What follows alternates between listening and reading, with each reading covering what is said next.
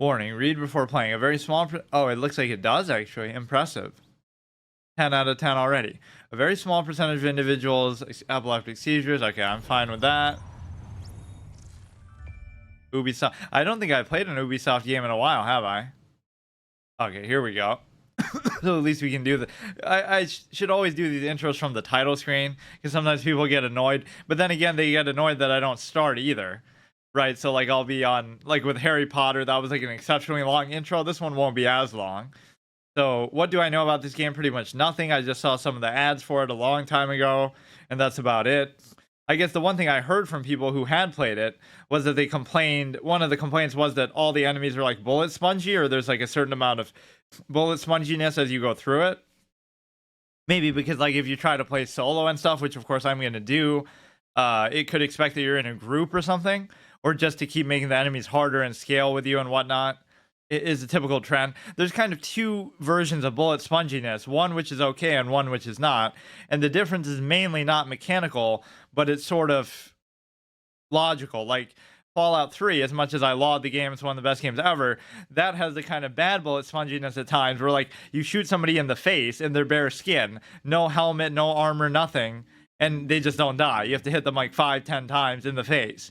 Whereas like Anthem or Mass Effect or something like that, at least you have the armor, you have the shield, so it makes sense, okay, they can absorb a certain amount. So at least if you justify it lore-wise, which I assume this game probably won't, because this takes place in sort of a semi-modern cityscape type setting, is what I would assume. Watch Dogs maybe-esque with a little low-tech and like not super futuristic high-tech stuff, but low-tech caliber stuff is my assumption. And what else? Like, what do I know about the Tom Clancy series? One thing I did a lot, I was playing Alan Wake's American Nightmare or whatever on the Gauntlet a little while ago, and I kept mistaking it. I kept saying Tom Clancy instead of Alan Wake. There's just something about those two. Like, how many games really have a full name sort of header to them? That's the only two I can think of. So I'll keep making that mistake here and calling it Alan Wake. But Tom Clancy, I think, is an actual real-life person and author on which a lot of these games and these universes must be based or something like that. I don't know what Alan Wake is. Like, I think it was the character in the game who's like an author who writes like his own stories that he's going through in some kind of weird way. But I don't know if it's a real person who's behind them or what. But yeah, that could be a common mistake that you make. The two name header game series. And the only game I played in the series is Splinter Cell Conviction, and I remember really liking it. One night, I just started randomly playing it. That was like around when I was playing The Last of Us, I think, for the first time. But yeah, I just started playing it. I'm like, oh, I'll play a little before I go to bed and just try it. And then I stayed up like all fucking night, which is rare for me playing it because I got so immersed in it. And the story was actually told in a very straightforward, good way, like a serious, almost like a good TV show or a good drama. Like it wasn't hokey and stupid, maybe the way I was expecting. So that was really good. Splinter Cell Conviction. I never beat it either because I'm like that. Whenever I enjoy something, I'm less likely to come back to it because I wanted to save it. So I could do a first playthrough permadeath run of that too. But then again, that'd be like half cheating because I got like maybe a good ways through it. And it doesn't mean that this is going to be like a stealth game either. That's just what that series is about a lot. That's the only Tom Clancy game I've played. And what else? I did play, I think, a little bit of this on console at one point, like just the intro. So I think I remember like seeing the White House and some kind of riot. Maybe that's how it starts, something to do with the story, but it would have been very little and a long time ago. Maybe when it first came out, but even that, I don't think. It must have been free, like on PS Now or Plus or whatever. So I was probably just like, let me just try it. And I didn't do much with it, whatever. So yeah, who would have thought? They predicted the future. Now, actual US politicians are really discussing seceding from the nation and stuff, assuming that's even what it means by the division. Like Republicans and Democrats caught up in their false duality, they might actually do that now. The only reason why it wouldn't work in practical terms is because of the geography. Like New York and California would go the same way, like Democrat, and Texas and Florida. Like there's too much space in between them, so they'd have to cross through every time. If they were all just right next to each other, that would actually make sense. Like the North and the South in the Civil War times, at least it was consistent. what else? Like, it's always tricky with a game like this to do the permadeath thing too. Like, I'm not sure if it's going to force you to play online, if you'll just get ganked by players. Like, I'll try to make it a solo thing.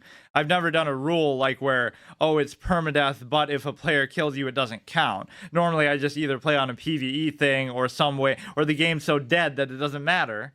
The only thing about the game that won't be dead is me, but there won't be enough players to even screw around with you like that. I was looking at the Steam charts. The only thing I did look up about the game, just because I was curious, it's been out so long and the sequel's come out. I thought the sequel came out a while ago, so maybe it was on console only and then they released it on PC. It said 2023. It just came out on Steam. So, and I have no interest in doing that. I want to play the older one, because I'm sure I'll have chances to do the sequel anytime I want. That'll surely not die out anytime soon and be there for years to come.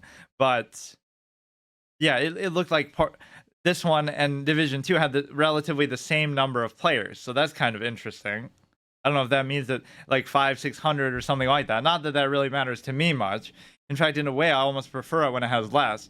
That's sort of the insidious thing about multiplayer games, is they sort of distort the quality of a game. Like, oh, this game is dead, therefore it's not good. Meanwhile, like, oh, Ocarina of Time is dead. Nobody plays it anymore because it's so old. But would it still be worth playing if you haven't? Like, it's like saying, oh, an old movie, Casablanca, is a dead movie. Nobody watches it anymore, but that's because everybody who wants to see it has already seen it. That doesn't mean it's bad. It like relies on, it's almost like a Twitch chat fallacy with big streamers. Like, oh, when you watch their VODs on YouTube or whatever, oh, it's no fun without Twitch chat. So you're almost supplanting it, right? You're cheating the content there, just like developers cheat their design by saying, oh, let's rely on the audience to make it interesting. So people are more amused by people spamming emotes in chat than by the actual streamer sitting there reacting to some stupid content, like watching a full season of MasterChef or whatever the fuck people do nowadays. And then same thing for developers. It's like, rather than design a full-fledged campaign or all these different depth and detail mechanics, they're just like, oh, we'll just make one map and people will be happy with it because of the diversity of the player base and the fun of knowing, the ego of knowing you're beating a real person. But you could never get away with that in a single player game, so I find that so annoying. You don't have to compromise one or the other, right? Make a single player quality multiplayer game. World of Warcraft is a great example that I always used of that in Classic. Like, if you compare WoW Classic to Oblivion, mechanically even, it holds up pretty well. In fact, it's better in some ways, like with just a pure variety of abilities and everything.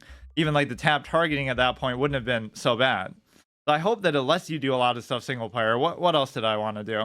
This won't be as long of an intro as a lot of them, because it's just, I don't know anything about it. I guess the high ground and the Harry Potter one were justified because of the corresponding backstory to them. But you know what would be cool in this is if you have like different character classes and stuff. I guess I didn't even think about that. We could play as like a medic to make sure we don't die, or something like that. Show subtitles. I guess I will. Adjust the slider until the Phoenix logo is barely visible. And I'm trying to think too, what was the last Ubisoft game I really played? I can't even remember. Until the Phoenix logo is barely visible. Is this going to be like the Fireflies, Marlene? But speaking of The Last of Us, barely visible, you gotta maybe overcorrect a little. Wait, it doesn't even change. It doesn't even work. Right? Isn't it the same no matter where you go? Adjust the slider until it's barely visible.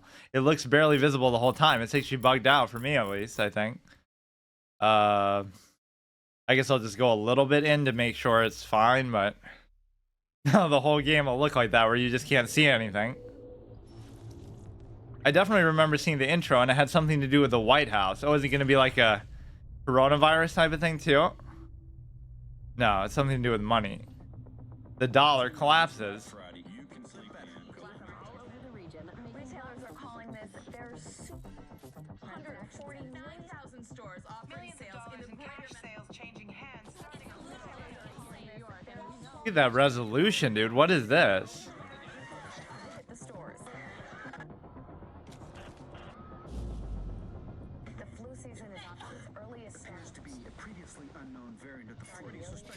Oh shit, they predicted a lot of stuff. I guess that's always how it starts, right? The Division starting with a virus. Unconfirmed reports of a smallpox outbreak is a highly rehearsed Smallpox is a very real danger. Let me stop you there. This is not a panic situation. An entire American city was Known locked as down. green poison, Central Park has been converted to a mass burial ground. Power outages, gas line leaks, fires. The government's Expecting another night of widespread looting. People of New York are begging for Mostly peaceful looting. Here we go. responders are either dead no resources available. or treated like animals. It's not our job. We're not trained for That's pretty good, except for the low resolution on some of it. We knew the situation was bad. Worse than anyone knew. We're an elite, highly skilled group of embedded agents. They only call us when everything else has failed. We have no rules. We have no limits. Our job is to protect what remains. From who, though? We are your coworkers. We are your neighbors. We might even be your friends. But when we get the call, We leave everything behind. we are. The division. Don't tell me it's gonna be like a zombie thing, like, oh, the flu turns them into... I don't think it was implying that at all. That shows you how little I know about stuff like this, though, too. Please don't be, like, poorly optimized, either. That's just the nature of playing anything on PC. That'll be the thing, like, oh, it could be a great game, but all the reviews on PC will be garbage on Steam because it just doesn't run properly. And I hate when people use that as an argument against, like... That's why console gaming is good. But no, that would be like if a developer prioritizes developing something for console first and then they port it over to PC. That's the issue. They should develop it for PC first and then port it over to console. Then you'll have the same optimization issues there, like the PS3 version of Skyrim or something was horrible, like with the saves and stuff. I like to mix it up with male and female characters, but I guess here I'll do a male. And look at the different head sizes right off the bat. Let's see. Oh, there's more than 5. Nice customization. See, even this has a custom cursor. My gripe with so many games. It's not a particularly interesting one, but at least give me something like Magic the Gatherings. I guess I'll go with this guy. I always like serious looking characters. It does seem like it might just let me do stuff, like without forcing me heavy-handedly into multiplayer stuff. Yeah, isn't it always interesting how some of these games hang around and like people are shitting on the sequel, let's say, but they actually don't. I don't know. They still like this. I was actually looking at Titanfall, another game, but see, that one's already unplayable. You can only play Titanfall 2, and guess what people are saying in the reviews and comments there is like, they're getting scammed and asking for refunds. Like, oh, I paid for Titanfall 1, but little did I realize that it doesn't actually work. It's only always online, so the servers are just down, but they'll still let you buy it. I think that's why they took it off Steam, because it was already dead, I guess, before that. I always like white eyes. You can barely see them at this angle. This lighting is not exactly great. Iris color. Okay, I guess that's all the scrolling you can do. Move head. Oh, here we go. There's more. Let's see. I mean, so imagine seeing millions of people running around, but they'll all have between only these 5 hairstyles. Like, it does kind of limit, as if you will really see that many. So are we actually hearing real people in the background, or is that just NPC fanfare? It should only make you play with other people if you want, like if you choose to. It is going to be weird. Like, what if it forces you into a multiplayer setting and then I just die because of it? That'll still count.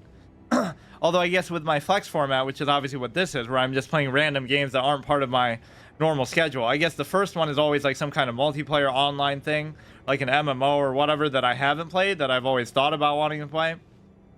And then the second one is like something about to be delisted.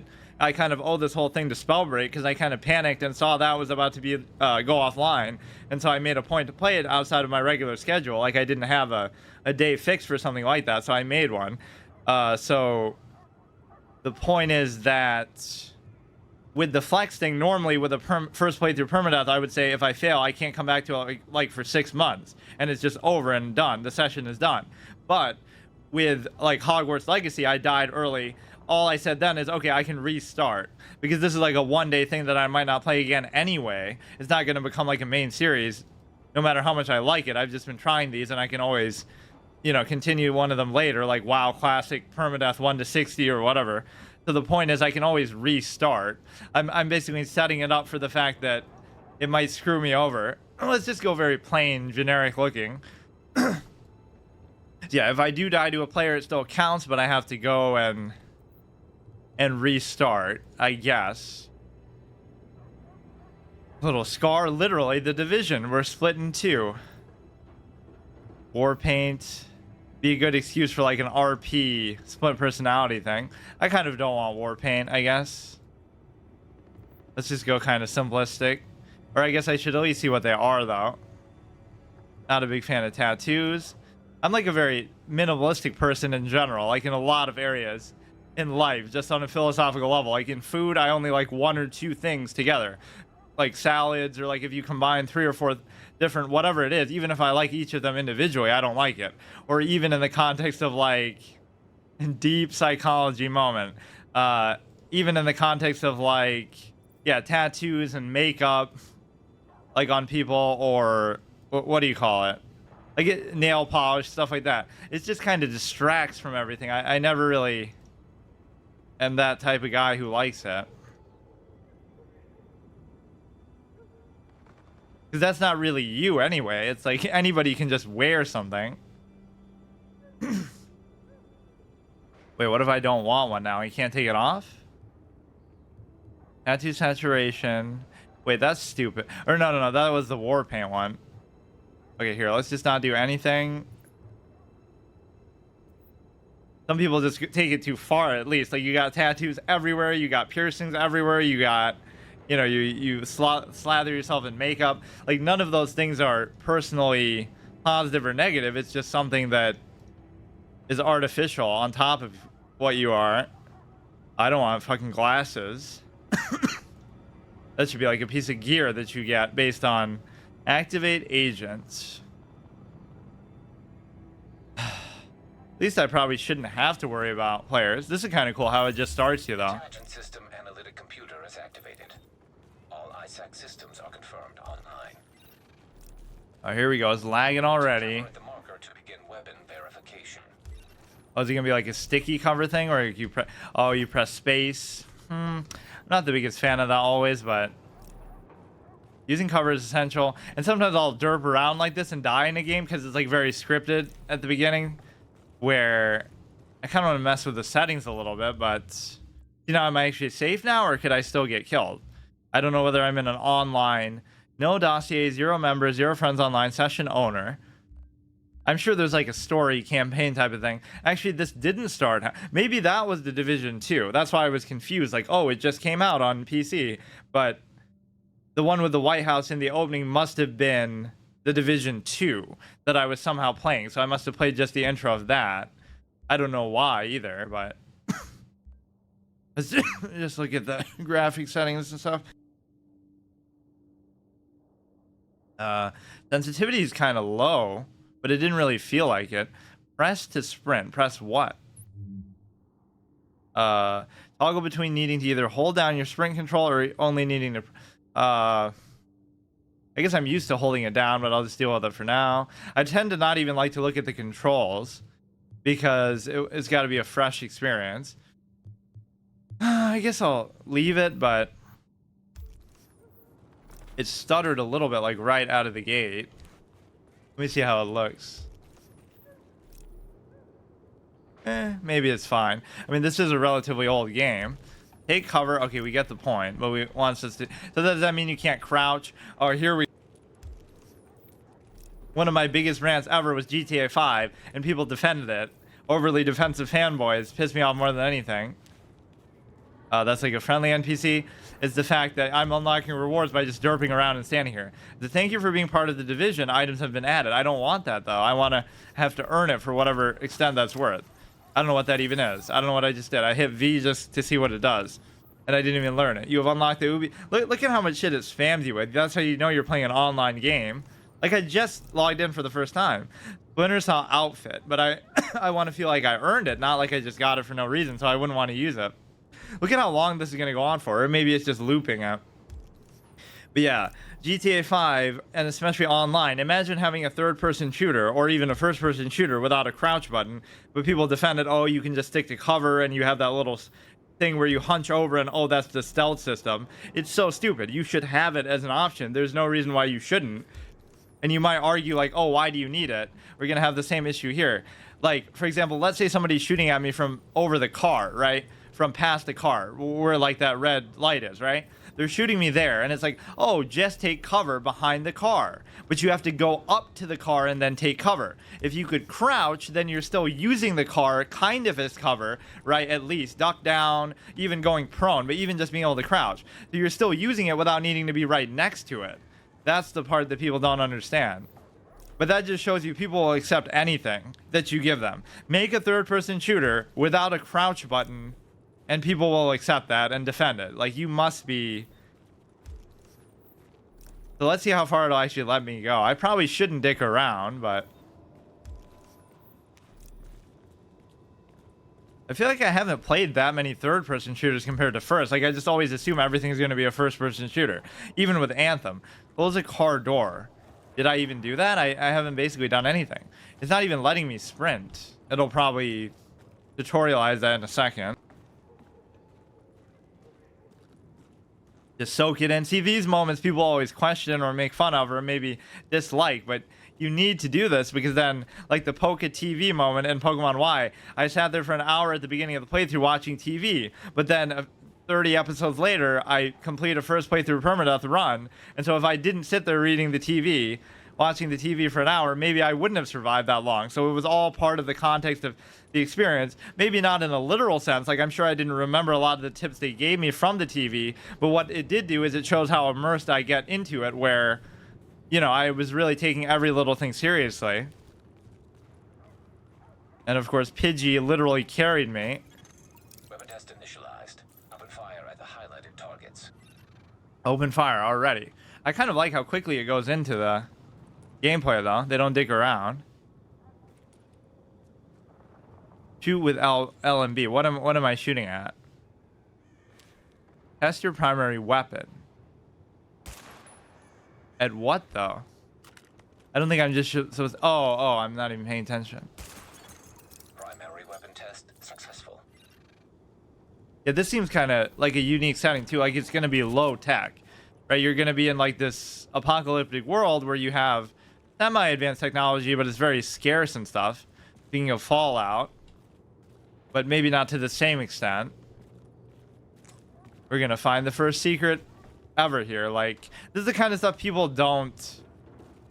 Now, does that mean I'm taking cover? Or does it mean I'm climbing it? Yeah, I can't imagine why you wouldn't have a crouch button. I just don't get it. Free to equip the sidearm. Weapon test initialized. Open fire at the highlighted targets. Highlighted targets. Sidearm test successful. Everybody's just running away. Bunch of NPCs. Welcome aboard, Agent. This is Louis Chang, Northeast Section Commander of the Division. You have been activated because Brooklyn has become dangerously unstable. Isaac has updated us with your progress. Proceed to the nearest safe house for your full equipment loadout. I can't tell whether it's stuttering or not there, if that's just how it looks. Like, every time I turn the camera, it feels like it is.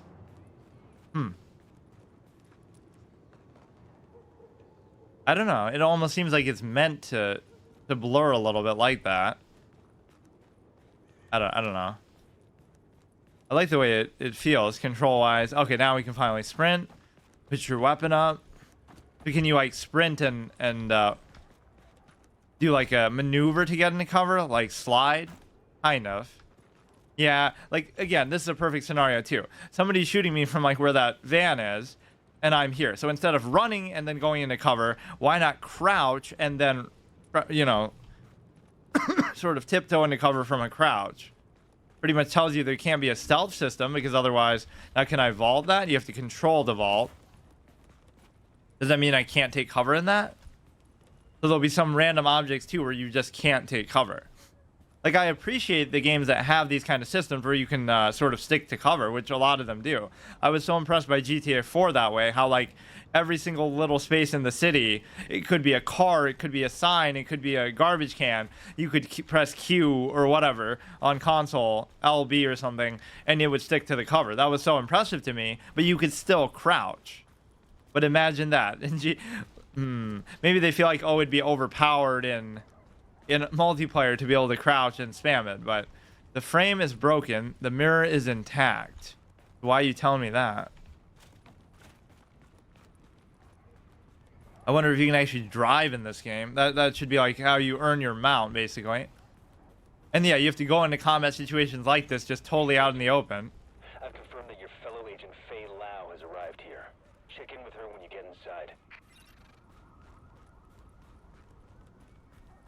Most people would be annoyed by story stuff like this, but this is actually the whole point for me. I want to just go through and enjoy the core mechanics regardless of anything else. Not even necessarily the story itself. Like, even Anthem, I'm playing like this, and it's not bad. The one thing it definitely lacks are boss fights, though. Like, by which I mean there's literally 0 in the first however many missions I've done. This kind of reminds me of Watch Dogs a little bit, but that's not really a ruined apocalyptic scenario. That's just, you know, kind of, it's high tech, but it's not like really the high tech you think of. It's like high fantasy versus low fantasy. I'm not who you should be aiming at. Right, like Harry Potter is low fantasy in the sense that it takes place in a realistic kind of world, but it has some fantastical elements like magic, whereas like Lord of the Rings takes place in its full-on fantasy, just everything is crazy. Although some people have called Lord of the Rings low fantasy too. I don't know. Like, you have to operate within some real world rules instead of just constant Deus Ex Machina bullshit. It happened because of magic. Instead of like, oh, it happened because of magic, but that magic only you can do once a year, or it's like super hard to do and only this one person can do it. So can I evolve this? You can. Okay. Seems like some of these things you can't stick to, though. Like, why shouldn't I be able to use the fence? So you can do the roll by, like, just spam tapping the thing. I don't know if you can even jump, though.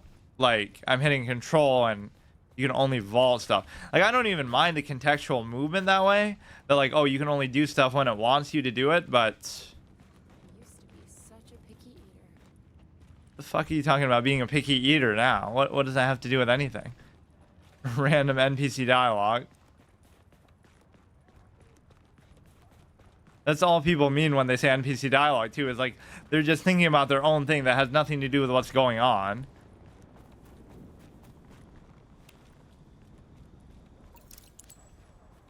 Check in with JT. Enter the safe house.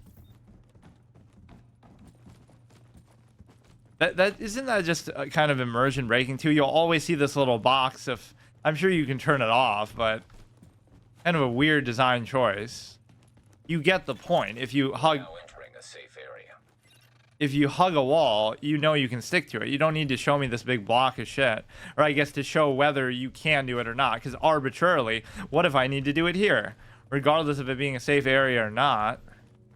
I'm just practicing my moves and stuff. Where better to do that than in a safe area? You have to hold it down. You can now fast travel to this location. I don't use fast travel, dude. Have you seen me play Skyrim for 1,000 hours and walk from the college back and forth to get a book? That's the bulk of my experience. At my permadeath sessions. Make contact with Division Agent Faye Lau. Cutback, Capo, Mutiny. See what kind of quality flavor we get here. Poland, Slovakia, Ukraine, Belarus, Bulgaria. Art. Actually, looks like a pretty nice place, though, all things considered. This is supposed to be the end of the world. Gear vendor. Now, there's going to be some kind of generic online cosmetic type stuff, I bet.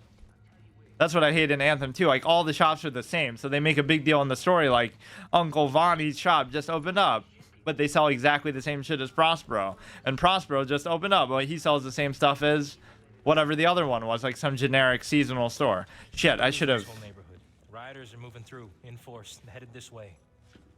Put your people there. I see someone else got the call. I'm Agent Fei Lau, Division. Activated the same time as you, part of the second wave of us going in. I don't know what happened to the first wave, but unfortunately, there's still lots left for us to do. We don't have much intel, and we don't have the luxury of failure. Not with Manhattan under lockdown and Brooklyn on the brink. People like me, and you, we're what's left to hold the line. With any luck, we'll have more to go on once we rendezvous with the commander. More about the situation, about who's turning the streets into a war zone. Anything that's gonna help us do what we're supposed to do. If you'll excuse me, Lieutenant. Officer Hazen and his team are handling situation reports. If you're looking for a hotspot, that's who you want to talk to. I should have talked to the gear vendor and stuff. Get your information at the terminal to enable Directive 51 operational status and equipment. I guess it's not gonna automatically start me on a mission. You know, it's always good writing when they kind of explain to you what you do. Like you don't already know, right? Like we're the last line of defense. We're the ones who do this kind of work, as if we haven't been doing this for a while. Like it's our first day on the job or whatever. Like in Anthem, they would do that a lot. Like we're supposed to know Owen. I'm gonna keep comparing it to Anthem for some reason, because like these multiplayer-esque story things that I try to suck dry, even though they're meant to be played in multiplayer. SHD equipment activated. Stop doing stuff automatically, dude. I'm trying to look around. Although there's not much really to look at. Matchmaking, find agents. What if I don't want to? I'll do it by myself. Skill not assigned. At least Anthem gives you that option though too, which hopefully this does. Let's see. 2 submachine gun ammo, fully stocked. So I was missing stuff arbitrarily, even though I just started. Oh, I guess just what I shot at the little target dummies and stuff. Level 3 only. Now this is what I have, or this is what he sells? Okay, this is all what he had. So it's not going to show me higher level stuff, or he's just not going to have it. 1,000 firepower. Oh yeah, it's going to be one of those skill or like item level type things where it's just contrived. That's where bullet sponginess can come into play. It doesn't matter how well you play. You'll just be like throttled by, oh, this thing's out of your level or something. Hoping to make a sale. You will later, but I can't use any of that shit yet. Request situation report. Like this must still be pretty early on in the events of this. So maybe the beginning of part 2 was like either a flashback or when shit really starts to go bad. Like that's why the White House. So maybe the division hasn't even happened all the way yet. It's just the beginning of the division of like the country or whatever. All these things that people do in fiction hypothetically, who would have thought so many of them would actually happen in such a short span of time? It always starts with a virus. It always starts with states trying to secede. Thank God you're here, Agent. I've never seen Brooklyn like this. We're barely hanging on. I'll be your point of contact for any emergency ops. We've had plenty of action, and it's not letting up. Jesus. I'm not gonna have any hair left when this thing is done.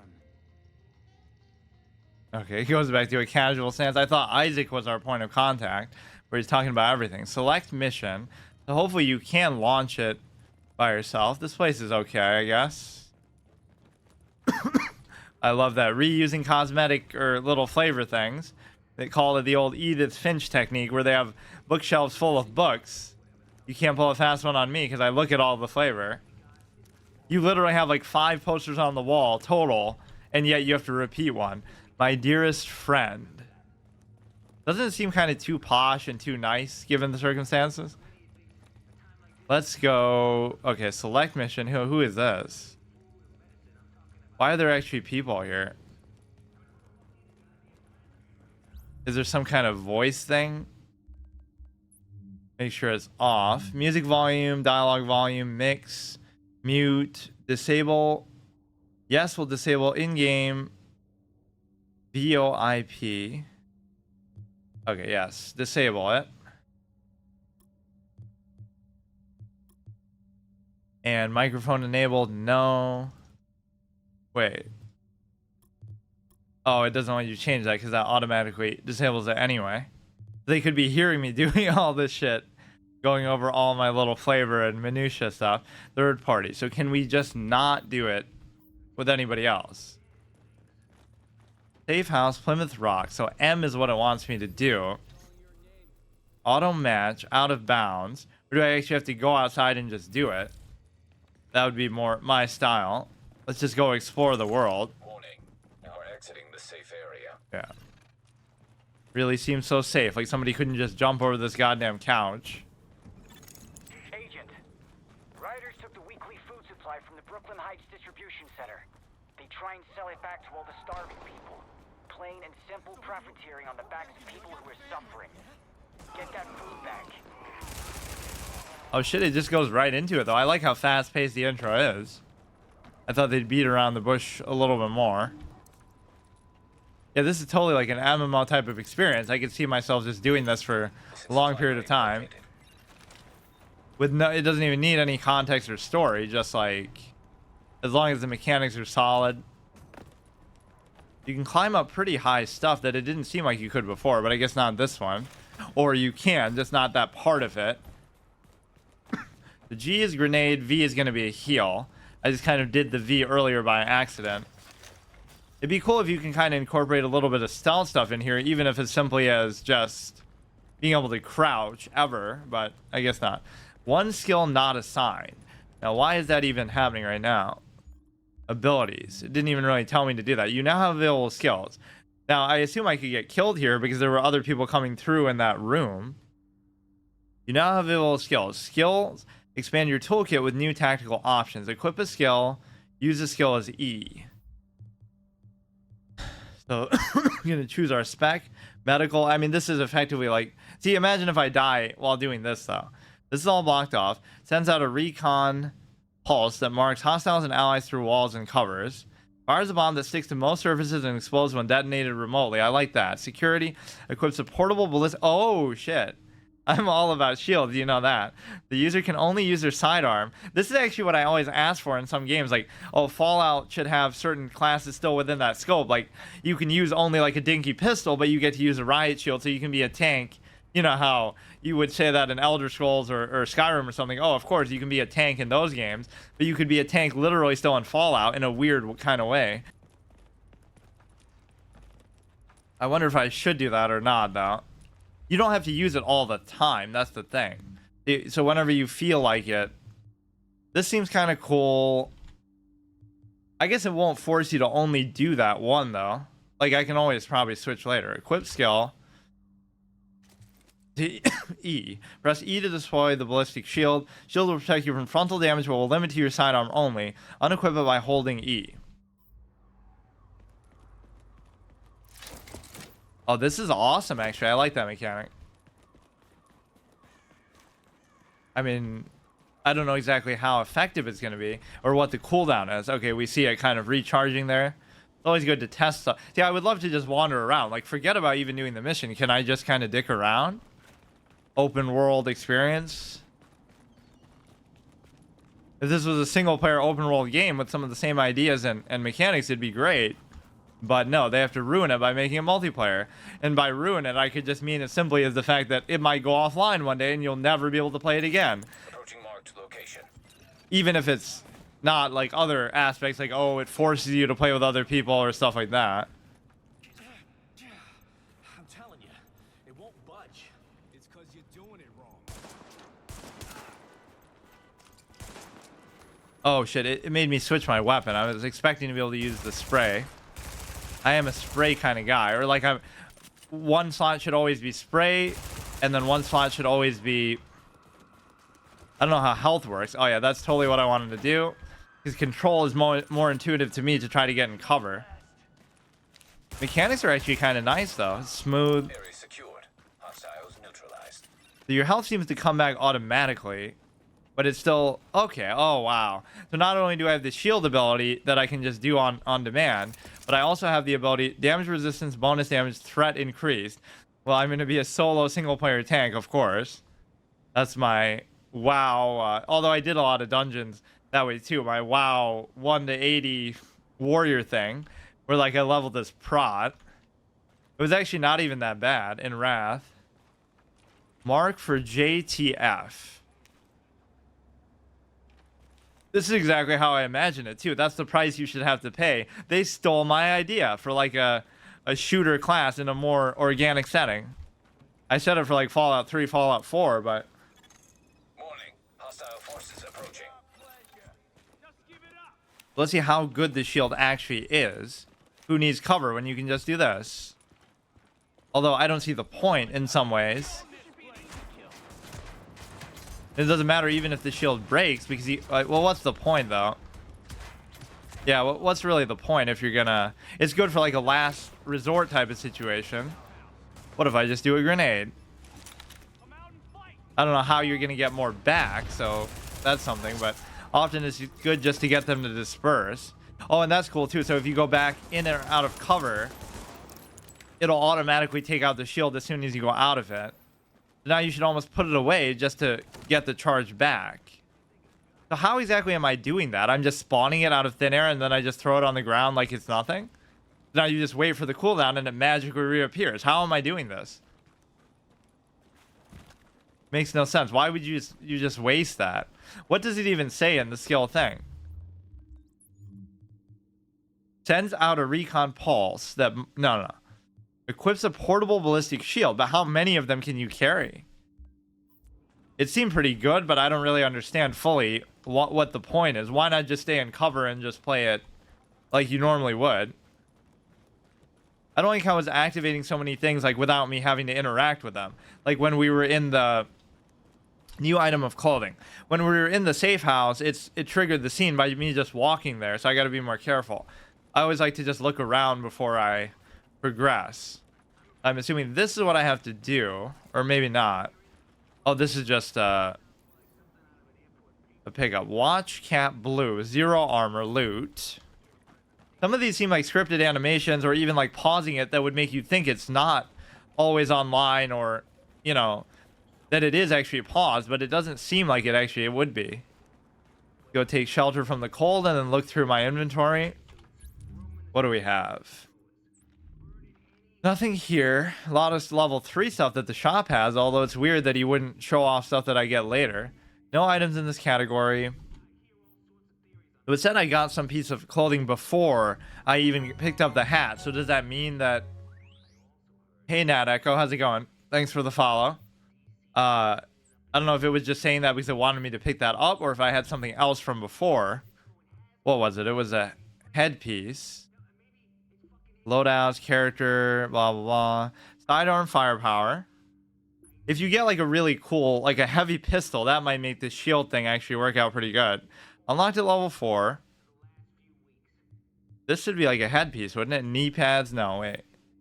This is knee, this is a mask. I guess it's not even worth doing, but... Oh, it'd be like an appearance thing. I get it. Where is it? Inventory, appearance. Military pants, hats, nothing equipped. Launch camp blue.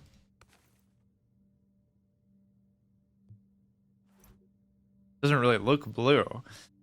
Pants. Oh wait, he took it off again. Okay, there we go. Yeah, nice rugged vibe for this kind of setting, even though you have a nice fancy apartment to go back to. Patches SHD, Strategic Homeland Division. Jacket, let's see if we got something else maybe. Nothing in this category. Shoes, masks. Oh, that'd be pretty fitting too. It almost really feels like it's begging for a stealth playstyle just as an option. It would fit so well, but you can't even goddamn crouch. Mark supplies for pickup. I'm just too much of a completionist where games like this aren't really made for you to do that, especially over the long run. There's just going to be a bunch of random stuff to pick up. Down, level 1, 1040. The damage is better. RPM is worse. Magazine is the same. Special abilities, nothing. Let's see. Yeah, see, this is the kind of thing that I'm grateful, actually, that Anthem doesn't do, is you can't loot stuff or you can't look at stuff during a mission, so you wouldn't get confused. So this is better damage, but this is More like SMG versus...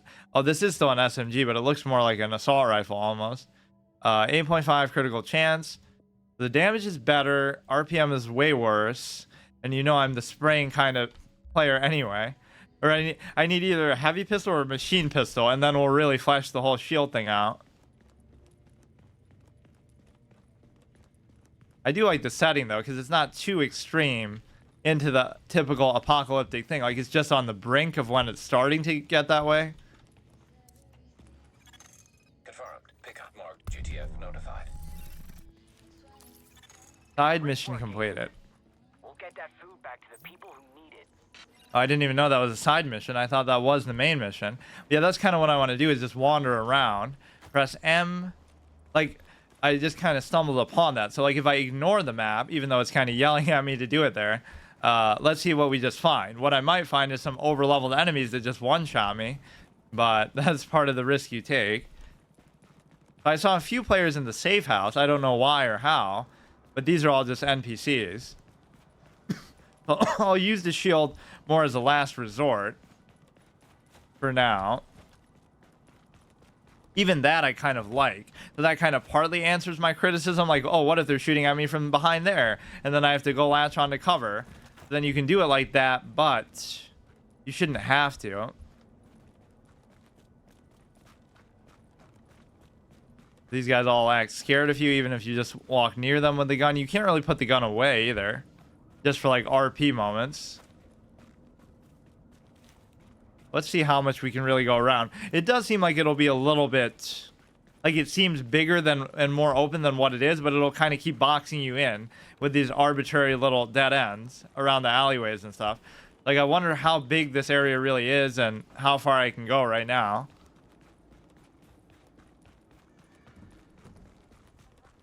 They had some flavor dialogue earlier that they would sometimes say when you walk by them, the pedestrians. Maybe I already exhausted all of that. Little Christmas lights. Oh, they know kind of who I am. 'Cause I have the insignia probably. That's like the classic Dark Knight little subtle moment where the fire truck is on fire. So it's like who, you know, who puts out that fire then? That's like the Joker's little subliminal message that a lot of people miss, or it just is kind of innocuous, but even little details like that are so good. It looked like there was something in red there. I also don't know how I get ammo back. Or like how I even get the grenade back, because I... Where was the red thing? I'm assuming these are enemies, but they're not doing anything to me. Is a grenade going to be like a one-shot? GTA 4 PTSD nightmares? And the way they, because there's no music either, so like you're listening for it, and then you just hear like a little tick, tick, tick, and you're just dead. It's so punishing. Okay, this I kind of don't like how over the top the looting light is. It doesn't have to go up into the sky, but I get it. If you're far away, you might be able to see it from across town. Just can't tell whether somebody's randomly going to be an enemy or not. So the 3 specs that I had available were what? Healing, this, and then this would be like DPS, I guess. Healing, tank, and DPS. Agent, those rioters have stolen a crate of morphine. Probably gonna try and sell it or use it. We've got people in real pain who need those drugs. See if you can recover that crate. The first was food, now it's drugs. This is kind of cool if it just keeps spawning in these random objectives, which have nothing to do with anything. I don't even know what the main mission is, but I don't really care. This would be a perfect time to... Yeah, see, I'm playing in stealth even without really the option. This would be a time to use a grenade. I wonder if you're on like a time limit. You can just spray like a fiend. I have the high ground. I'm not really playing it very safely, but I feel like... Look at how much ammo I'm wasting, too. They don't seem to really know what to do. Okay. Oh my god, that's not... I keep hitting control to think that it'll take me out of cover. Speaking of bullet spongy, you're bullet spongy yourself for now. There's no like difficulty setting or anything you could choose, but This is kind of a fun way to just do it. Yeah, let it just be very open-ended. Wander around. That's my first instinct, at least. Confirmed. Pickup marked GTF. Yeah, just keep giving me more of those. Let me just explore the different environments. We're approaching your position now. Hold the area. Oh, shit. Okay. New mission type. From where? Where? Here we get the little red radar. Okay. I think it looks like a good time for a grenade. Oh shit, they like knew it was coming before I even knew it was coming. How did they do that? Okay. Wait and cover. I'm kind of too close.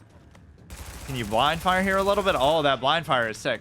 I have a lot of ammo to burn still, but this is what the shield is maybe good for, to back away from a spot like this so that you are able to recover your health. Just find, like, go from one shitty cover to a better cover is maybe the best use of it. Now I should be pretty much invincible here, unless they cause like the car to explode. I do have the V to heal with too. Okay, this is actually a little bit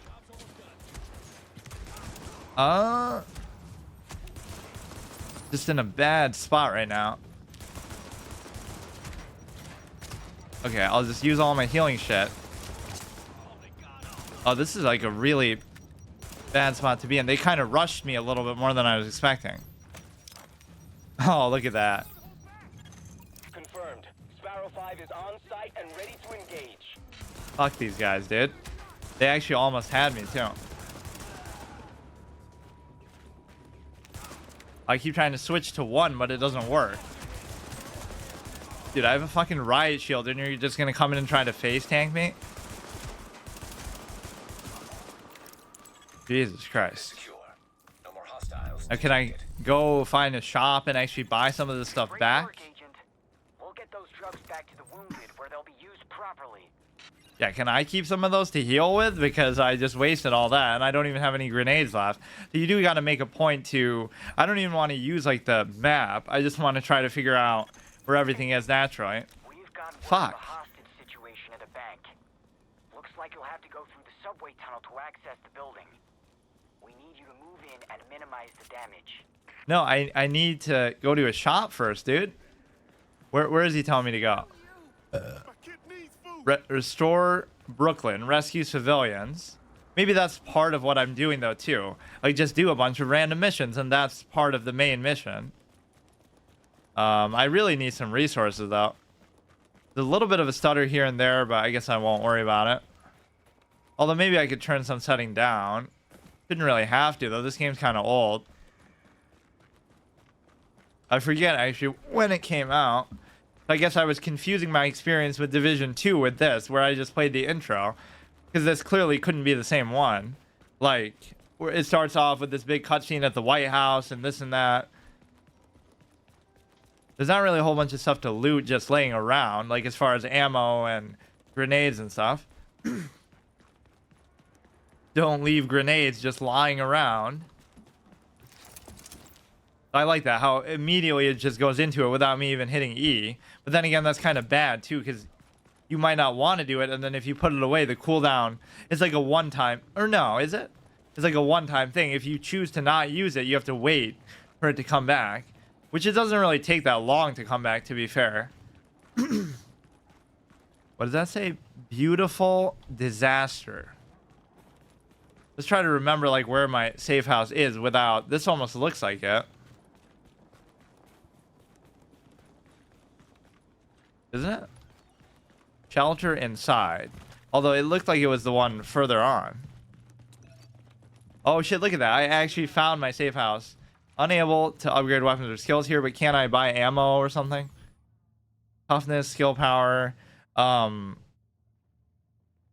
This is all the stuff he has, apparently. Or no, you don't even have to buy it. You can just do it here, I think. 275 submachine gun ammo, 2 medkits, so you get your grenades, medkits back. Oh, I thought you could have 3 medkits. I guess I didn't use one before that encounter. That was a very scary, dangerous spot, though, already. And it's just because they rushed me down, and it went from me having the high ground to me jumping down like a clown, and then that allows you to get backed up against the wall. Thank you for what you're doing.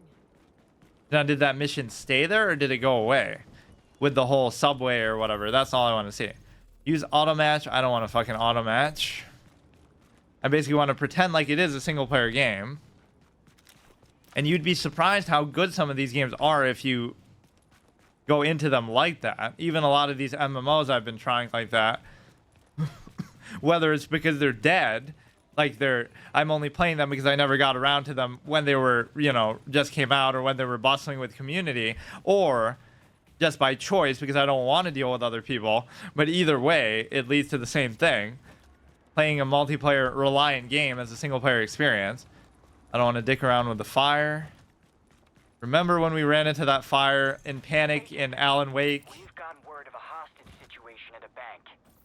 Looks like you'll have to go through the subway tunnel to access the building. We need you to move in and minimize the damage. Okay, cool. So I didn't miss out on that one at least. Go through the subway tunnel. I got to keep a better distance. And the shield isn't really... I'm not really crazy about it because it didn't do anything for me there. I mean, I guess it probably kept me from dying, but I need like a better sidearm to really make it worth it. So you can switch sides by doing shift, but that means you can't sprint while doing this, which is kind of stupid. A little mini dungeon moment. The gameplay is actually pretty good, though. I was expecting somehow the mechanics to be a bit more clunky. It doesn't even really feel bullet spongy. That's the one thing I remember. Yeah, I'm sure it will get that way later on, especially with like the item level consideration and stuff. I mean, this much of the map, I guess you can't help but use, but... Oh, maybe I have to go through that thing?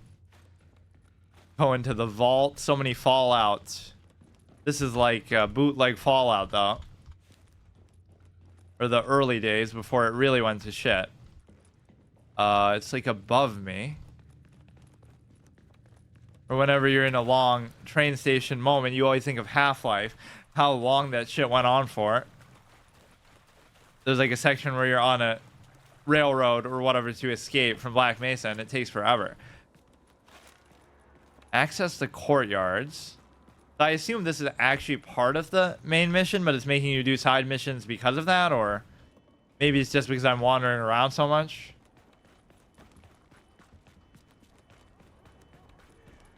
I don't even know where. Access the courtyard. Let's see how fall damage will work. Your health does come back automatically, so that kind of doesn't even make sense. Right, like you're just magically able to... And it comes back so fast, too. That's what you can arguably use the shield for, but if they get any hit in at all, like a grazing, glancing blow, I think it still cancels your recovery. But even in a game where you got your bare skin and it's just like you're a normal human being without any armor or crazy shit, I still end up being a shield degenerate. It makes sense, at least with the riot shield, but it doesn't really make sense that you would just recover like that, although a lot of games do have that problem. Like, I hated that in GTA 5. Why the heck does it work like that when none of the other games in the series have that, regenerating health? And it just leads to like more quantity over quality with mission encounters and stuff. Like, there's way more enemies, but they expect you to just hide behind cover and tank it like a fiend, which doesn't fit with the universe at all. At least if you have to pick up a first aid kit or something, you know, that's acceptable. Control lets you smoothly vault over cover. So you can't jump and you can't crouch and you can't sprint with the gun out. These are the kind of things that mods could fix, but because it's always online, that's probably something you can't do either. What the fuck happened to him? Oh shit, I keep doing that. So E is not the interact button with stuff, and also control is not the get into cover button like I keep thinking it is. It's space. Of course I could change it, but you know what? It's fine. Kind of just let the game dictate it for now. They must have a good reason. Like, I always give them the benefit of doubt. Why would they make it space if there wasn't some logic behind it? We've gotten word of a hostage Yeah. situation at a bank. Looks like you'll have to go through the subway tunnel to access the building. We need you to move in and minimize the damage. I think I just tried to do that, but I couldn't figure out. We lost to the subway puzzle already. Access the tunnels. And then it told me to go up, though. Or maybe this just opens it, and then you have to go in from somewhere else. I don't know what happened. Access the tunnels, but then do what? Access the courtyard. There must have just been something I missed. That should count as a failure. Mission permadeath failed as just like a bonus, but now we actually have to do where we don't die. Grenade. Throw it with left mouse button. Oh, there's just a ladder. Why is it telling me to do a grenade now? Oh, you have to do control. Warning. Hostile presence detected. Yeah, no shit. I mean, it's kind of tempting to just use grenades in situations like this, but I also don't want to keep going back to the safe house. You got to kind of get one in your sights and just finish one off if you're going to, you know, open up like that. Extra sneak damage. Bonus perk. Does that mean I'm going to get hit by an explosion there? At least here we can kind of duck back into the... Oh shit, I think I got him right when he was about to throw the grenade, so he blew himself up. Yeah, I don't like when they run towards you like that, although that's always the logical strategy that AI in games doesn't do. Like, there's 50 of them and there's one of you, so they should just do that. I'm kind of just in love with the spraying aspect of this, so I don't even feel the need to use the shield for now. Look at that, climbing over like a clown. Area secured. Hostiles neutralized. I could just do these kind of little side missions all day, although you would want them to send kind of more stuff at you eventually. Like how I would do the Vigilante missions in GTA 4. That's all it would be. We'd just drive around the city and take out gangs and have like the kind of core gameplay experience that you would want from a mission anyway. And then I would do like little permadeath challenges within that. Like if I see how many I can get in a row without dying, or I can't heal in between them and stuff like that. Not quite as good as the Red Dead Bounty Hunter one, where that's like a more... That's like all I did in Red Dead, period. Like, that's the whole game for me. I've never done the story. I've barely done any missions.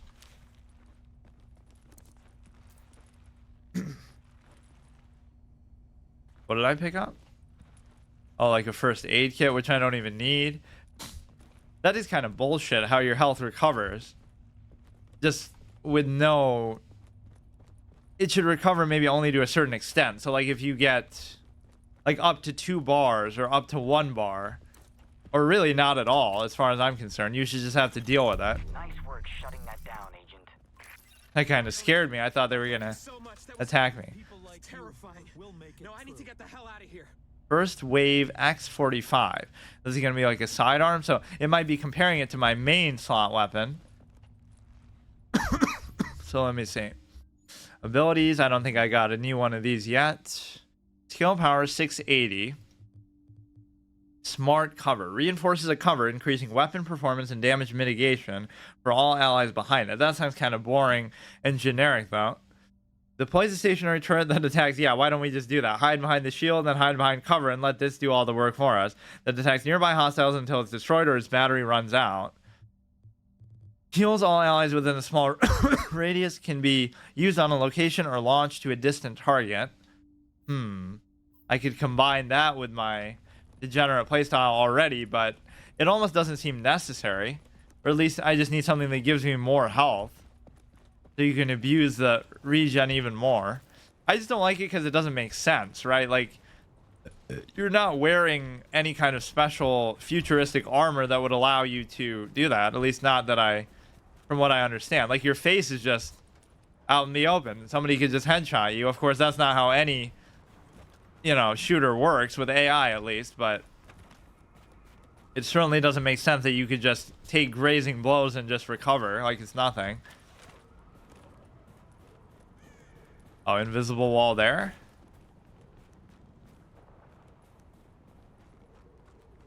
What level am I? I'm like level 2. Filter level 1. Currently exploring Brooklyn. I guess there's no other way out of here besides this. Oh yeah, I wanted to compare that to my sidearm. It does feel like you're generally safe in most of these places unless you really go to engage with combat. But it does seem like, what if something was about to hit me now? It couldn't be paused. Or maybe I'm in my, like, even then, yeah, I'm in my own session, but that doesn't mean the AI is gonna go easy on you. So this is like a shotgun. Worn. 3% stagger. Accuracy is lower. Reload speed, range, stability. Even the damage is lower, but it wouldn't be bad to try it. I wonder if I can put that in my second slot. Unlocked at level 4. I mean my third slot. This is maybe the machine pistol that I was asking for. At least it looks like it. 100% damage when the target is below 30% health. Talent. Oh, that might just be for everything. 138, 124, 625. So it is faster. 15 magazine, 15 magazine. I can't tell if it's actually supposed to be a machine pistol or not. It doesn't say it. First wave. In fact, it doesn't say anything about it. I guess I'll just try it. It's not like that first one is so special anyway. No, it's still not.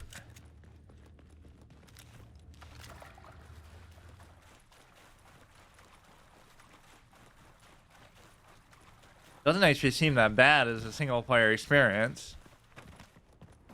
I don't know what the max level is or whatever, but that's always like my goal. Just get to max level and without dying. See, that's why that condition is so important, because ordinarily it'd be like in any MMO or whatever, oh, it's just so stupid, get to max level, anybody can do that, it's just boring and repetitive. But then that adds like a little bit of thrill to it, that if at any point you mess up and get lazy or lax and you die, it's all over and you have to delete the character. So, and either start over or just give up. So that is kind of a cool 15 out of infinite. Is that? You have infinite health and infinite ammo and infinite riot shields that just come out of your ass. So there's really no reason to worry, and there's no logical in-universe explanation for any of that. Visit the harbor. It's like, this isn't apocalyptic New York City. This is what it looks like right now anyway. What do you fucking think? They predicted the future so well. More like California, am I right? The two shittiest states, even though I live in New York. I don't live in the city, so it's not really so bad. Everyone always thinks that. Like, if you say, where do you live? Oh, I live in New York. They're like, oh, how do you like the Statue of Liberty? How do you like the whatever? It's like, no, I live in like a rural shitty part, like Oswego or Syracuse. Syracuse isn't even that bad, but...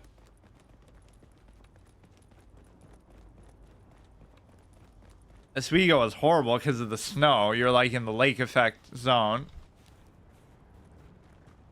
Let's see if it gives us more random side missions. I do like how it's just kind of giving them with no prompting, just by you walking into a general area. So I don't even have to go and look for it. I kind of hate using maps. At least if it's giving me like a waypoint, that's one thing. Like I made it back to my safe house without even using it to just refill my ammo and stuff. That might be the only way to do it for now. Let's see, where haven't I been? It does seem like one of those stamina systems too, where you can just sprint forever, so why would you even not do it? Like right now I don't even have to hold it down. I wonder what would happen if I tried to shoot one of these civilians. There might be like a negative karma system or something like that, which I don't want to mess around with. Because clearly the guards would come and save them from me, but they won't save them from anything else happening. That's my job only. That's always the irony of it. Like in Skyrim, oh, go kill these boars, go kill these whatever, wolves and bears and all this random shit. Why can't the guards do it? And then as soon as you hit one person or steal like a little sweet roll or something, a million fucking guards come out of the woodworks. Like, what are they doing the rest of the time then? Literally an infinite number of guards just always on command waiting for you. Why did I feel like it was further at the end? It's this one, but... Or maybe it's just two entrances to the same place. Huh. I guess not. I kind of do want to try hitting one of these people. So it's somewhere between Watch Dogs and Fallout. Let's see if they'll give me maybe a mission from here. I'm still not level 3, so I don't think I can do this. It might just keep scaling up with you. Oh, maybe that's what... It won't give me missions until I... Let me try it. It won't give me any more until I talk to him. You are now leaving the safe area. Is Isaac just like some automated thing? I thought it was a person at first. Who just tried to talk all robotic to sound cool. That's too bad. I wish it gave you missions like that randomly all the time. Just as side objectives. Instead of it was doing that just as part of the main story. Like just as you walk around and explore, go help this person, go help them find food, or help them protect the morphine and stuff. You try to look at it as just a open world experience. Now I might have hit the civilian in doing that. I'm being like a little bit too aggressive, which you probably won't be able to get away with later, but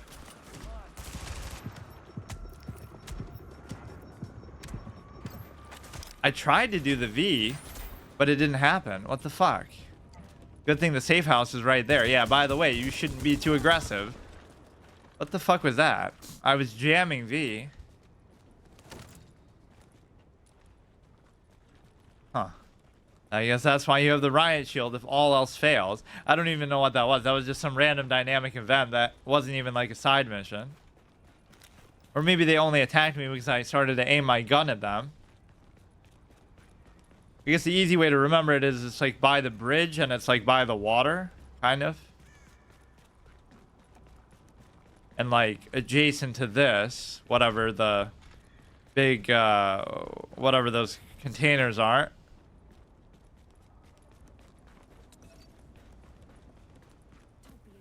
I kind of want to keep seeing like how much I can push the content without doing this, but I wouldn't mind doing the main story either. Can't use weapons or skills here.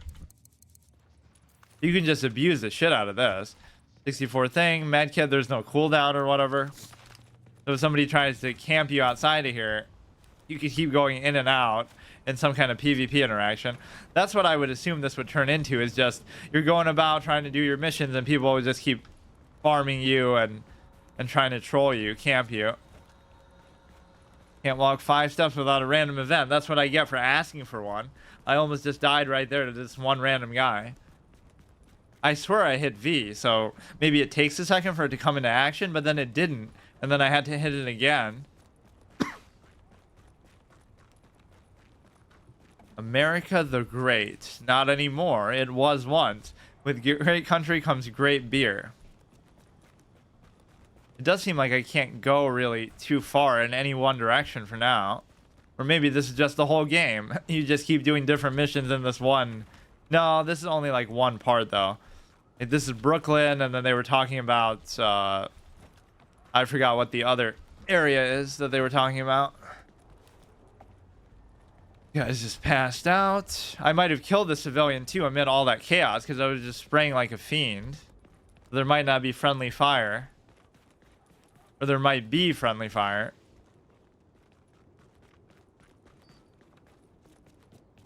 Why does he keep stuttering like that? God damn, dude. Let's try to do this all strategically without... Just let your health come back. Be patient. Use the cover. This little radar thing does help quite a bit. And now I kind of just want to play a single-player open-world game like this. This is actually kind of a cool setting that is a little different than what I was expecting. It's just almost more like just a modern, straight-up urban setting. Like, this could pass off as GTA even. This is like a shitty city. What is this? M1991. I mean, I guess you take it no matter what. 7 out of 31. That's your inventory slots. I like all these random events that just keep happening. See how far I can go. But yeah, looting or looking over inventory or flavor text during combat could be one of my biggest weaknesses. Level 2, I guess this one's fine for now. What else did I get? I guess nothing really. Protective armor, I could certainly use that. 7 or 6. Protective mask. Doesn't look like a protective mask. Like, where is it? Did these actually show up on your body? That'd be kind of lame if they didn't. Visual feedback on gear is pretty important in a game like this. Even if it's a first-person game, I guess for the sake of showing it off to other people. That is always interesting, though. Like a single-player, first-person perspective game where you can't go into third-person, but you still get gear that appears on your character's body. Like, what's the point of it then? Like, at least in the context of, like, oh, let's say an Elder Scrolls game, you can only see the gloves on your hand in first person and, like, the spells that you're casting. But at least you can zoom out, too, to third person. That's the old Destiny Anthem paradox. They do the exact opposite thing. Are they going to fight and have me save them? He's got a medical condition, okay? He needs it. Oh. Kyle. Like Anthem, you're in third person in combat and on missions, and then you're in first person in the base or in like town. And then Destiny is the opposite, where you're in first person in the town, and then you're in, or no, you're in first person in combat, but you're in third person in the town. So why not just let you switch freely? But it is cool that you get to see your character only sometimes.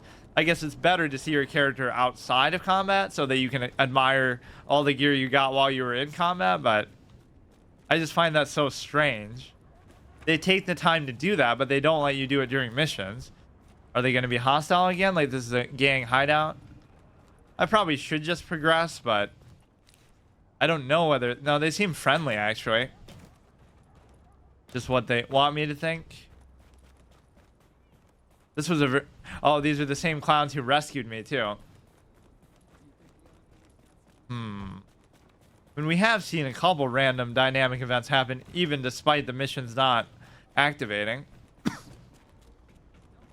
You'll just be walking along and you'll think it's a civilian. It does kind of trick you like that, because you see people all over the place and they're not going to just be enemies all the time.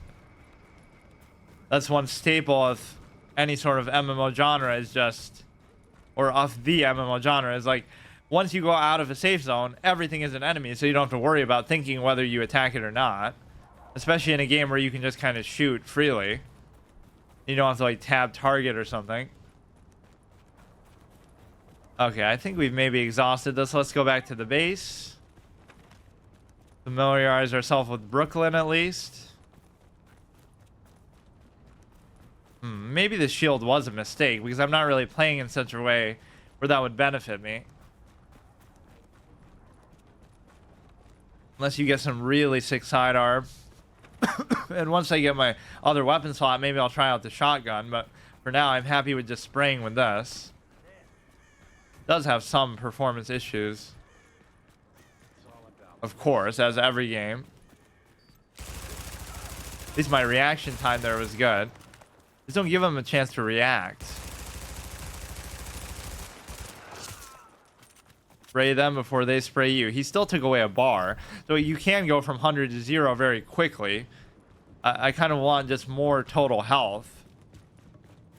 So I can face tank even better. That's what it should be. Like, okay, you can stack up more total health, but you don't get auto regen like that. Or at least it should be an ability that you have to choose. Use the bridge as your guide to the thing. You can just never really tell. I guess because they were looting a body, they're just bad people, so you just kill them. Are you messing with me? E to deploy the shield. Yeah, it's even telling me. Why don't you use it? Got to be like a machine or a heavy pistol is what I'm thinking. The tank build is already coming together. Or maybe these will lead you to the safe house too. I'm bragging about being able to memorize it, but they certainly spell it out for you. The container's there across from it. I just assume like, oh, I'm going to be in this area for a long time, but maybe not. How stupid would it be if this was the whole game? Like you could only go in this little box. Obviously, it's not going to be like that. Readings indicate this area is safe.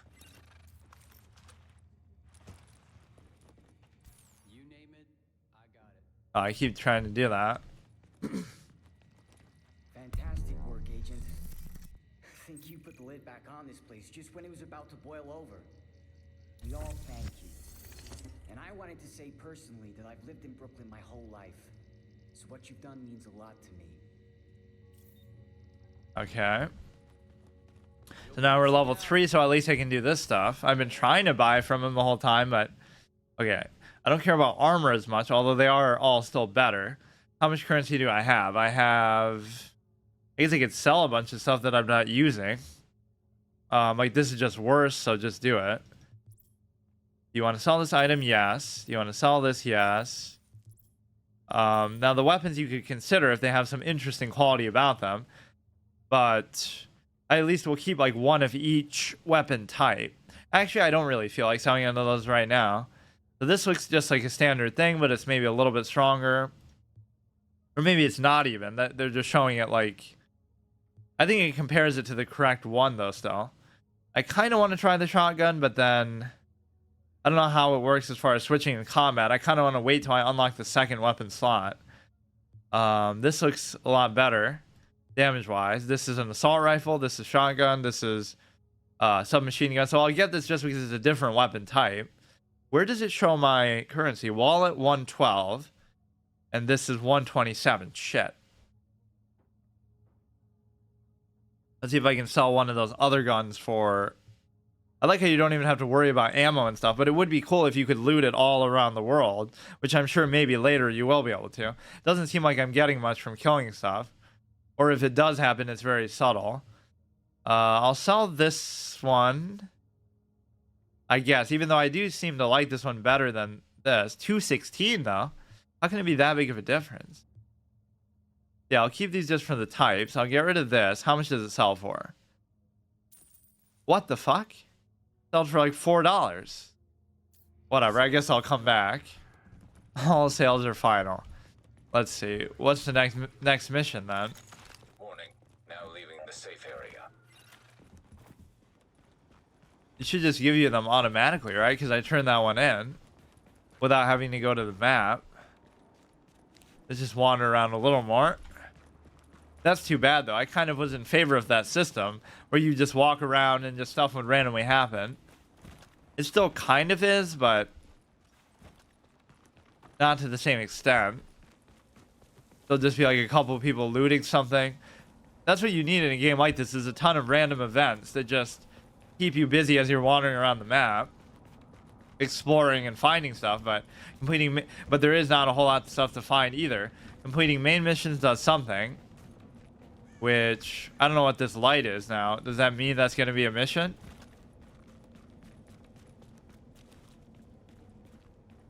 Sometimes I feel like it's not going to be a combat encounter, and then as soon as I put my iron sights on them, then they become hostile. Like, even if they're looting a body, what do I give a shit? I can just let them do it.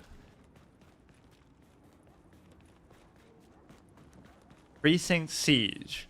Enemy level normal. Find agents and set difficulty. Agent, get that precinct back under control. If that precinct goes, we lose Brooklyn. So can I just do this by myself? Warning. Incoming hostiles. I'm kind of just too much of a face tank Frank right now, where I'm just going out and... But it just kind of started. I guess you don't have to find a group or whatever.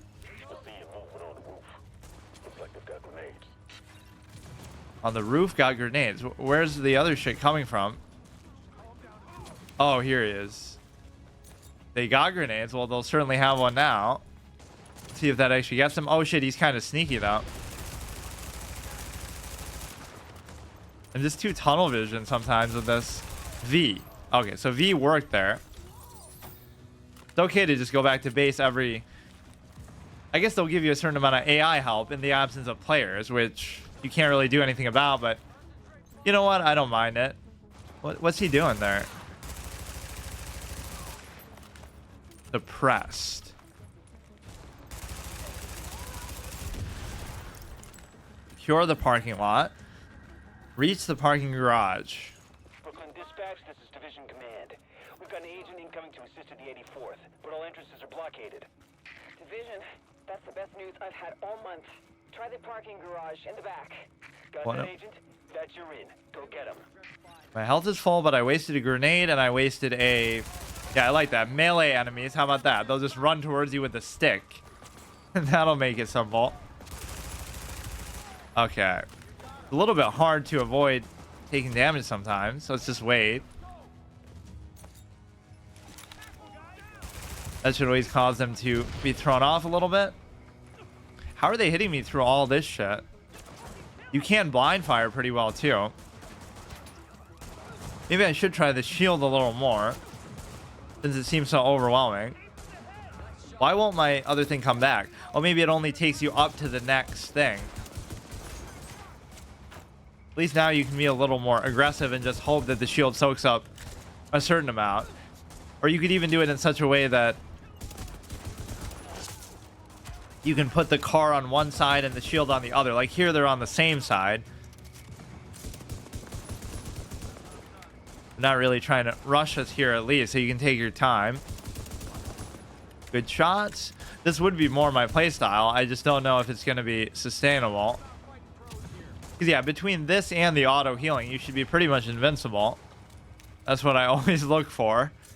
I was not expecting it to have this kind of option, though. Even the riot shield thing is awesome. That is such a good way to do like a tank class in a game that doesn't feel like maybe it would ordinarily have one. Yeah, the shield is still holding up.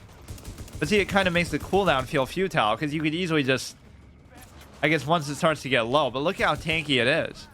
You got to keep going in and out of iron sights and just wait.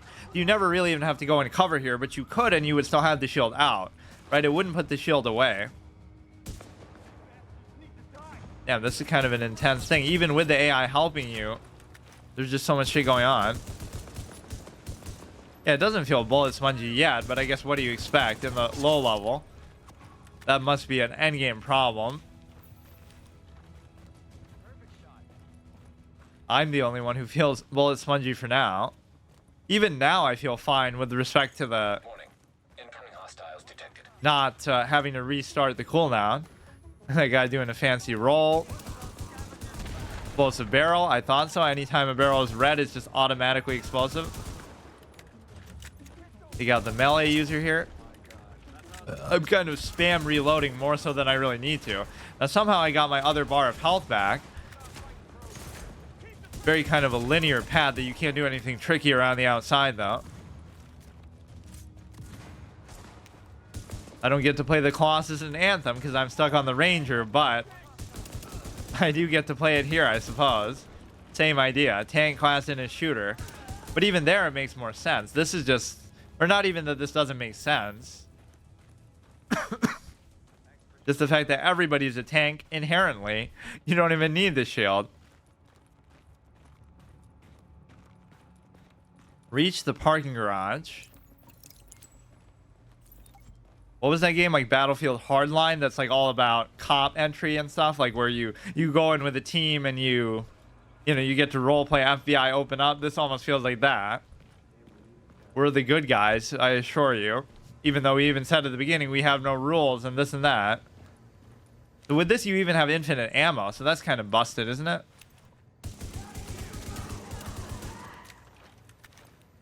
Gonna beat me with the melee shit. I do like how you can switch the sides here. Although it's not really my...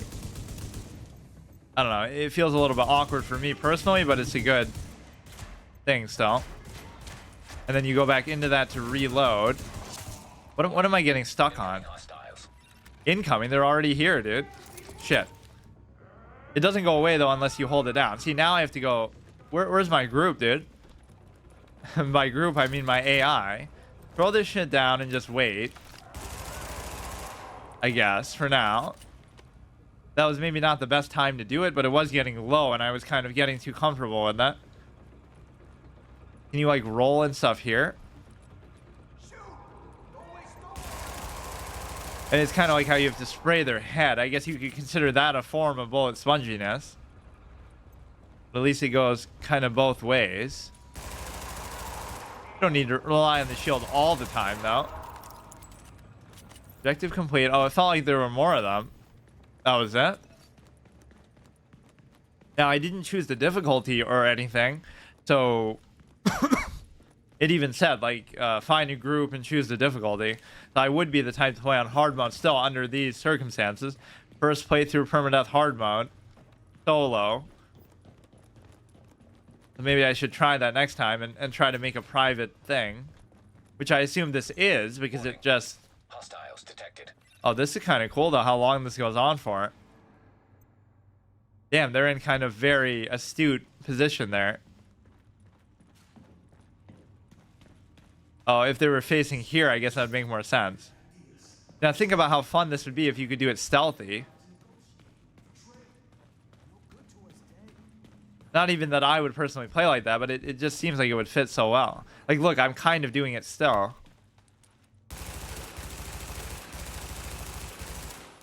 That wasn't very clean, though.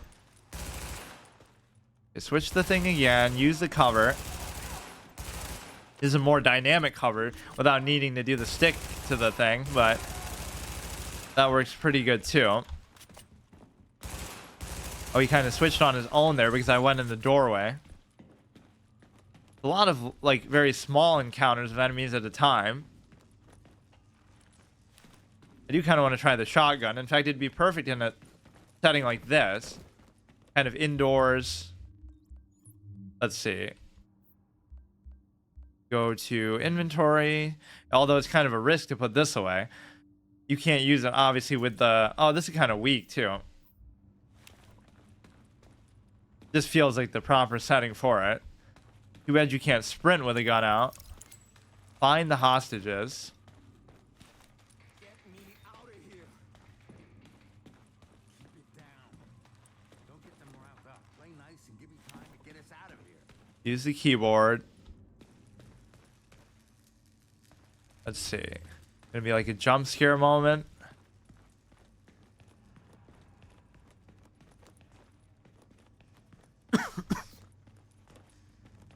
What is that? Like, it'll set off an alarm? What? Isn't that what it looks like? Like those things in the jewelry store at night in red?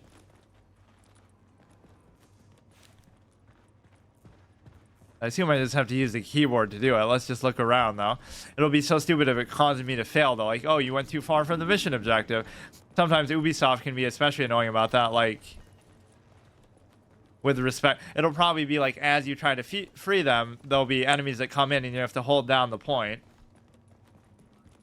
Typical mission design. Exercise room.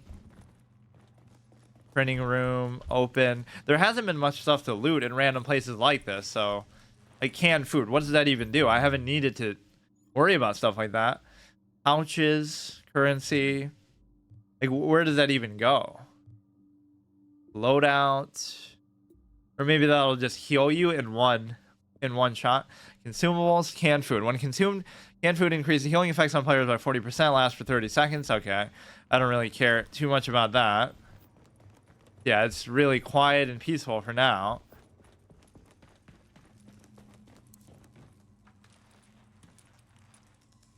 Let's see where they're going to come from. Sweep the upper floors. Who am I? Michael from GTA 5, where you actually have to fucking mop? Oh, they're going to try to help me too? Or maybe I have to escort them out. Acting like there's going to be combat. Alert. Hostiles detected. Yeah. I mean, it kind of ruins the fun there. That's like in The Last of Us, where they always make it super obvious. You never get jumped, as much as it's supposed to be semi a horror game. Right? Like, it's always super clear whether there is or isn't going to be combat. But once you realize that, it stops to be even remotely a surprise. That's kind of shit, actually. You'd have to get too close. I don't see what the point of that is. Doesn't seem like the friendly fire was much of an issue there, though. Here, just do that. Yeah, how'd you do that? I just pull it out of thin air, and I can throw it on the ground and get it right back at no cost at all to me. Hey, thanks for the assist. Oh shit, I thought that was a enemy. The core combat is actually pretty good. And especially with all these abilities. I just wonder how many abilities they'll really have. And of course, it'd be hard to really do a boss fight here. Just make a bullet spongier enemy. Additional hostiles, as long as they don't come from behind. Yeah, this is fine. I don't mind if they charge here. What I mind is if they charge with a gun, because then they'll come up right to you and you can't go anywhere to get away. I keep worrying about those clouds. My health is pretty good. What I don't have is the ability to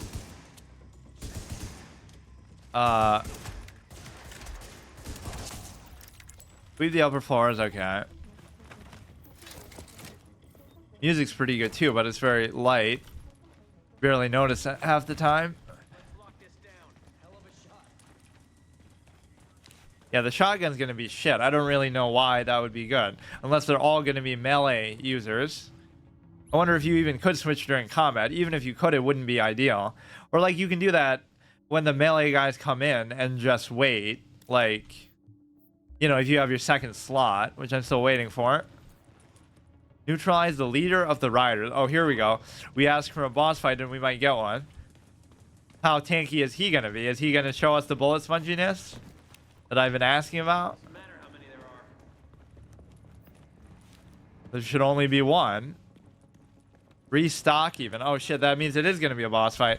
So these are basically de facto players. Because it would expect you to do this with a group. So this might be a very dangerous moment. Should be safe for now. How'd you do that? What is he even talking about? I thought it was because I took out my riot shield. Oh, it'll be a bunch of ads too.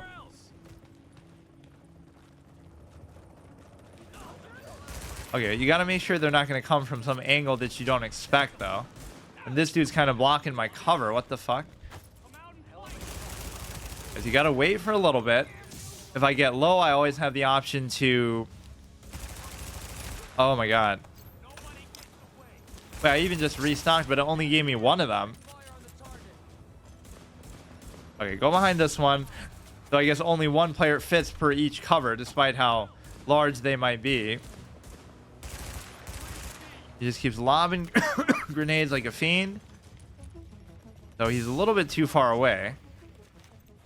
Okay, now he's coming in.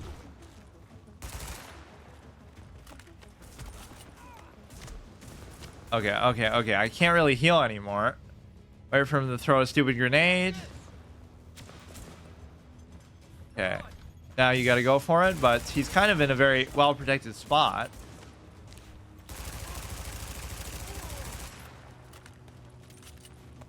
Yeah, that's not too bad. Was that the leader? 26 out of 65. Fuck.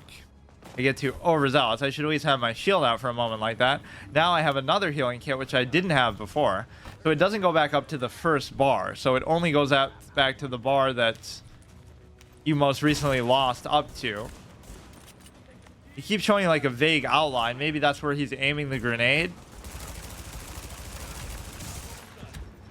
Okay. Jesus Christ. It can go from 0 to 100 very fast. I have a decent amount of health. You just gotta watch the grenades for now. A little bit of a stutter there. Okay. Maybe I'll throw my own grenade. How ironic. Jesus Christ. Can't even see. Okay, go into cover for a second. Just stay at that 2-bar threshold. You don't want to let it get down. Oh, I think all my NPC buddies are dead too. Which means this could go really bad.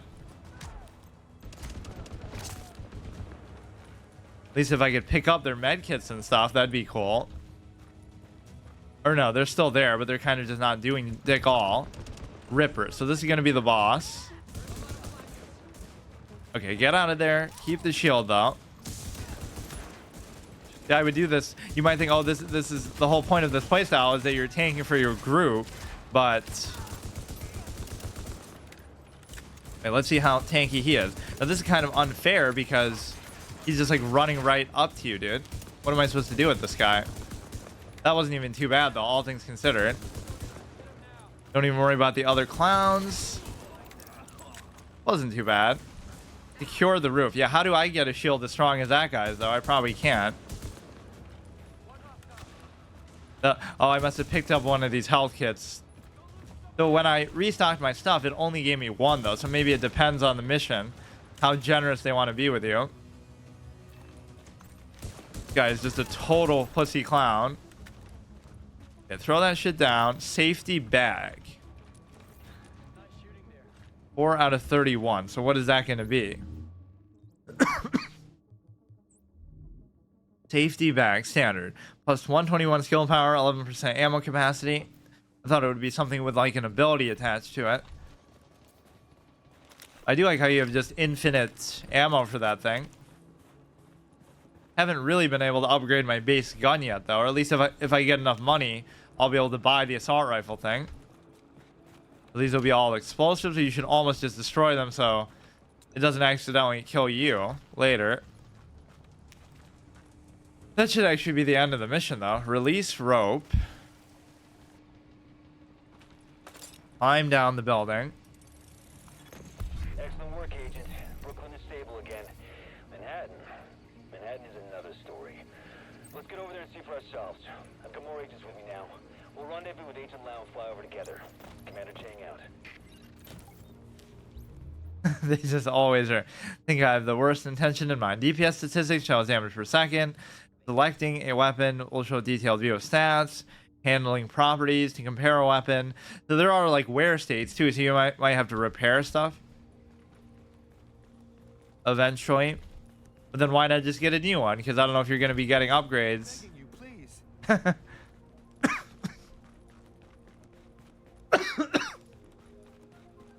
I've come very close to dying actually many times already. With my whole tendency to just kind of stand out there and try to spray them down. It's like I play as if I have the riot shield even when I don't have it out. So I'm really underestimating them. And if I can choose difficulties for them, like I'll try to queue up for the next time I see that. Or maybe I shouldn't. Maybe I should just keep doing like what I'm doing. I just kind of want to see if there is a higher difficulty.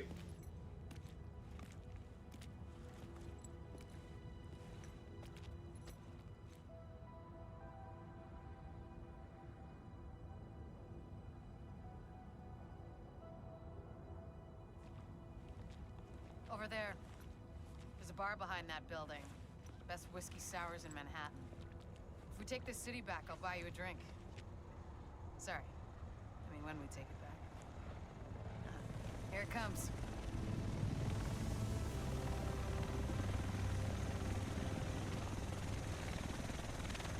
The rest of us should be in this chopper.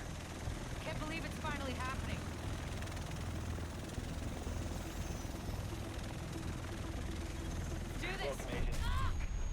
There's such an emphasis on co-op stuff too, like in these games. It's not even just pure PvP. Like even Path of Exile, I was expecting, you know, as soon as I mentioned PvP, people are like, oh, nobody actually does that. So then what's the point? It's either co-op or it just happens to be online and people play it like a single player experience anyway.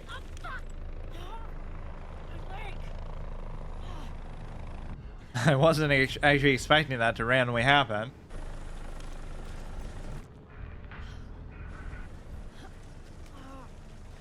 Already a major character death who we barely even know, so it barely matters to us. Or she'll probably make it through. What even happened? Some kind of double agent sabotaged it for us, or?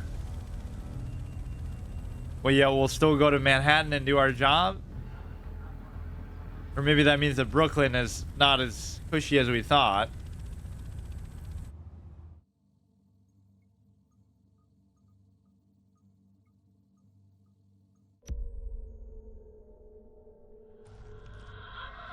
You're gonna show this thing again?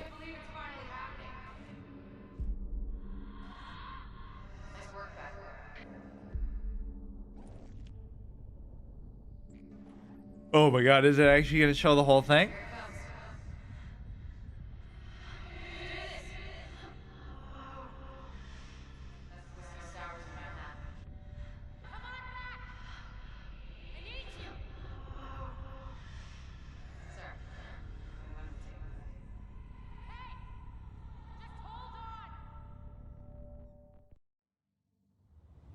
Maybe this will explain why we have that regenerating health. We're like actually a cyborg that they're putting back together.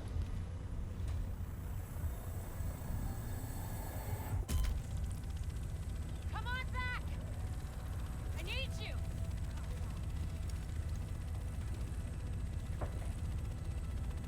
You looks in worse shape than us too. We don't even have any bandages on our face. Okay. Hell, at this point, you're more okay than me. Shit. That explosion took out the commander. We have a job to do. We're still gonna do it. It's just Landing in 1 minute. Should be able to see it coming up on my right.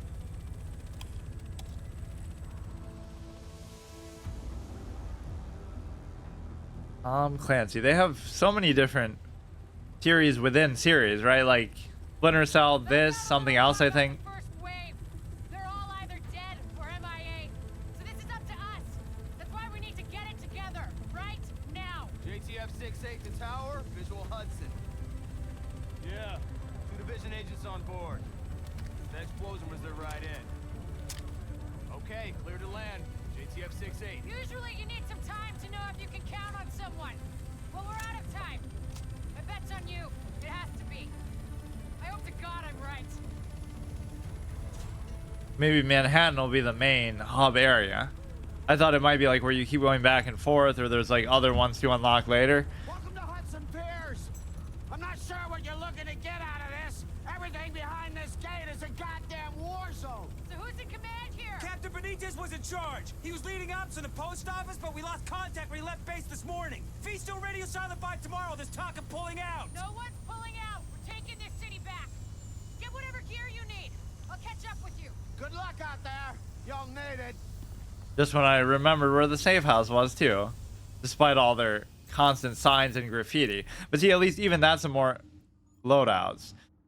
That's a more immersive way to do it. Like rather than use the map, go by the actual signs in game or whatever, graffiti and stuff. Access this menu via loadouts, save combinations of stuff, and by using F equipped with space. Weapon, gear, mod, skills, and talents can be saved differently per loadout. Loadouts cannot be swapped during combat or skill cooldowns, but changes can be made on the fly using the overview and ability menu. Changes can then be saved or discarded later. They just bump into me.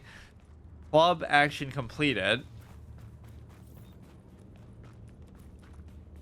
Or I wonder if I can go back there at will by using the helicopter.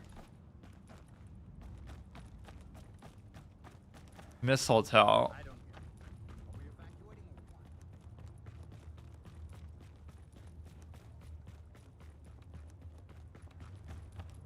I like it if it's a war zone, so give me a endless number of those kind of radiant, randomly spawning missions, like what we saw before. Gotta make sure you're clean. This virus is equal opportunity. They haven't really talked too much about the virus itself. It's just everybody's like a vagabond and bandit and stuff like that. Like even when they say, oh, we need all this heavy artillery stuff, like who is even the enemy? It's just a bunch of random people. There's no like organized thing yet. You are now entering a designated quarantine area. PPE must be worn. Nobody seems to really care what I'm doing, though.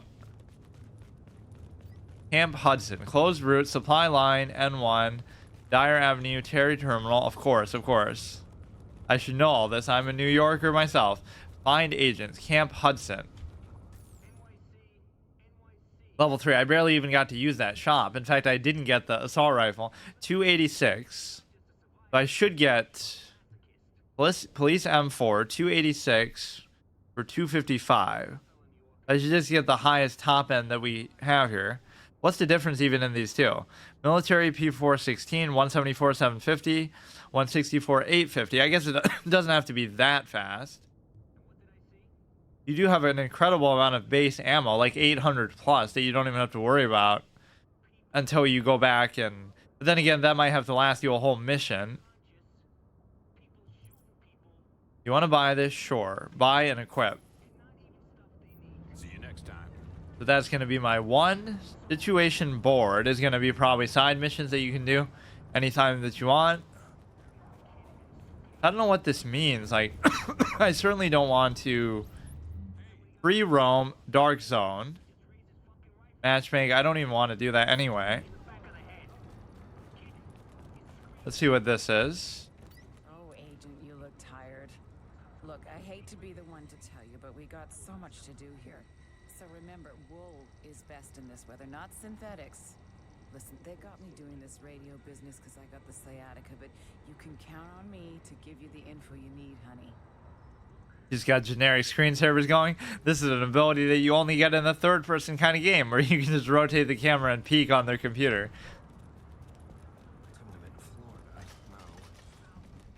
Knocked over his lamp. Nice physics. Okay, let's just go outside and roam around, why don't we? Do I even have to do this? I guess I should, though. This even still seems like a side mission.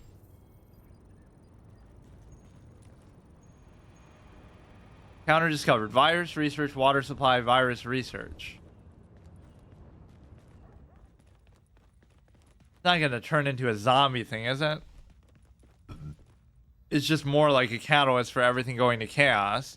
Save your equipped items to a free slot to create a new loadout. So I can't even check out the assault rifle yet. Here we go. Now we're exiting the safe area. I haven't used one of these yet, and then we have 3 is still going to be the dinky little pistol. And I'm still not level 4, I don't think, so I can't equip something to the middle slot. Or why is the exclamation there if I don't have it? Military P416. Wait, when did I get the other one? So I just wasted my money on that one because I guess I already had this. This is slightly better. One of them I must have just picked up from somewhere. Let's see what else I can re-equip. Or upgrade. I guess nothing. Yeah, why was that? Oh, because it was showing me like maybe I have a new weapon to equip, period, but it's not registering the fact that I don't have that slot yet.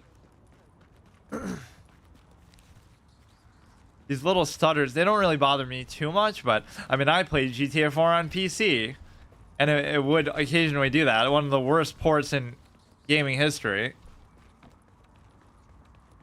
For one of the best games in history. Psychic tarot card. Yeah, did you predict the fucking apocalypse? If so, you wouldn't have still been here now, would you? Those signs still work. The little pedestrian stuff. Chelsea 2 to 4 unexplored. Yeah, this could be cool. Open world roaming. Free roam. It'd just be 10 times better if you at least even had the option to stealth around, but it's always just going to be like, oh, we see a bunch of enemies in the distance. What do? Just spray into them. Try to get one killed at least cleanly before they really react. Is the best you can do. Did they ever even do The Last of Us 2 online? They said they were going to. Of course, I've never even played it because I was trying to, like, even the Last of Us 2 period, because I was trying to save it for my final, like, as an unlock condition. One of the other weird hard mode type of things I do, I have to beat my grounded permadeath of the first game that I came so close to doing, like, right when it first came out, but I still haven't been able to in all my tries since, before I get the privilege to play the second game, sort of. And even, like, Left Behind, I was trying to save for that, but then that I failed pretty miserably, too. The first encounter in Left Behind is actually super hard. Arms deal disruption. Select. That'll be just random missions that spawn. You have to choose whether to take them or not.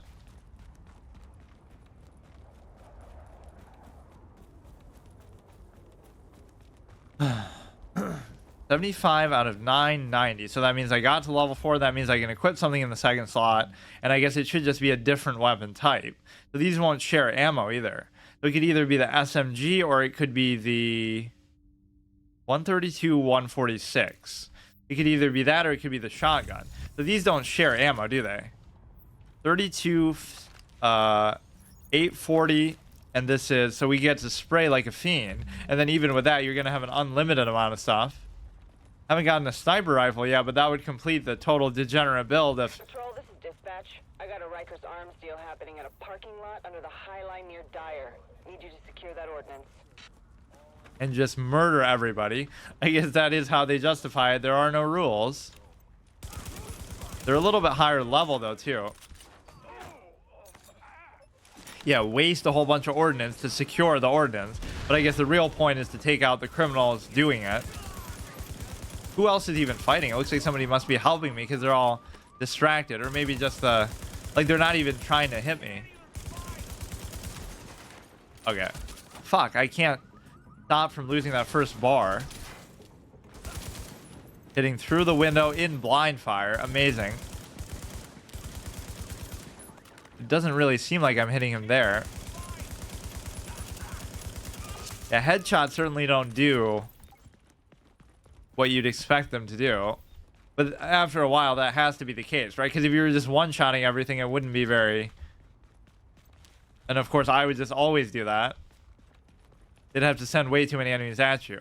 Now, I did get the third bar back, but sometimes it doesn't come back during combat, like with the auto regen. You get the supplies here. It is just such a fast-paced intro. I actually kind of like the way they did this.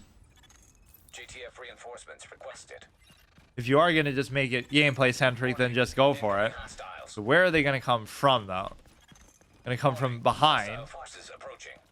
What's going to kill me is if they come from both directions at once. Warning. Improvised explosive device detected.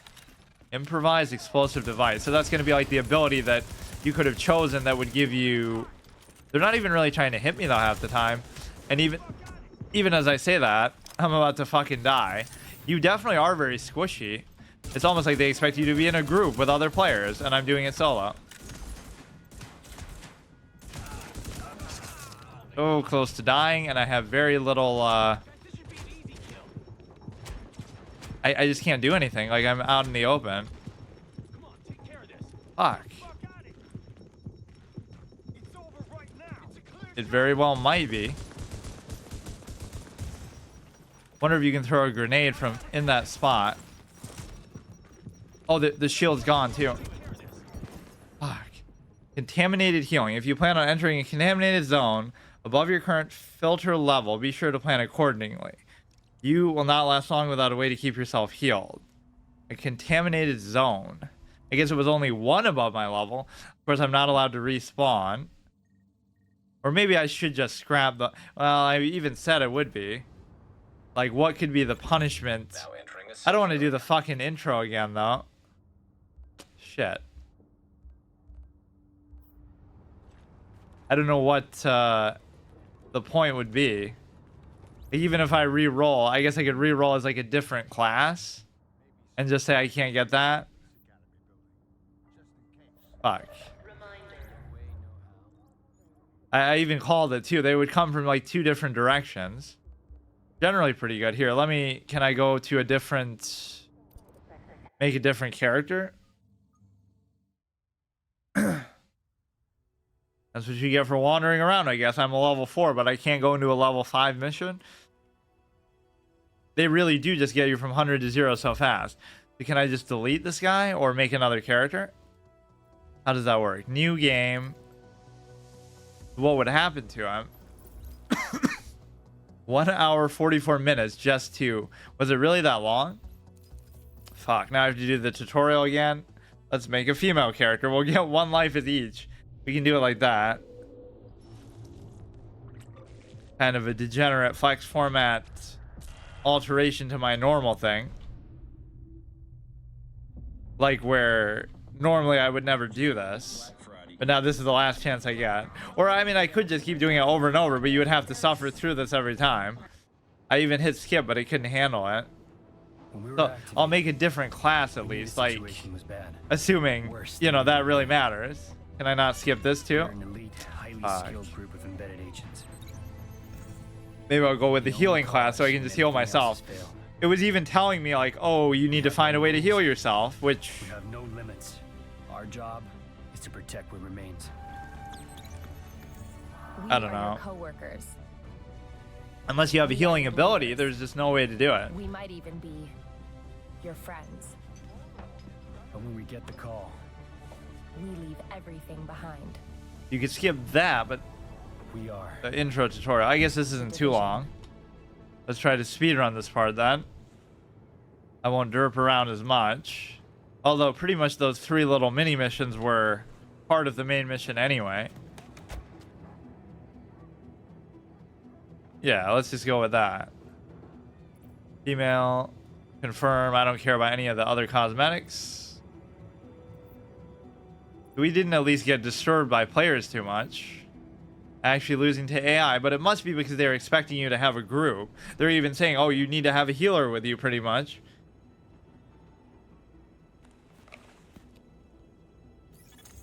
Intelligent system analytic computer is activated. All ISAC systems are confirmed online. Take cover. There's nothing that's gonna fight you for a while though. Begin weapon verification. Take cover, shoot the little paint cans and stuff. Open fire at the highlighted targets. Go to 3, do this. Will it count that ahead of time? Successful. Test your sidearm. Weapon test initialized. Open fire at the highlighted targets. We're just gonna cause it to bug out. Sidearm test successful. Okay, way ahead of you. Welcome aboard, Agent. This is Louis Chang, Northeast Section Commander of the Division. You have been activated because Brooklyn has become dangerously unstable. Isaac has updated us with your progress.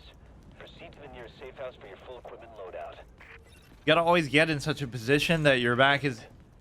I've confirmed that your fellow agent Fei Lau has arrived here. Check in with her when you get inside. You're in like a 90-degree arc where at least you're only getting hit from one direction. I kept getting hit from the left and the right and all this kind of crap. I wasn't expecting it to really do that to me. Now entering a safe area. It's almost like they expect you to have players to, you know, cover each quadrant or something. Go here. Hopefully I can skip the cutscene, please. Weird I couldn't skip that other part just before. Terminal to enable Directive 51 operational status and equipment. Okay, where's the thing here? Identity confirmed. SHD equipment activated. Go here, pick up the thing. Thank God you're here, Agent. I've never seen Brooklyn like this. What if I just leave? Will it still count the mission being picked up? Side mission discovered, but they're really not side missions. I think you have to do them to pass this part of the game. Let's see if some of my settings may be reset. They shouldn't have. Warning. You are now leaving the safe area. Okay, secure the area. Riders took the weekly food supply from the Brooklyn Heights Distribution Center. They try and sell it back to all the starving people. Plain and simple profiteering on the backs of people who are suffering. Get that food back. I was kind of more impressed when it seemed like these were just randomly occurring. Now it's not very high quality for the main story purpose. Supply crate located. But I guess people just accept the fact that, you know, you just want to get into it and just do the gameplay. You don't really give a shit about the story anyway. But that is kind of the cynical way to design it. When in cover, aim the camera. Approaching marked location. Do the same thing. It's not like your weapons and stuff are really different. I'm just considering it like a different class because of the... Hostiles neutralized. Maybe you shouldn't even try to go one level above your thing. As soon as you see it's a... But wasn't it like level 4/5? Just wait till your thing comes back. That didn't even kill anybody. Or maybe it won't come back. So I won't do the shield one. I'll either do the turret. I might do the healer, actually. Both the defensive-minded builds. Yeah, I guess I overestimate how much your health is really worth. They definitely take you out very quickly. Rather have more max health, but not have it come back. But then you'd be relying on constant healing spam and stuff, too. As long as your heals work on you and not just your partner members, team members, of which I don't have any. Besides maybe AI. Do the same one. I guess it wasn't that much progress lost. I was just kind of derping around the whole time. And exploring this area is kind of pointless because you won't be here for a super long time. That level bar is kind of too conspicuous. Does it go away, or was I just not noticing that before? Like, it's too big. I do like the generally light UI it has, but...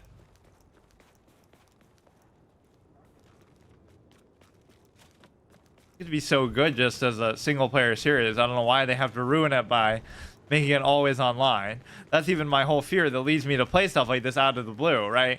is what if it goes away and then I never get a chance to try it? And then you get to listen to all these shit heels say like, haha, I got to play this amazing game that you'll never get to play, and it was so good, and you missed out. Like, I could totally do that with, I could have done that with like classic WoW even, if somebody had been one of the few people not to play it. But then they finally did. Looks like you'll have to go through the subway tunnel to access the building. They finally did re-release it. So imagine the shit-faced grin that they must have now, where they went from, oh, you think you do, but you don't, when people were begging for them to re-release Classic WoW. But not only did they do that, now they did Classic BC, and then they did Classic Wrath, and then they're going to do Classic Cataclysm and stuff probably too. So really, like, they don't deserve to profit from that after they even said themselves. Not only did people want it, they're willing to buy microtransactions for it and stuff that weren't there in the first place or whatever. Somehow I missed the ladder here the first time. I was so focused on this thing and just trying to climb up it or whatever. Warning. Hostile presence detected. Okay, so you got to keep yourself in such a position that's just going to be safe.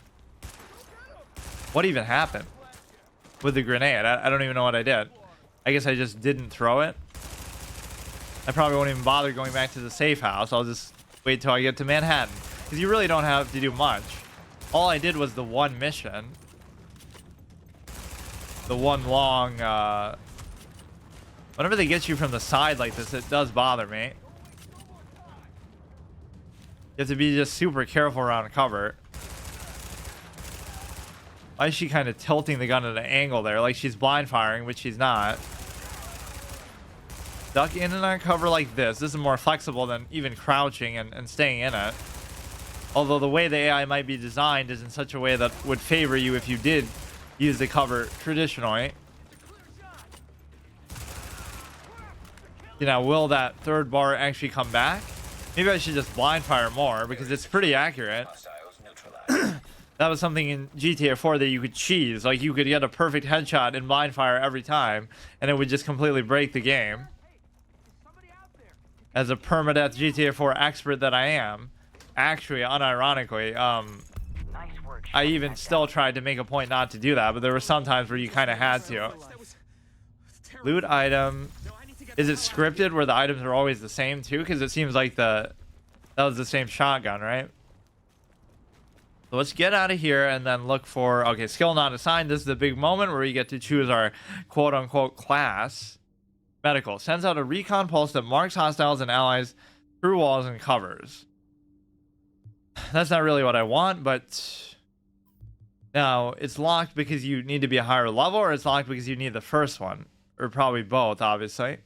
Like, I don't know if you could still get this and then get this later. Unlocks at level 5. Maybe you don't need to get them in order like that. I mean, this is fine. At least you'll see them coming like from a mile away, but it doesn't actually help you combat wise the way that the shield or the damage would. So it's kind of a boring first ability. Just use the radar that you already have. Or just pay attention to your surroundings when having the same effect. At least now you'll be able to see when they're trying to flank you and do sneaky stuff. I don't know if I should really feel bad about that death or not. Or like even what the difficulty setting is. Like it keeps asking you to matchmake and kind of choose. So if that's just normal difficulty, then I'd hate to see hard mode in the solo context. Go through here, so there should be one more. And then there'll be like one more big one, unless this was the big one. I can't remember. Find the stolen morphine. Oh no, this was something else. Missing supply crate located. Grenade there is kind of superfluous too. The middle ability actually seems like the most fun. Hostiles neutralized. It's like a grenade on command. Really, just 2 people? Or once you do this, then more come. GTF notified. And then they even kind of rescued me. We're approaching your position now. Hold the area. By which I mean I'll just stay away from the area.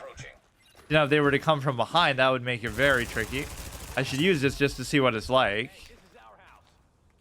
The cooldown on that should be kind of... Threats found too. That could be helpful, honestly. But I don't even see them now. Like, it should show them on the radar a little more clearly or something. Look at this, just spraying them right in the face and nothing happens. He's not even really trying to do anything to me, though. There's maybe not enough knockback. That's the aspect of the bullet sponginess that you could say. It's not even about... It's not even about the fact that they might have so much health. It's the fact that hitting them won't really do anything to stop them from hitting you. That might be part of what people mean. What is happening? How are they doing this? It's almost exactly what happened before. Wait for it to come back. Good throw. Blind fire, take this guy down. That was a good save, at least. Too bad I don't have an ability like a shield to save me, but even that didn't... It's got to be like some automatic thing that you don't have to sacrifice your firepower to do. Confirmed. Sparrow 5 is on site and ready to engage. Oh my god, it can just go bad so quickly. Blind fire doesn't put you at risk really either. They're not going to hit you at an angle like that. Damn, why is this actually so hard sometimes? I did almost die here too, even on the tank, for what that's worth. Look at that. You can barely even do anything. You can't really even come out of cover. And you even have like these AI clowns helping you.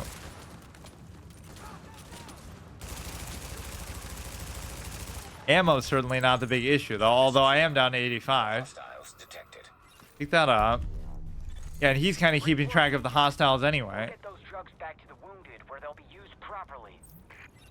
Can I maybe go back to the safe house and then go back to the safe house, get my stuff back, and then do the other thing? Or maybe it doesn't matter. I probably should though. It's always by the bridge. Let's see if I can find it without using the map. Yeah, maybe I'll just either not do that mission that I was doing there with the level 5s, or... It's not like I had to do it, I just kind of wandered around. That wasn't even me because of using my ability. He just randomly was hostile. I would have just kept going. I could easily just die there too, just kind of face tanking everything. If you didn't have regenerating health, I'd be a lot more careful too, so it does kind of spoil you a little bit. I think it's just taking me to that big mission that's going to have the boss at the end. Of course, it's going to be a lot harder now without the... Like, when do I get my next thing? Is it going to be... It's going to be level 5. So, actually, I might even lose here because I don't have an ability to help me through this. So it's just going to be the same thing, except I won't even have the shield, which did kind of save me at least a couple times. I just have to be a lot more efficient. This one's almost not suited for a first playthrough permadeath because it is going to be kind of bullet spongy. It is going to be kind of trial and error, so I wouldn't mind even doing it. Even if you can choose like the hard mode. Like, let me try it.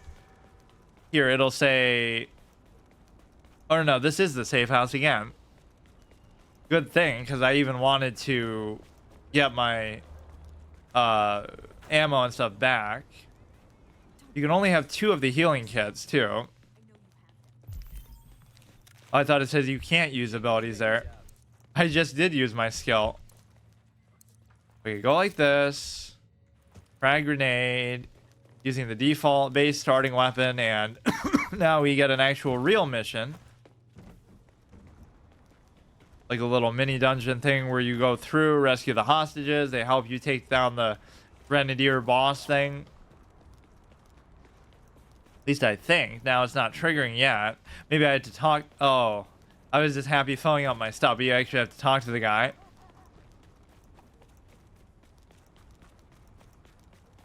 Should I try that thing again or not? Because that seemed kind of unfair. But all you have to do is position yourself a little better. You have to go in such a way that they won't spawn from behind you. Fantastic work, Agent. I think you put the lid back on this place just when it was about to boil. Report to Officer Hazen. So this is going to be the exact same. He's in charge of the hazing ritual. That's why they call him. He's always hazing. We're exiting the safe area. That's one of the dumbest things in any workplace. You have like a hazing ritual for new employees or whatever. So stupid. Especially in like serious professions like that, like cops do it, or in the medical field. It's completing main missions rewards you with, it's one thing like, okay, athletes will do it to each other, or like how the Pistons froze out. That wasn't even really, I guess it still is, like Isaiah Thomas froze out Michael Jordan in the All-Star game or something. At least nobody's life is at risk there. But precinct seats. So let me see what happens if I go to choose the find agents and set difficulty. Difficulty normal. Was that really normal? Oh boy. Harder difficulty granting better rewards.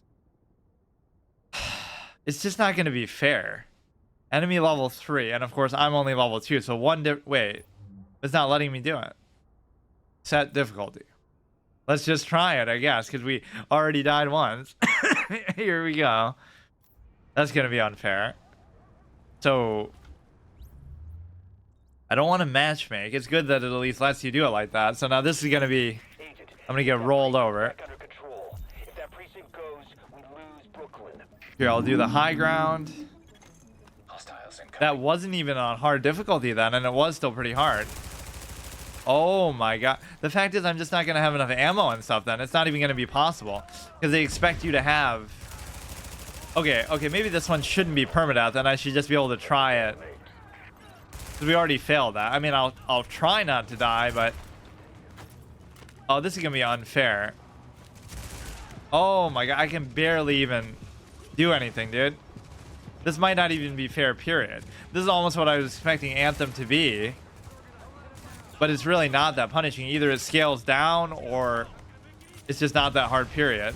He didn't even get hit by that. Look at this, like... You literally can't even duck out for a millisecond. And this is just like the first part of the mission, so imagine doing the rest of it. The AI is not really that brilliant there either. You got to keep cheesing with the regen, but even that, is he going to be accurate enough to hit me with? Look at that, dude. Forget about it.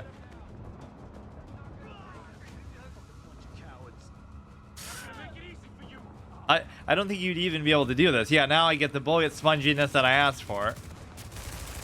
If you're going to do it solo, you should do it... You should do it on normal, at least. So maybe I can do it... Well, I'll do this one still, somehow. The problem is I'm even going to probably run out of ammo, because they don't really give you ammo in the middle of a thing. Oh, he threw it, like, where I was going, without knowing that... Without knowing I was going there. Disoriented. Yeah, just spray a million bullets into their face. Like, I kind of like doing it this way, but... They're just going to kind of throttle you at some point. We've got an agent incoming to assist at the 84th, but all entrances are blockaded. Division, that's the best news I've had all month. You got to find a spot like that, though, to perch at, where you can just be in complete control, and they're never going to come for you. 728 ammo, but it's going to start to drain now. Oh, here we go, dude. Everybody has, like, some base amazing shield, which I guess, to be fair, I kind of have that, too. A skin shield. Some new age technology where your skin just naturally has regenerative powers. Like, if I just camp here, that was almost dangerously close to hitting me. I can't even tell what is hitting me. That helps a little bit. The only ability that I do have. You got to plan it out all strategic-like. So if he just rushes me, that puts me at great risk. I'm just going to abuse the blind fire, I guess. I mean, I guess you can't really run out of ammo, so it will throttle you like that in such a way that the pistol ammo will be a factor. Like, I literally didn't even come out of cover for a second, and I'm already at half health. You got to use the AI stuff to help you. In fact, the weird thing in higher difficulty settings can sometimes be that your partner AI or like your summons and stuff will be just as broken as the enemies are. So like in Skyrim, if you summon the Daedras, they'll have like 10 times as much health as you do as a player on legendary difficulty, because it kind of scales the same way as if they were enemies. So you're kind of using their own broken values against them. So come like this and just take it slow. So now, how long does it take for the thing to come out?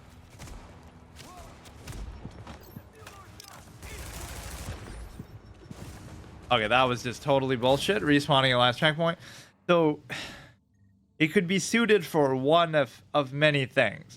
You could either do a normal permadeath, or you could just try to do a hard mode. So right now, I can see the...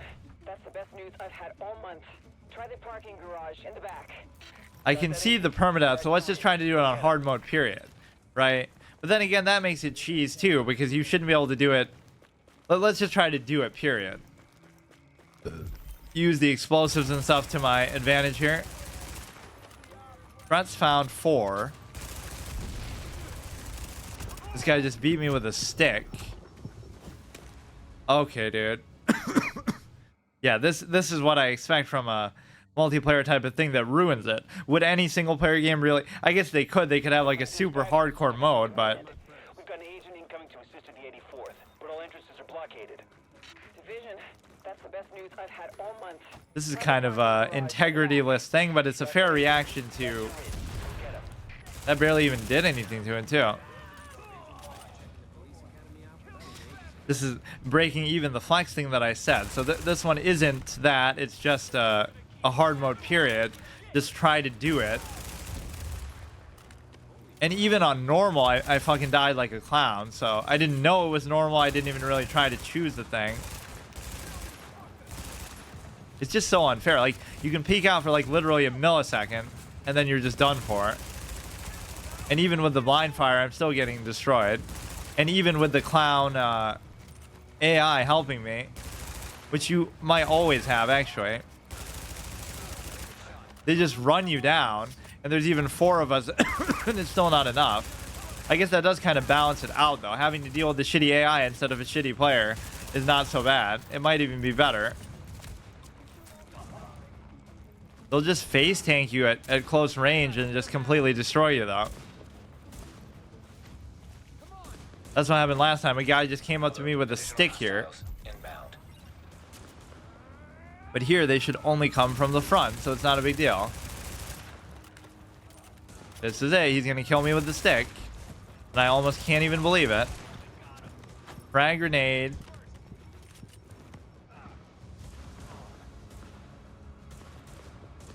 Will it come up to the next bar? Like, I don't know exactly how that works. Sometimes it will, but it maybe just takes a super long time.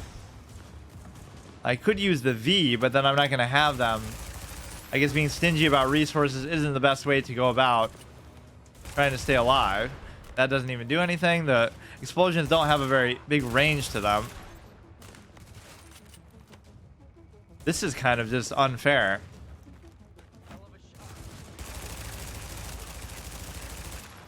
Like, literally, I'll run out of ammo and have to just use the pistol with the amount of fucking HP they have. This is obviously meant for a group of players. This is stupid.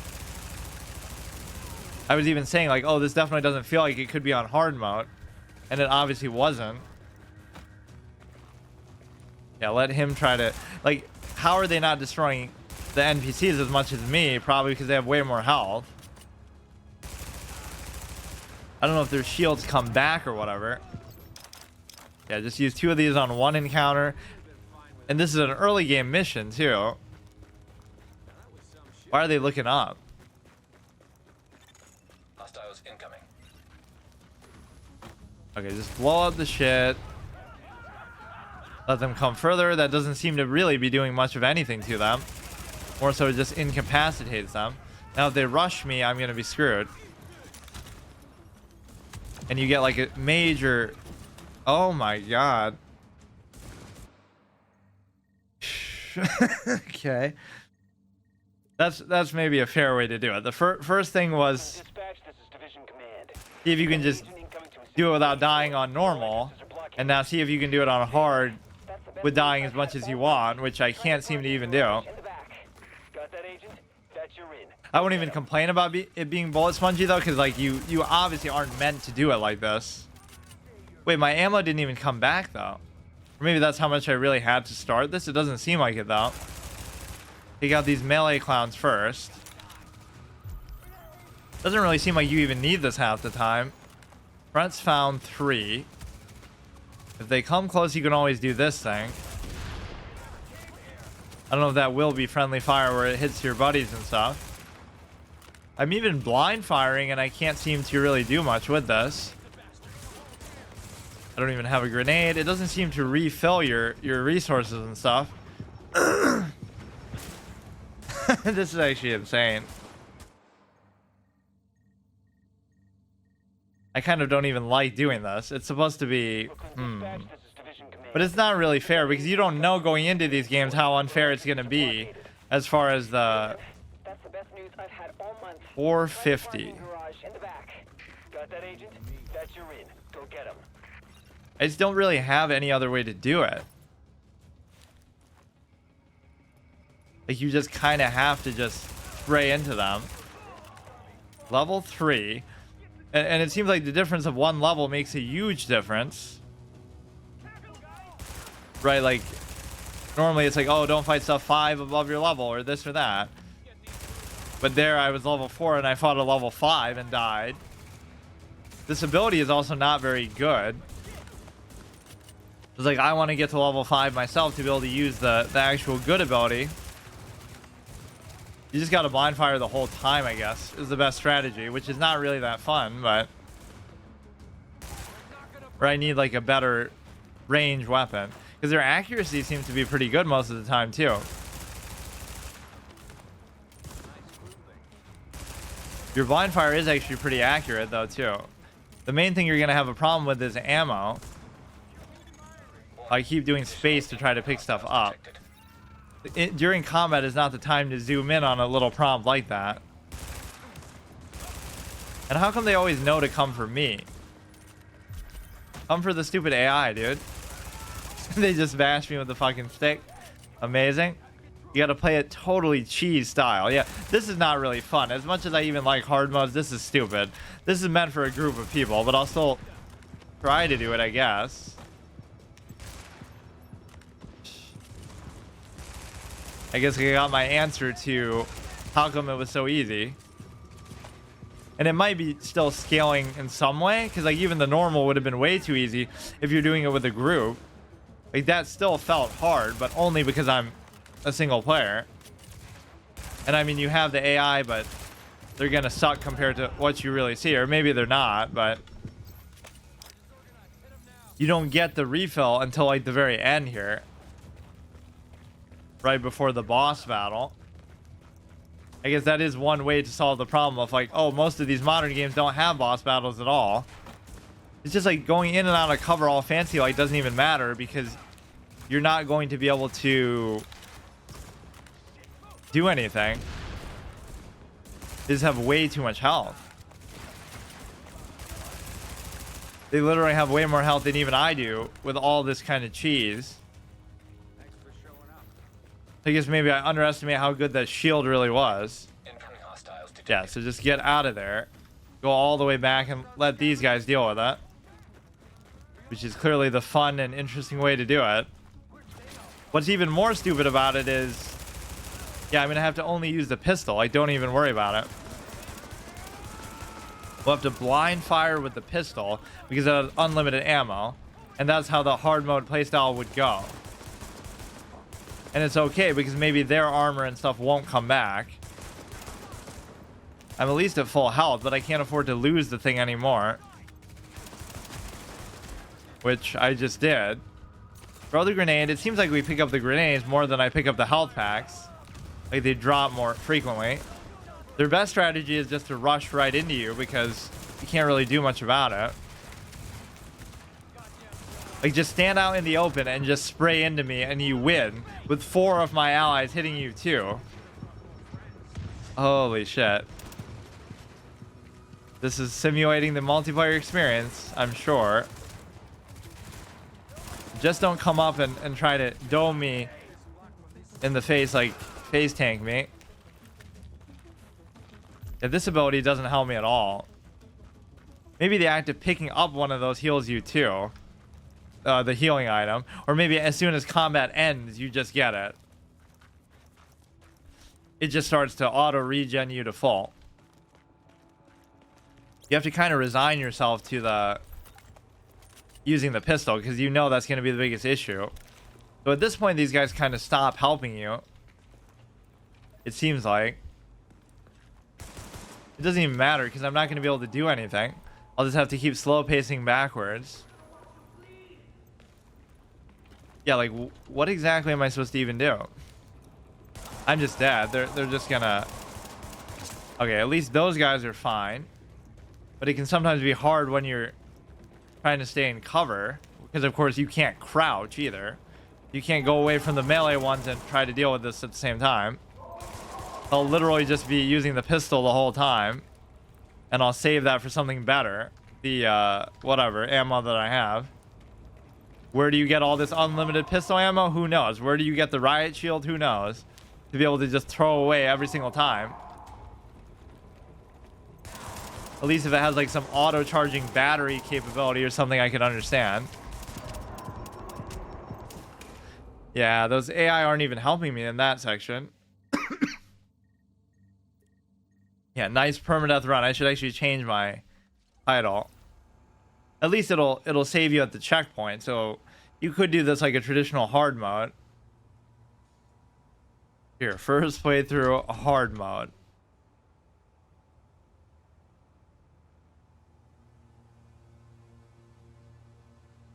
Or even the tag too. This isn't like me to do stuff like this when I kind of just break my own format, but because it's a one-time thing, I guess.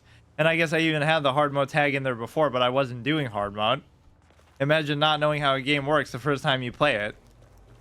No weapon is equipped in the slot because I keep trying to do the... Now, how did I gain ammo that time? I guess you just start with 450 by base. But I'm going to have to get the hang of using the pistol. We can kite some of this shit back. Let's go back as far as I possibly can.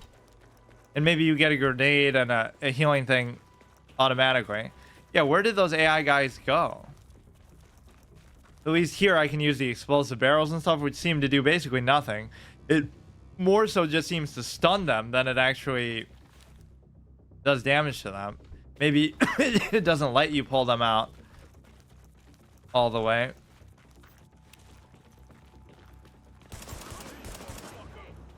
No, they're gonna have to chase eventually. I don't know what that... Oh, maybe that thing refills your shit anyway.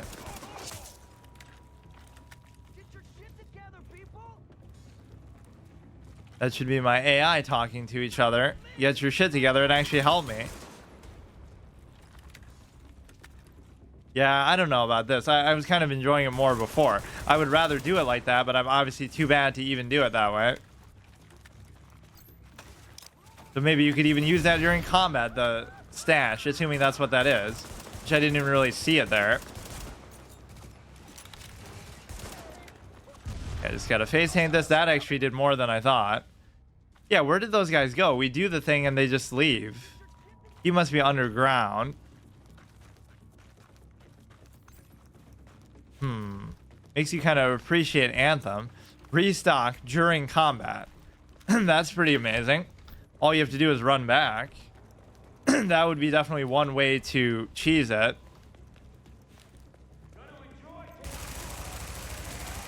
Which you kind of have to do because it's so unfair. This is an early game mission too. That's what you have to understand. Maybe later on in the game you can make up for it with other resources and stuff. Like if you get really good gear or whatever. Restock again. And just keep spamming the thing. Fully stocked. But I'm not. Give me like the... It's only giving me ammo now. No grenades or no other shit. I only have 1 bar of health, so as soon as he just does anything, I'm just dead. Thankfully, he's too stupid to do anything. I mean, it's still a nice exploitable mechanic, but you got to give me some health stuff, too. He's more like a grenadier type, so he's not going to shoot me, or he's going to only have the dinky pistol. It's nice when they kind of just get derped out and don't even try to hit you, though.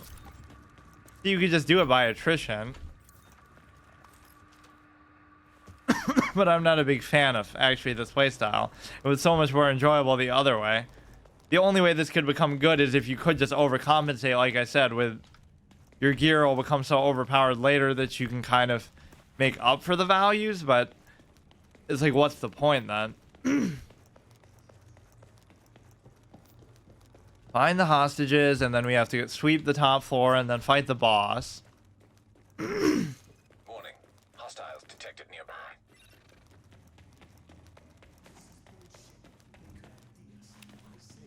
Take them out. Keep them alive to negotiate. For trade. They're no good to us dead. Not yet, anyway.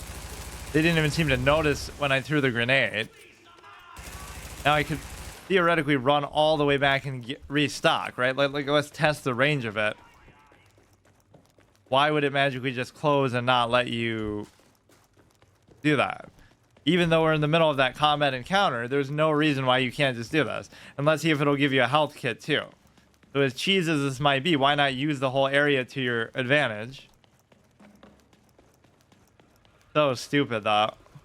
If it gave you a health kit, at least I could work with that, which it seemed like it did the first time. But even the ammo is appreciated because I'm just constantly spraying and worried about running out. So at least now I can use a better weapon than I otherwise would have. You can kind of kite them backwards. So I went from it's okay even if I die, I can try again and just make a new character to it's okay, I can just turn it into a hard mode playthrough, which is actually pretty dishonorable to do. I'm not like that normally. Because permadeaths are serious business, and that's even my patented format. But then again, this is a bullshit multiplayer health pad bullet sponge type of thing. Like, there's no way anybody does it like this because you're not meant to do it like this. But then again, I do a lot of things that you're not meant to do in a lot of games. I can be a little more lenient on the flex format, but because it's not like I'm going to play this again for a while anyway, if at all. Not even that it's not good, but I think what I'd enjoy more is just a normal playthrough. But I don't do those kind of things anymore. Or I would try another first playthrough of Permadeath, but I would actually not do the higher level stuff, or I don't even know. That's what you have to remember. You can always just back away and just run through the whole place. So at least you can kind of disperse them and confuse them and cheese it a little bit. Or at least these AIs are coming back in now. They were just taking a break on the last couple sections. And they're kind of still in the break mode. How does he know to come for me? I'm not even in my like tank build. I don't know what these outlines are, because you might think, oh, it's part of the ability to show the outline like that, but it actually wasn't, because we were seeing that before too. Just kind of like if you know that they're there. Yeah, and imagine me asking for a stealth system too in a series that's so much about stealth, right? Tom Clancy's Splinter Cell and this and that. Okay. Abuse the AI, abuse the restocking, and I still can't seem to do much here.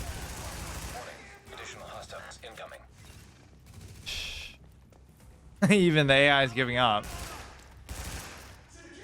Now I could just leave, go restock, and just let them do it. Why should I have to deal with this bullshit?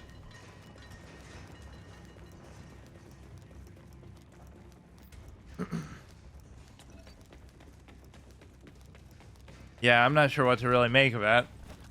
If only I didn't die there, but then it was just maybe more so the position that was kind of unfair. Quick release magazine. The fact that it was like a level 5 area and I'm only a level 4, as if, you know, one level should be the end of the world. And I don't even think that was on hard mode.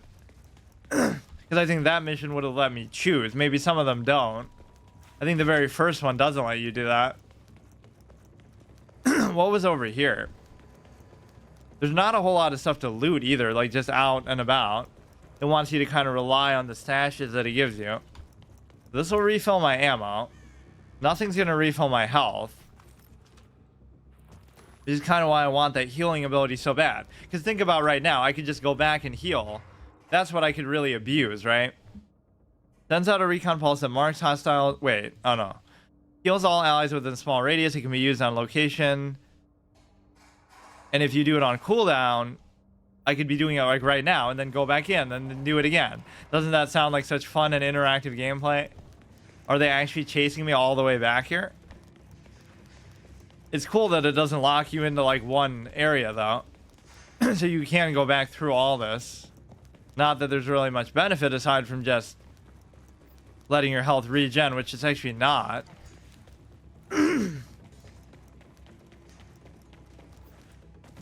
Holding. Go upstairs, sweep the top floor. I wonder if there's going to be enemies here. Damn, it's starting to stutter a little more now. It can't handle my bullshit betrayal of my own format. One med kit, which I kind of need right now, but you can't really rely on that because every 5 seconds I'm going to need one. That.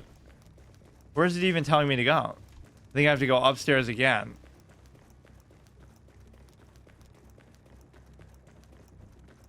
Yeah, generally mechanically and stuff, it's pretty good, and it starts off in a very fast-paced way. Now, are all my AI guys dead? That might be the price I pay for going back like that. I'm gonna kind of need them on the boss fight. I don't know if I'll be able to leave from that section. Gonna be the world first player to actually do it like this, but this is kind of... Got to abuse the blind fire, I guess, more than anything. You can't even use this part as cover, which is totally stupid.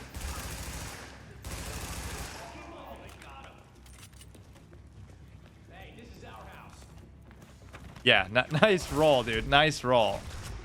Strategic roll. Now, do I have to redo the whole thing again? So at least just do this mission, but I don't know how I'm going to deal with the boss either. You would need to keep the AI alive. I guess that's the price you pay for going back like that.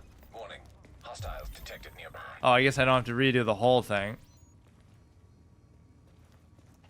I just don't know how I can do this much better. It's too close to even be able to abuse the blind fire. And like this is way... Yeah, clearly a couch would be bulletproof. Look at that sustained spray that you have to do to take out even one of them. It seems almost more effective even from the blind fire than it would be here. If you can keep yourself at a 3-bar threshold, I'm kind of happy with that. But it's very hard to do that.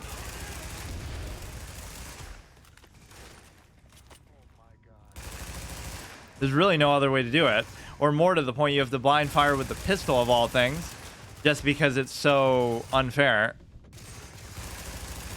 This dude is also body blocking me on the couch, so I can't do anything. Now, is he going to go back up to the 3rd bar or not? Oh, it is. Yeah, as long as I keep myself in that threshold, I'm happy with it. I feel safe. Threats found 2. I'm not even going to worry about ammo for now because there will be a stash coming up. No grenades, and I don't really feel like I can hit them very well at these distances. So just try to take this clown out, blind fire all the way. I guess I'm underestimating how much damage or how good the blind fire actually is. It's pretty smooth, all things considered. Okay, take care of this dude. The problem is they make you stand up. And there's this functionality that games sometimes have called crouching that would be very appreciated for moments like that, but you can't do it. Either you're in cover or you're not. There's no in between. What a revolutionary idea that is for the 21st century. For the 2020s, I mean. Like, imagine like, that's such a backwards, stupid mentality. Let's remove the crouch button from these kind of games, whether it be GTA 5 or this. When you accept it with one, they'll do it with all of them. I think Watch Dogs was like that too. They wanted to copy GTA, but they didn't have to be that perfect about it. So they copy all its mistakes too. Yeah, that's fine. Take him out. The normal experience was definitely better, but then there has to be some kind of hard mode component. And I wasn't obviously up to that either. This will be it. Then I can just explore the Manhattan shit or whatever, which is also going to be more of the same, I think. And it's not like I could have gotten a much better weapon or any kind of gear. I guess you could maybe farm for experience somehow if you kill like a lot of random encounters. Maybe get to level 5. That level 5 ability does seem really good though. That would be amazing if I just get a way to heal, because I could totally just go back, and then the only issue is ammo. But I could see myself really slow pacing it like that and just making it work. You can't let this guy get at this angle, because this is where you really start to get beat up. And one of these guys starts to melee you. Even my AI has the right idea to go back. So stupid. This is actually a impossible spot to be in too. You gotta still blind fire. This is clearly how they expect you to do it. And I'm still taking damage even from there. Like, how is it even possible? You gotta kind of support your AI though. I was kind of lucky. I kind of can't even blame it for being bullet spongy, because you shouldn't really do it like this. Food and water can be temporarily increase your performance. Yeah, you'd have to spam stuff like that. Come on, this is the last section, and then you go, you fight the boss. What is this? And food. Yeah, that's clearly going to help me. Increase healing capability when my health total value is so low. It always falls apart when this guy comes towards the right. He comes too far, and then I can't blind fire cheese it. Not a very good first strike moment either. It at least knocks them back a little bit when you hit them in the face, but doesn't even seem to do that much more damage, all things considered. Just sit here and take it, I guess. I don't know. I even used the V, but it... Or no, I guess I didn't. I keep trying to do it and it doesn't do anything. So that allows you not only to heal one bar, but then it opens up the ability to regen the next bar, the third bar. You got to take these guys out before they come too far to the right. Otherwise, it does become a problem. Like, how is anybody even hitting me at that point? I don't get it. From where? He's right in front of me now, magically. I don't get where they're hitting me from. I really don't. Critical. Oh, it maybe does buff you too. I forgot about that. So you should do it, not just as a recon thing. I'd like to back up and get out of there, but I really can't. These guys aren't helping me at all. That melee guy just comes in like a champ for the kill. Too bad you can't exit cover and stay, you know, kind of in manual cover by crouching away. The biggest problem with this, because at least that would open up the ability to play it like a normal shooter, where you don't have to rely on sticking to cover 100%.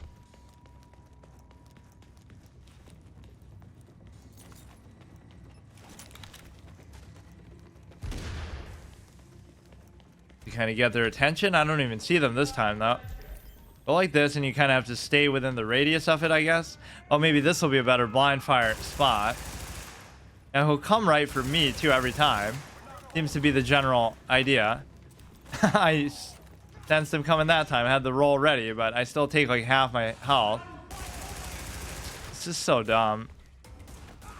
Okay, I really don't like this aspect of it, but it's kind of my fault for not only failing that one, but for even trying this. Like, what's the point? This angle is kind of so bad, and they don't get pulled back far enough. I don't know why they're always so amazed. How'd you do that? Yeah, how'd you tank a bullet to the face? That must be what they're so impressed by. And how do you know to focus fire me, dude? The other guys seem so tanky by comparison. Why can't one of them be like a generic tank class character, like with the riot shield and stuff? This is the most worthless first ability that you could get, too. Is it going to show me them that far ahead? No threats found.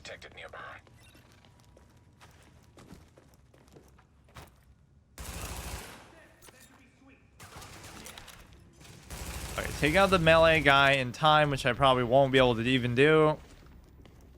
Keep these guys in front of you, but then it still doesn't matter because they just don't even acknowledge your existence. That was at least a sick combo there. Roll and spray. If only they could at least keep the guy's attention. That would be nice. Dome him with a grenade, but you still get fucking wiped out.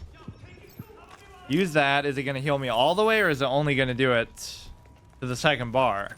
It does do it all the way. Now, what happened to my AI buddies? Did they die? Looks like one of them is still hanging on by a thread. This is just so stupid. You'll at least have 2 bars to work with. Use the invincible soda machine as cover. Maybe the pistol's blind fire would even be better. Okay, that's fine, I guess. Really additional? Because I can barely deal with the ones that are already here. That is kind of busted, though. Pray and spray. It's actually kind of just as accurate as my normal stuff, though. Like, they don't really punish you for blind firing too much.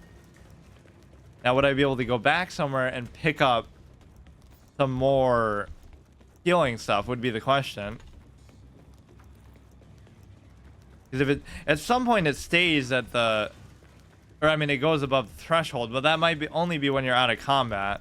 Maybe I just missed a healing item laying around, like in one of these drawers or something. In the backpack, I don't know what was in there. It's kind of like right when you start the game, I think there's a backpack like that right next to you. Does seem pretty fun though. Even as a single player experience, it's not too bad, not too punishing, except for the fact of playing it on hard, which there's really no reason to do. We can go back and always get some ammo, but see, now you waste all this time and then you're gonna die to the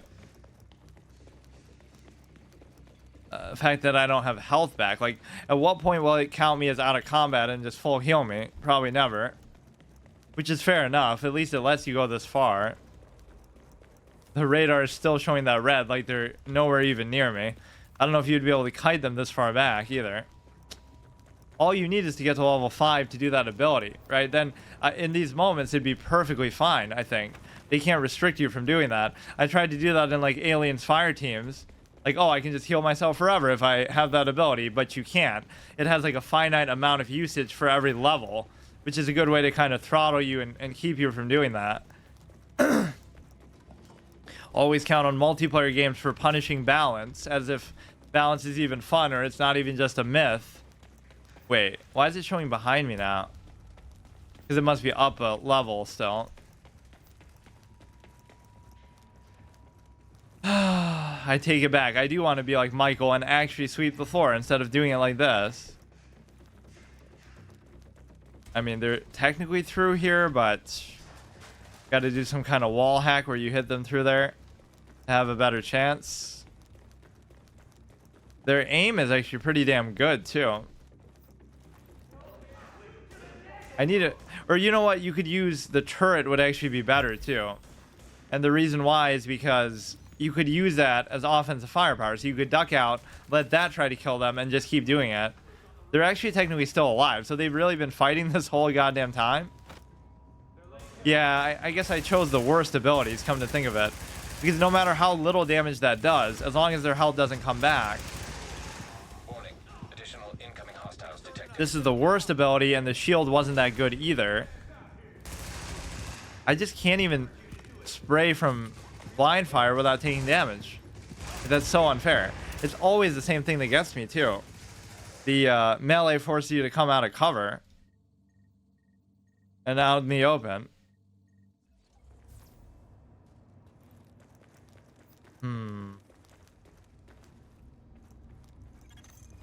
Kind of annoying. Hostiles detected. You can't really go aggro either. Like, let me try it one time.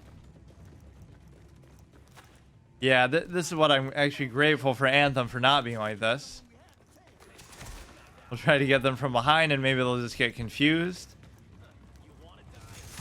Yeah, that's really going to work very well. The guys with the bats are actually amazing because they really do force you out of your cushy little cover to try to do the blind fire. Okay, just in principle, I have to do this because Would it really be that much better? I guess because the players would have abilities to do, but this would still be hard. Like, the early game stuff seems maybe overly punishing. Like, this is clearly not how they intend it to be done. I guess maybe you can defend them on that basis by saying, how many of them are there really here, man? This is so stupid.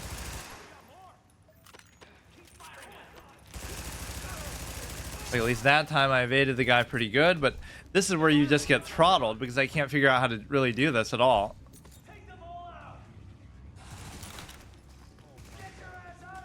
If he takes a grenade like a champ, I just want to keep in this health threshold, then I feel safe.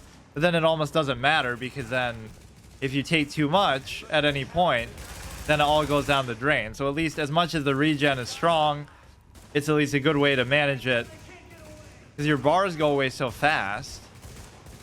They don't seem to really care about this either. That guy's already dead. Trying to support them with the buff. You know, I'm a healer class without a heal until level 5, and I clearly need one. Just so broken, dude. At least if you die after you get past this, they'll probably come back. Right, like when you die, they'll just respawn.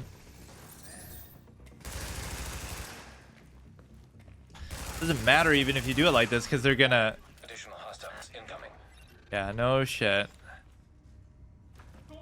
It's so unfair. Don't let them get away. They'll easily let me get away. I just can't do anything once I do. I still have the 2 bars.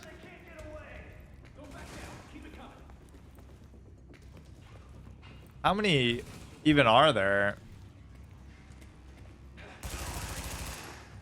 Gotta keep cheesing around the walls, I guess. Can't rely on even blind fire and stuff. Like, how far back will they chase me? I wouldn't mind fighting them through the whole thing. Just keep... Oh, I didn't even die. I still didn't die. Whoops. I was trying to roll down, like, the stairs and try to kite them backwards. Not that it would really help me, but... Okay, dude. Yeah, see, this is when something that's a hard mode is not really... good, and I think I'm qualified to say that, being such a fan of hard modes. Critical hit damage, critical strike damage, but it doesn't matter because they're still gonna just clown you the whole time.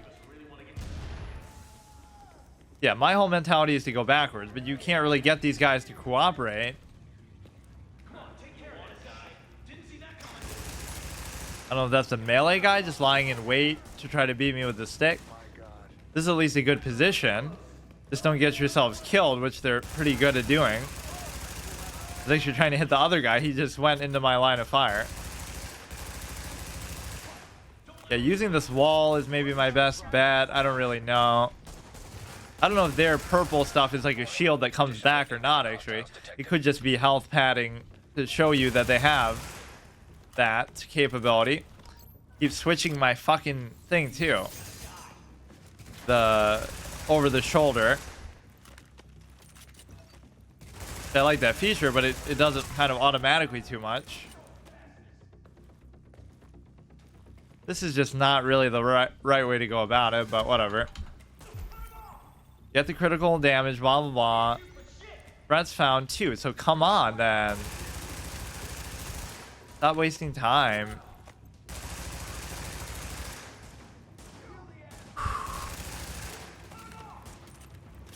Gotta be patient with it. I don't know who's even hitting me there.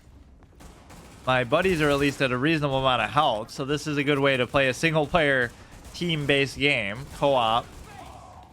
What game was like that? Counter-Strike. There was some Counter-Strike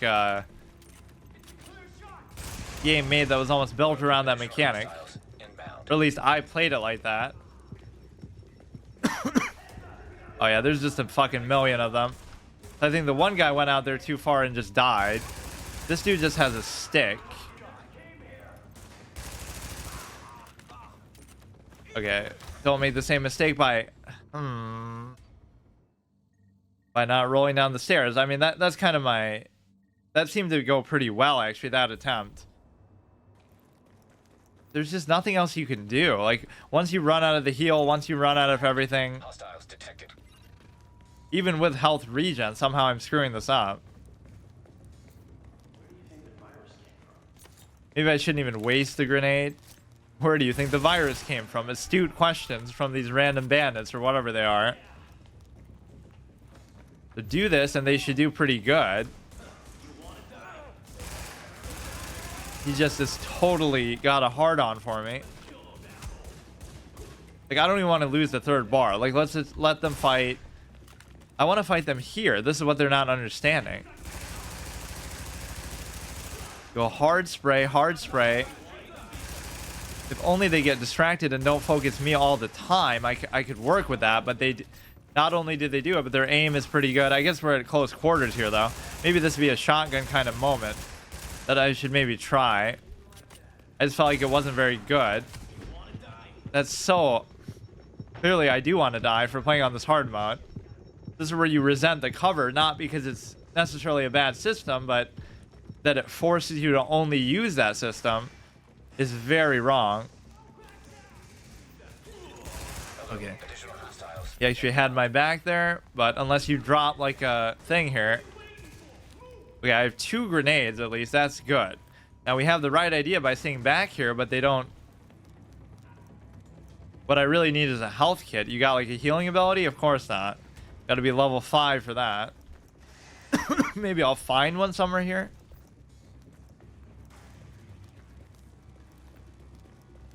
Now where did he go? We do have to kind of coordinate this a little bit. Oh, he's still there.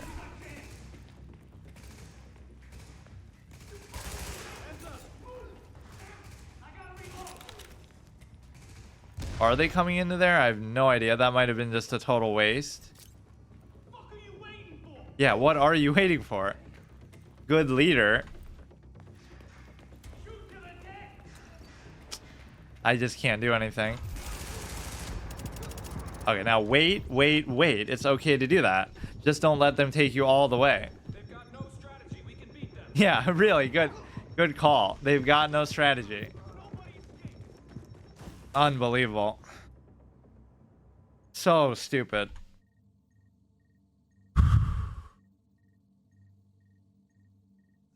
Okay, the strategy at the beginning is to keep these guys maybe alive, but again, I can't even heal them, so what am I supposed to do?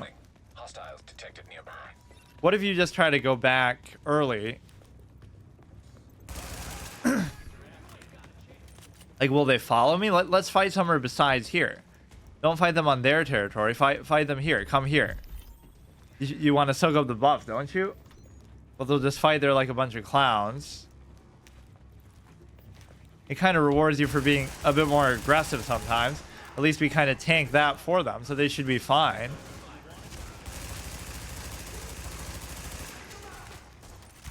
Yeah, they're so aggressive. They're so aggressive towards me, dude. They don't even care about the AI. They're not even there. They're just in my imagination, I guess. That's so stupid. If they're going to simulate that, oh, AI is going to be like a player, then it's not even that they should focus them every time, but I'm so far back and I'm playing out of the way.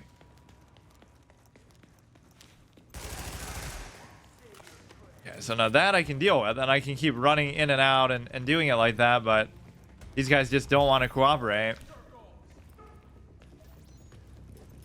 Okay, this I can deal with. That's all you have to do.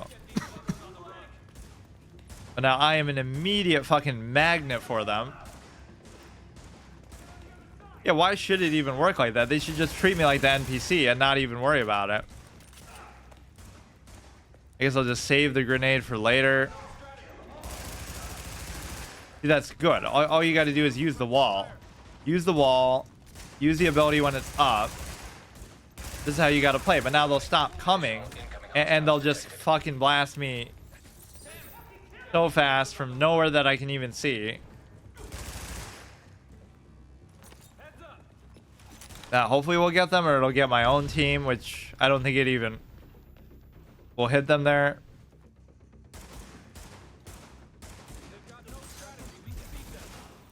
Okay, we give them the buff even. Take that guy out. You should kind of save that for when the new threats come in. It's gonna be like a melee clown probably. You still have to be afraid of him. Ammo's not even really an issue. Just stay at that 3 health threshold. I'm not going to let you clown me here.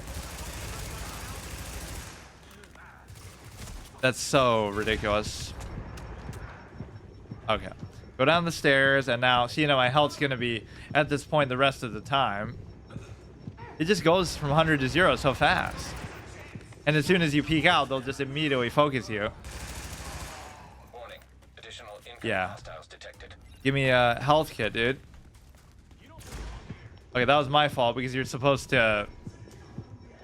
Yeah, I keep pressing space to try to pick stuff up for some reason. Now, will they actually chase me back here or what?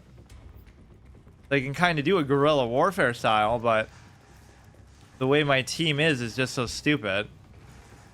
Who is shooting at who even?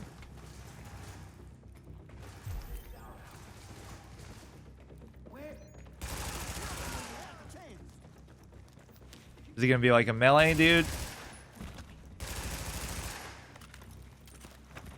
Imagine losing in a gunfight to a guy with a bat. Like, just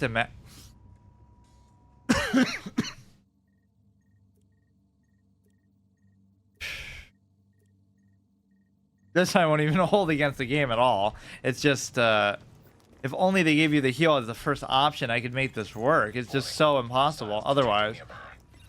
So stupid. Maybe the loot just kind of stays, so you can +1 tool, pistol holster. Maybe I should try a different weapon if I even have a different weapon. Keep doing well at the beginning part, and then these guys can't fucking keep their focus.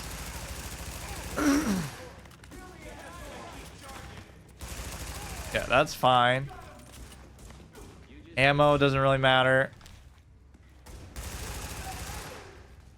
So don't peek out for more than like a millisecond. And even if you do that, you'll still get your bars absolutely wrecked. It almost feels like the health doesn't matter though, because once you get...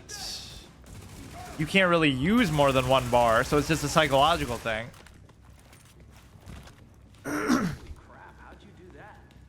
How'd I roll back for no reason? I think they can do it too. I think I've seen them do it at times.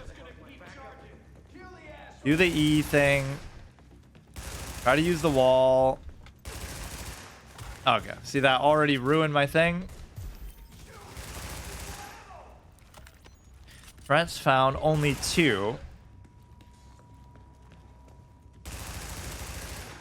Such a dumb way of doing it. Yeah, that one's fine. Okay, that's not too bad. That actually makes them seem kind of weak at times, like how... Would have been fine without me, dude. Then do it without me. Okay, wait for the cooldown so we can always see what I'm up against. I think one of our buddies actually died. Like, how many more could there really be here? The boss thing is going to be a nightmare, too. At least the fact that it's on hard, there's his roll. How'd you do that? It's like he's talking to himself. Okay, that's so nice. That's so nice. You gotta hug the wall. Yeah, I think the turret ability would have been the best, because anything that's gonna actually do damage for you is better. Hostiles detected. How long is this part? Like, how many could there be? I guess it just feels like they're more because of how long it takes to actually kill them. And they won't actually follow me. Why do we have to fight them right in this one room? Okay, that guy's fine. Whenever you do the E, maybe it just makes it feel like they're not so bullet spongy, but these guys aren't even very accurate or motivated or anything. But does it mean that it keeps them up all the time? Like, by the time you stop seeing their thing, your ability will be up again, or what? Warning. Additional incoming hostiles detected. Yeah, I keep thinking that's one of them, but you can kind of see where he is.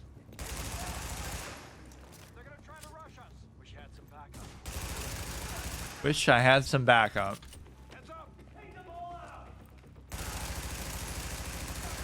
Now what you have to do is be willing to use this and not peek out for more than a millisecond or they'll just dome you.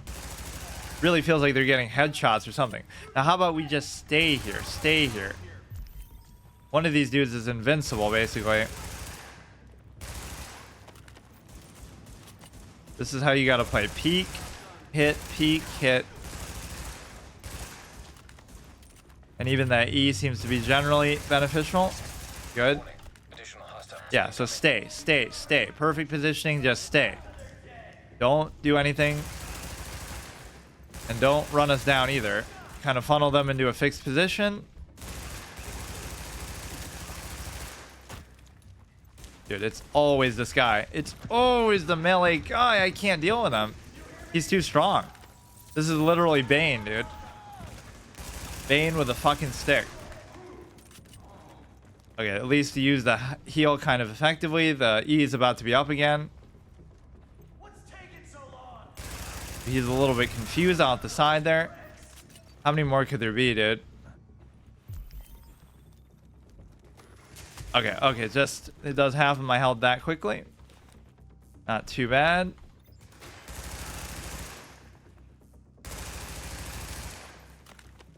Okay, let's flank him a little bit, go around. At least we get into a different environment. I don't know where he is. He's here. He's coming through. Do a little bit around the corner. He just runs through. I'm assuming this is like the last guy and nobody's going to come from behind.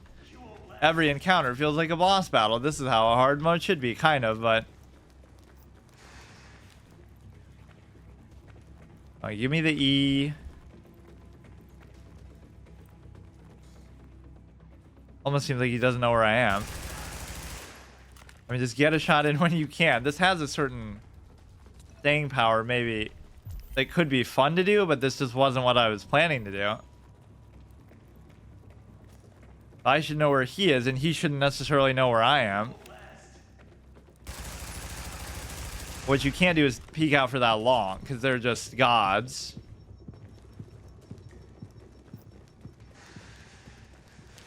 You gotta keep cheesing them around. At least if I hit a checkpoint after killing this one, that'd be fine.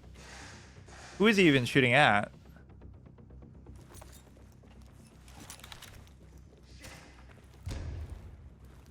That still didn't even kill him. No respawn zone. Neutralize the leader. Oh, did that actually kill him with some residual damage afterwards? So this is good at least, because now if we die... No respawn zone. Well, what does that mean, no respawn zone?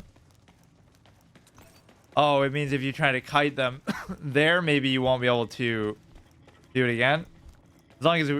Well, I know for a fact you can respawn from the boss fight to the boss fight, because... Now, what does this give you? It maybe only gives you one medkit? It should just give you everything. It doesn't give you grenades, it doesn't give you medkits, just ammo. Alright, now this is going to be virtually impossible.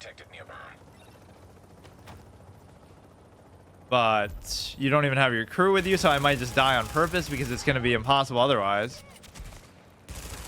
I have to use the blind fire. Situations like this are basically impossible because you'd have to pull them back, and they might not come back.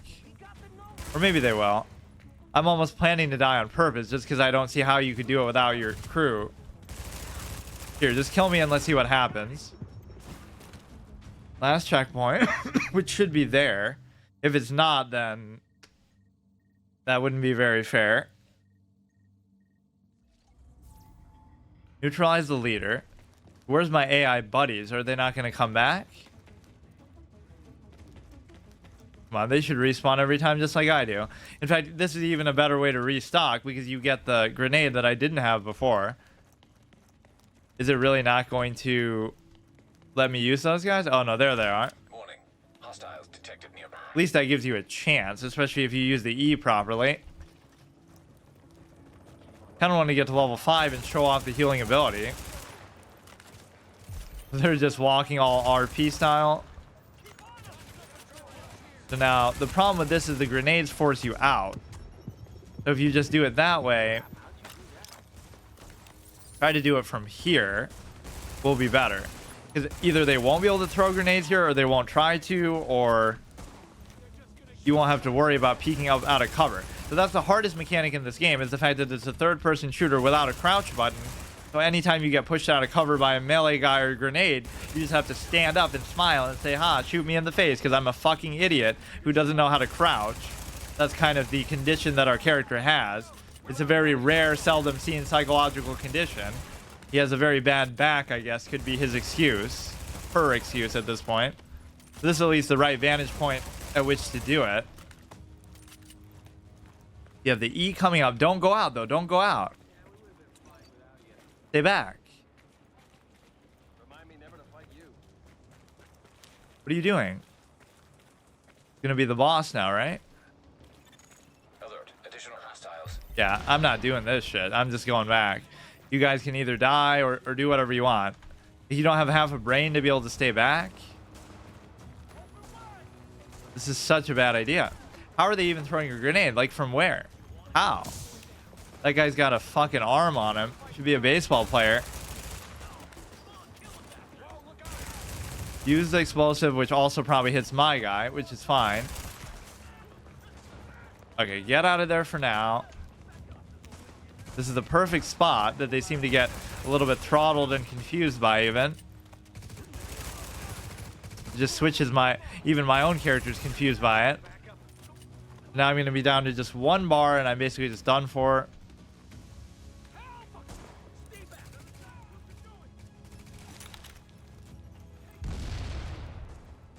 That wasn't the most productive use of a grenade. I think one of my allies is maybe still up even.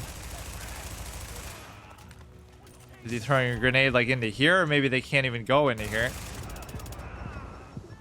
A little bit risky.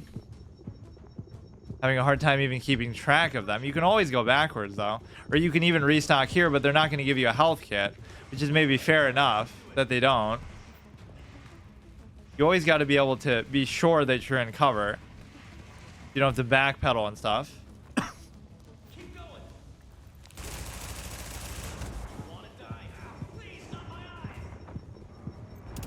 I keep getting stuck on walls and stuff stupidly.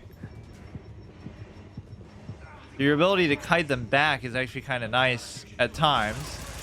Another shot or two should do it. Good call, actually.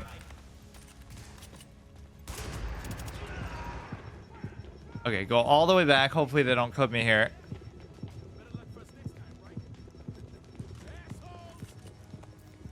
Pick up that. Some kind of AK. Maybe that's going to be better for me.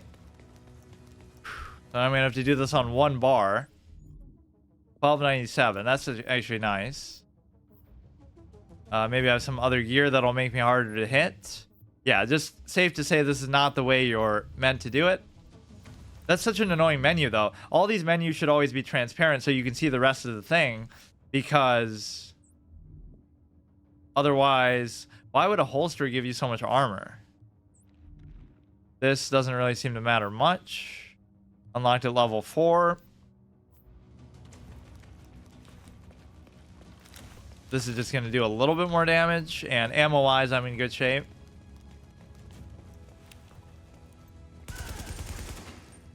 This is at least good. This would be an interesting experience to do like this. This would be the hard mode version. If you're not going to just do a normal kind of permadeath run. Now the boss dude is going to be a bit of a question. And you might think it's kind of cheese to pull them. It is cheese to pull them back and use the whole area. But they let you do it. So that I actually kind of need just to get me back to 3 bars. Get the ammo back. If only these gave you medkits too, but imagine how broken that would be. Or then they wouldn't let you back out of the room. Oh, here's another medkit too. Let's just see what we're dealing with. 2 threats found. Got to pull them back. That really is the genius way to do it. They don't seem to react super well to that. Oh, here's the boss even. Is he gonna chase me down? Hide him little by little. It's only fair considering he literally has like unlimited health. Although maybe compared to these guys it won't even seem that bad. This is literally it. This is the win condition, dude. I can't tell exactly what's happening with him, but is he actually going to come down? I don't know whether he'll come out of there or not.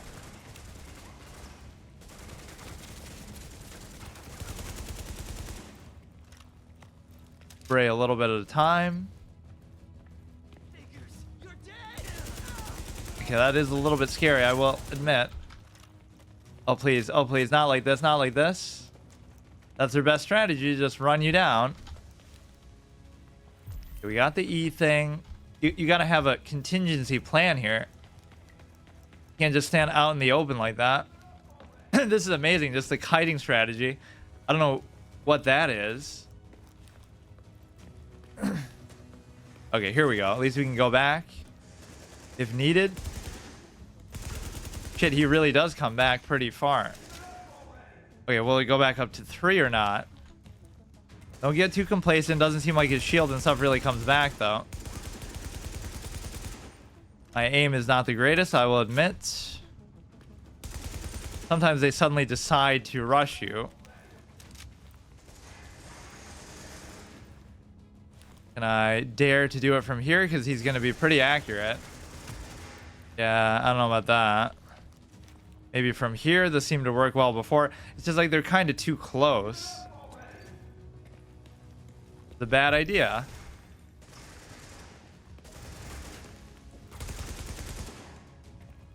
We're kind of both playing the same style too. It's just that he seems to have obviously way more health, but it's not regenerating. So that's the trade-off. Okay, he's down to just a yellow. Maybe he's going to get mad, chase me down. If only I had a grenade or something, but whatever. It doesn't matter. This weapon's at least a little better than what I had, and every little incremental thing makes a difference here. Give it up already. Uh-oh. He's jumping over. Here, use the cover. Do whatever you got to do. Kite him around. I don't know where he is. He's still, like, upstairs. He has the high ground. This is so crazy, dude. Yeah, do this as a first playthrough permadeath, which nobody has ever done before. In one try. I mean, I can't really do it like that. Gotta get him at some kind of angle. This might be one of those throttle points where he's just gonna blast your dumb ass. Neutralize the leader.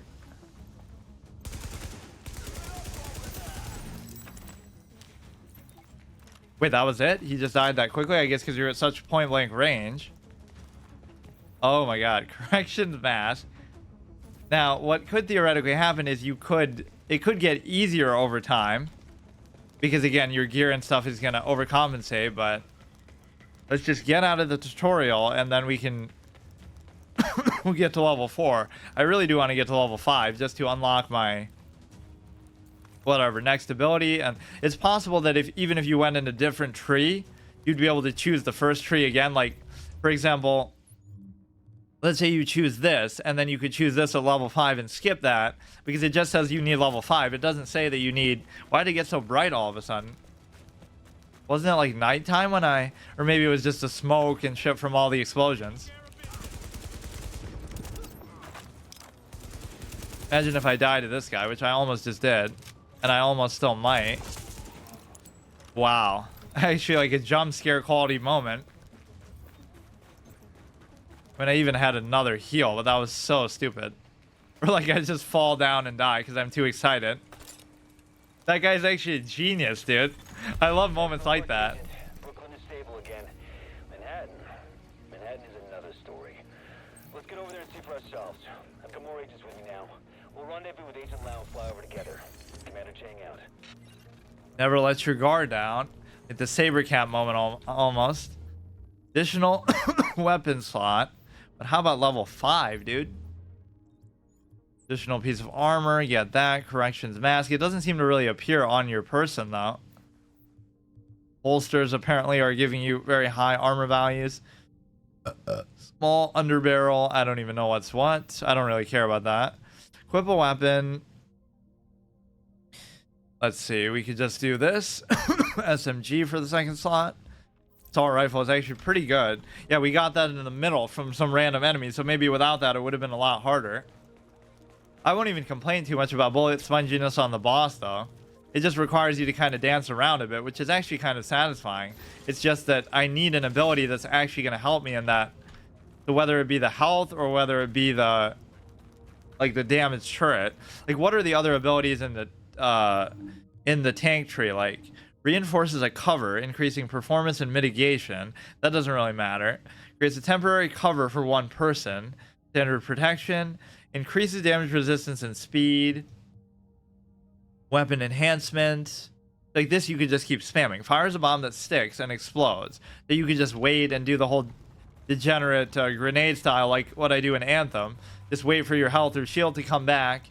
Do your grenade from behind cover, so you never put yourself at risk. Please let me skip this. You gotta watch the whole thing with the helicopter. And so at least we tried it in both styles. One in a first playthrough permadeath, one in a first playthrough hard mode style. Over there. There's a bar behind that building. Best whiskey sours. Come on, let me skip it. If we take this city back, I'll buy you a drink. Sorry. I mean, when we take it back. Here it comes. That'd be a good moment. Here it comes for chat. I don't know. There's certain things that just never die as memes. People love that so much. Here it comes, Pepe laugh. For fucking 10 years we've been hearing that.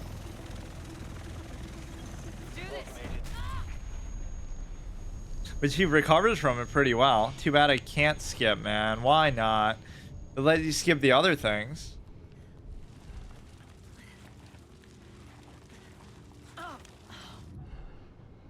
Maybe I'll just take revenge on that one little camp that ended my first run. And here's where item levels and stuff are going to come into play to maybe compensate and make it reasonable. So that is actually true. Sometimes the hardest part of a game and sort of the permadeath ender, like Flagra, can be the hard, or like a Morbus, I mean, in Metroid Prime. Because at the beginning, they don't expect you to have that many resources or that much health or that many abilities and stuff. So it's just like either you do it or you don't. Whereas by the end of the game, oh, you'll have 20 hearts and 4 fairies and this and that, assuming that you're not restricting the ability to use that stuff either. But just in a straight up sense, it's very this is pretty enjoyable though. I don't mind it, even with my degenerate hard mode style. Like the better way was just how we started. Okay, let's you skip that. I don't know why not the other thing. Okay, let's just go through here and I'll take out that one camp and try to get my healing ability. The problem is, even with a random camp like this that I do, it even said, oh, you should have a healing ability or like somebody to heal you. I still won't have it while doing it, so I just have to, they'll come from different directions. I can't skip this either. But then again, like, what reason would you really have to create a new character? Look, you're gonna be okay. Hell, at this point, you're more okay than me. Shit, that explosion took out the commander. We have a job to do. We're still gonna do it. It's just landing in 1 minute. Should be able to see it coming up on my right.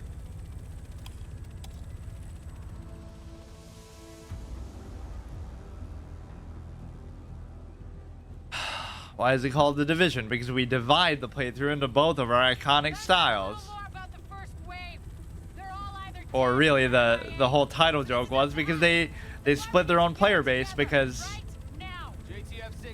Jesus, always an annoying trope in movies and stuff where they have to yell because over the sound of the engine or whatever, or like one character will say something normally and the other one will be yelling, and it's like, you don't have to yell. Like, the pilot's further from us and he's not yelling, but she's right in our face and she is yelling.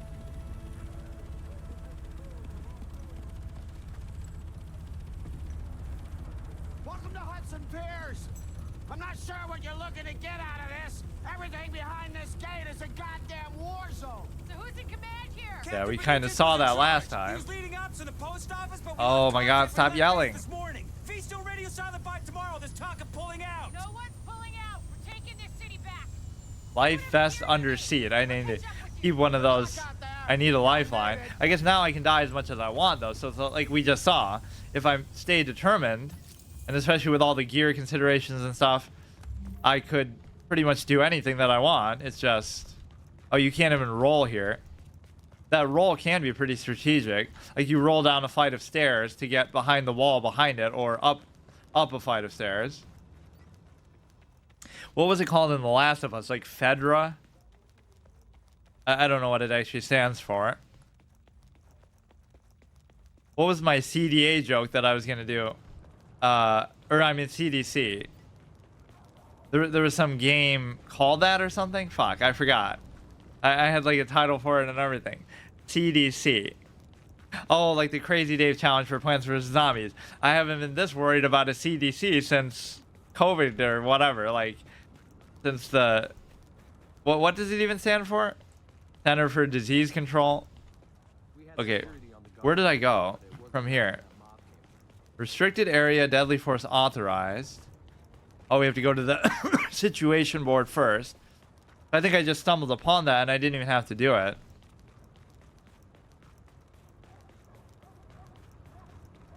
Yeah, I think normal is better suited to a single player experience. So what do we got here? Let's just sell everything besides what I'm using. Even the shotgun, I just haven't used it at all. I haven't even really tried it.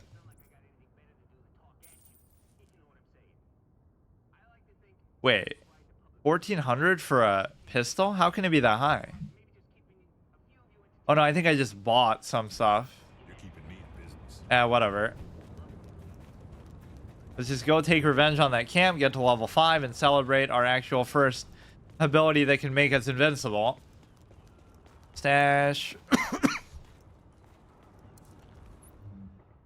I don't need to worry about that either right now.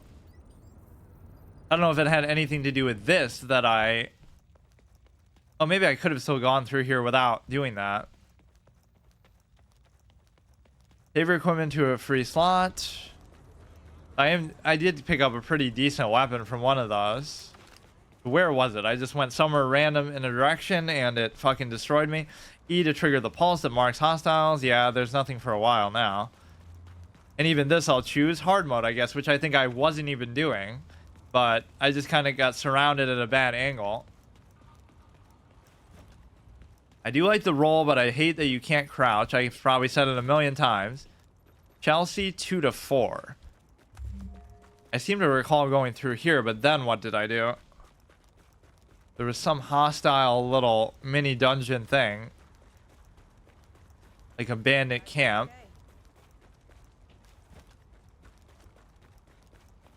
I guess what we're really doing is just taking out civil unrest. So by that logic, we could be the bad guys. The government failed, and so people are getting mad and just trying to fend for themselves. So what are you really trying to fight for? It's not like one organized group of bad guys. It's just a bunch of stragglers, and, you know, what do you expect them to do? That's why even when in like The Last of Us and stuff, they try to portray them as such bad people, but you're basically doing the same thing. Or, you know, oh, you're protecting a little girl, but even Joel admits to having done the same thing himself. So it's every man for themselves. What are you supposed to do? You have to scavenge, or they'll scavenge from you. They don't take, you know, it's like, oh, cannibals and stuff. Well, if you're going to starve to death, it's just in that type of world, the interpretation is a little bit different. Was this the area that I died at? It's not even to justify it. It's just kind of see it in context. It's easy to judge them. And Joel doesn't even really do that because he, again, he set up a similar trap, right? Like he says, oh, I've been on both sides of it to that trap that... What is all this? I mean, they showed up as red. They don't seem to really want to fight me, though. These guys are garbage compared to the other ones, but I guess because it's not on a hard mode context. Went in cover. They didn't even make an attempt to do anything. This isn't even the same place, but... For window repairs, how convenient for... Wait, what's happening? For the apocalypse, that's your #1 concern, surely. What was that place, and why did it give me such a hard time? This seems so much easier than what I was dealing with before. Damn, I feel kind of bad that I died so easily there, though. It was like a level 5 area. Is that going to be hostile? I don't think so. Yeah, we need more enemy types besides random bandit goons. That might be all you ever fight for the whole game, though, is just other... There is, like, no organized thing. So far. There'll be some conspiracy, then you'll end up fighting the government itself. Hold G to open the grenade selection wheel. Sounds like a good way to bait you into throwing one. But yeah, you don't pick up a whole lot of resources randomly from the surroundings. Whether it be ammo or med kits, like I got a few of them there in that last mission, but you can only hold 2 at a time too. I completely forgot where I went when I died. Well, whatever. I guess we don't have to do the same one. Let's just explore around. Now at least I don't have to worry about dying, but I kind of like to worry about dying because it has a certain integrity to it. But yeah, this is one of those punishing, unfair, stupid multiplayer things. Or at least on hard mode, right? That's what you expect. Contaminated zone required filter 1. What does that mean? You need like some special item to be able to survive there? That is kind of what I went into though, like... Maybe it wasn't this exact same one, but... Hey Jay, guess who got seats to the game tonight? You got tickets? Yeah, Lamar couldn't go, so I was like, who do I know who's a giant Hoops fan? I'm actually not feeling that well. Well, you sure? Look out your window. What the... is that you in the limo? So how about it? You feeling better yet? That was like before everything went to shit. Somebody who had the virus and they were trying to be nice and take them out. Tenderloin 9 to 12 hard. Probably gonna get absolutely rolled over, but maybe I'll try it. No, that's way too far. Forget that. 2 to 4. So it was somewhere in Chelsea, but it said like level 5, I think. So one level made all the difference, I guess. And it was just the way they kind of swarmed you from other directions, which is also a function of like multiplayer design. Unless you're playing like a Diablo game, when would a game ever... What is this? He's infected, so I just gotta kill her, or what? Make you make the hard decisions. We're role-playing as the person who killed Joel's daughter. Like, what would you do in that situation if you thought they were sick? And of course, everybody's gonna lie to protect themselves. He's not gonna say... Even if she was infected, he's not gonna say it. But I guess the middle ground way to deal with it is, okay, let's at least inspect her and find the bite or something, you know. But then again, you can just kind of breathe in spores in turn, apparently. Which doesn't even make sense. Like, there's so many times where... I guess they just go by sight. But no entry. Was this the one? I have no idea where it was, actually. These guys seem kind of pathetic by comparison. I guess... I don't know. Whether it was on hard mode or not. Always have to double check, see if they're hostile or not. But I don't know what happens even if you try to shoot a civilian. It might have been over here. We haven't seen like one of these lights on before, actually. Cool, it just lets you want to hop over it. I wonder how big this area actually is. I mean, it has all these different subzones and stuff, which is nice. I seem to recall this. What's this now? This I can kind of just face tank. The only thing I'm dying for is an ability that I can actually use, which in this particular character is going to be a heal. It might be where you can just get every ability eventually, or you like, because once you get down to the tree here, or you get one only like every X number of levels. Like this will be level 5, 10, 20, and that might be max level, or who knows. Heals and cures the user and nearby allies. Revives allies in range. Automatically triggers on lethal damage when not in a group. So that'll be like a one. That'd be perfect for a permadeath thing too, because like once a day or on cooldown, it would just auto heal you if you're about to die. Drops the support station that heals allies and can be used to revive downed allies. Heals all allies. Now I assume that means it includes yourself. Self heal 248. Healing rate. Otherwise it'd be completely useless. Like the riot shield is pretty fun regardless whether you use it on yourself or not. I really can't remember where. Are those going to be hostile or not? Those guys are fine. Although maybe you could pick a side. Break up the conflict by showing who really has the balls here. Where the heck was it? It almost seems like this was what it looked like. Wasn't this the same area? They all look so similar. Abandoned junkyard vibes. Probably recycling a ton of textures, recycling a ton of cars. At least if you can blow up the cars. That was one cool thing in Fallout 3 that I didn't realize maybe for a while, is if you shoot, you know, some of the random abandoned cars, you can actually use them as explosives. I don't know if that's actually true here or not. Which could just as easily be how you die, is that you'll be taking cover behind a car and they'll shoot the car enough times to cause it to blow up. But it would probably at least warn you with it catching on fire. Yeah, I have no idea where that was, but let's just explore around a bit. It's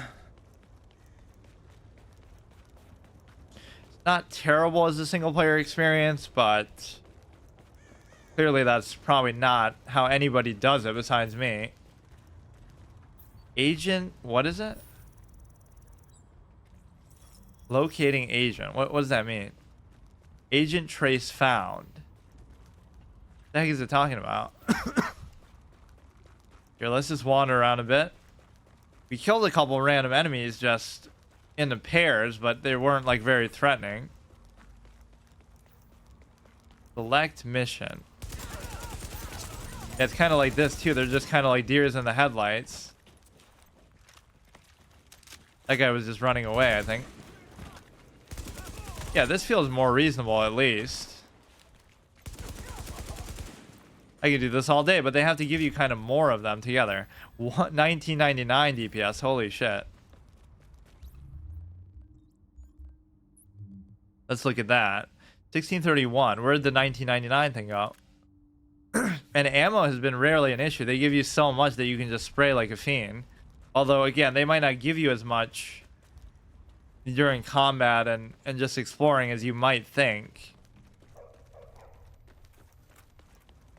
I really can't believe how I couldn't find that one place at all. Maybe I'll use the map in a rare... No, I kind of don't even want to look at the map. The whole fun of it is just to explore and see what you find. And of course we can use missions as a kind of barometer, but... What is this thing here? I don't mind using the mini-map, but at least it has to be within your peripheral vision. Oh, the first instances of looting. Fabric. Is there going to be a crafting system? It seems to have not really wanted to show out that stuff very early on. They want to introduce it slowly. But this is kind of it. This is the open world, co-op, whatever experience. I don't know why closing doors is such a thing. Like they want to give you an achievement for it and stuff. So it was in Chelsea, but we got to a level 5 kind of little mini dungeon zone. And I don't think it was part of a mission or anything. The hostile there. The radar does do a pretty good job of showing you those ahead of time. Threats found 3. There's no way to really make the open world stuff hard or easy mode like normal mode, I don't think. Imagine how evergreen the healing ability would be here. So the glass isn't breaking or shattering. It's bulletproof glass that still allows the bullet to pass through and hit the guy on the other side. How convenient. So fuck that glass repair guy in the sign. Nobody needs to do that. We have this new technology in this timeline. There's got to be one way or the other at least. Where'd the other guy go? I couldn't have killed all 3, could I? Oh, maybe the grenade took one of them out. Yeah, they're trying to steal all these TVs. Can't you tell?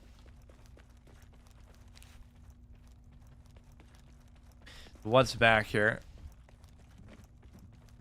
what would be the point in allowing me to go all the way through this? This is gonna be like a safe house? Didn't really feel like a safe house. Should be a safe house for bandits, or you can just kind of take their place over, kill them, and steal their soda too. Amazing. 9 out of 31 slots filled, which isn't too bad. We have the stash now that I can use. At least it's cool to find these chests now. 1400 DPS, 1680. I mean, I guess I'll take it. Mine is doing like 2000 though, apparently. I guess DPS in the context of a game like this would mean that, what is that? You know, if you spray perfectly, but for me it won't be anywhere near that because you're not going to, you have special grenades. Okay. Now's not really the time to be using them. So you go in all the way there just to loot something and get a thing of soda. It almost seems like that should be a safe zone that you open for yourself. Like another fast travel location or something. Yeah, so you were protecting this store that's probably out of business anyway, and all its precious resources. Like, what's the point at this point in society? You're just leaving your shit out in the open. Go get a storage unit and always hide your wares if you're the store owner at this point. Kind of victim blaming. Right, like, why didn't you just put it in a goddamn storage unit? Nobody's gonna look there. Nobody's gonna break in there.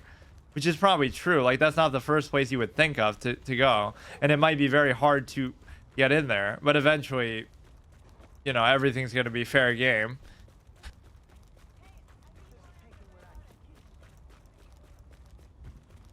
So, I don't even know what I'm trying to do. I'm just kind of wandering around. I wouldn't even mind doing encounters like that, but there has to be more of them to make it feel worth it. Okay. Hey, what's up? Nada. Chillin'. You wanna do this thing today? Yeah, I guess we can. Better now before shit gets too crazy. Alright. Well, let's meet in the alley and head over from there. Alright, see you in 10. Yep. Sis sure will be happy to have her toilet fixed. To have her toilet fixed? Now, is that like a code word, or is that actually what they're doing? And they're sounding all ominous for nothing. And yeah, I like how this is how the modern game works. You could hire a bunch of interns or like freelance work to do these random voice lines that have nothing to do with anything. Like, let's just create 100 different things that sound like they could be before the apocalypse, and it has no context or anything to do with the story, right? In a specific way. That's how flavor text can be. That's how... I'm not even saying it's always a bad thing, but these encounters just aren't big enough to be fun. Blow him up with his own grenade. The ultimate karma, save my own. It is very hard to seemingly get them back, though. Or maybe I'm just not looting stuff diligently enough. The random sparse enemies and then random friendly NPCs. 1 or 2 to switch. Shell jacket, beige. Some of these are just cosmetics. The cosmetics are separate from the armor, and the armor maybe doesn't show up on your person. See, they always become peaceful when they see the man in charge in town. I don't mind even these random straggling NPCs, but gotta be more chaos going on. Quarantine, caution, potential biohazards, so you probably won't be able to go in here. These guys seem fine.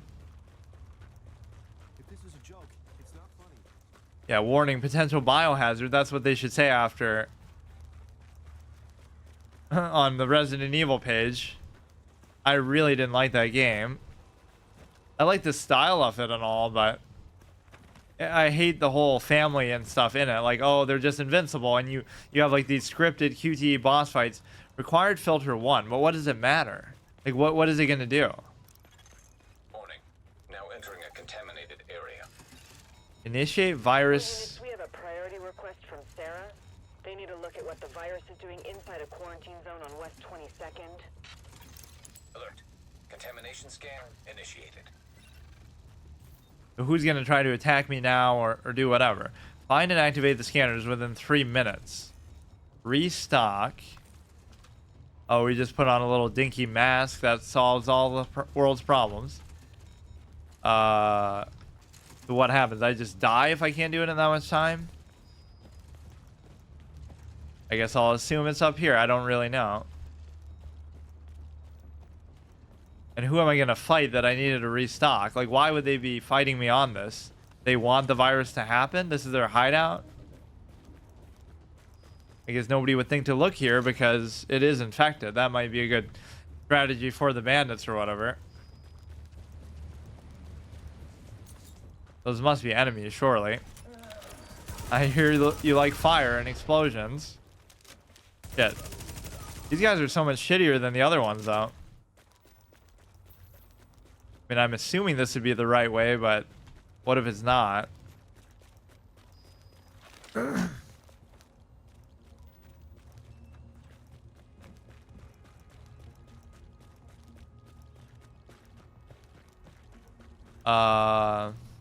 I don't know, wonder what would even happen if I fail that.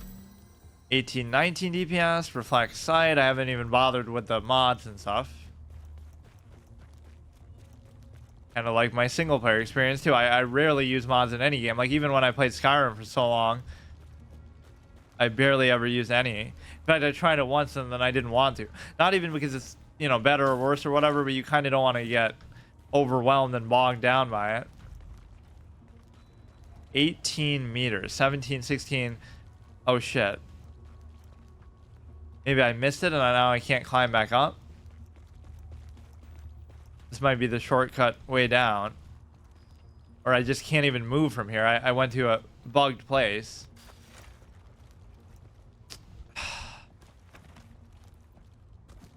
$18, 17. You can't jump down there. You can't climb back up. I'm actually just stuck. Or you can climb up here. How about that? Yeah, I don't think this is actually it. But this is how I just came up in the first place. Now, where can I go from here? 22 meters. It seems like this was the right way to go, but now I don't have time.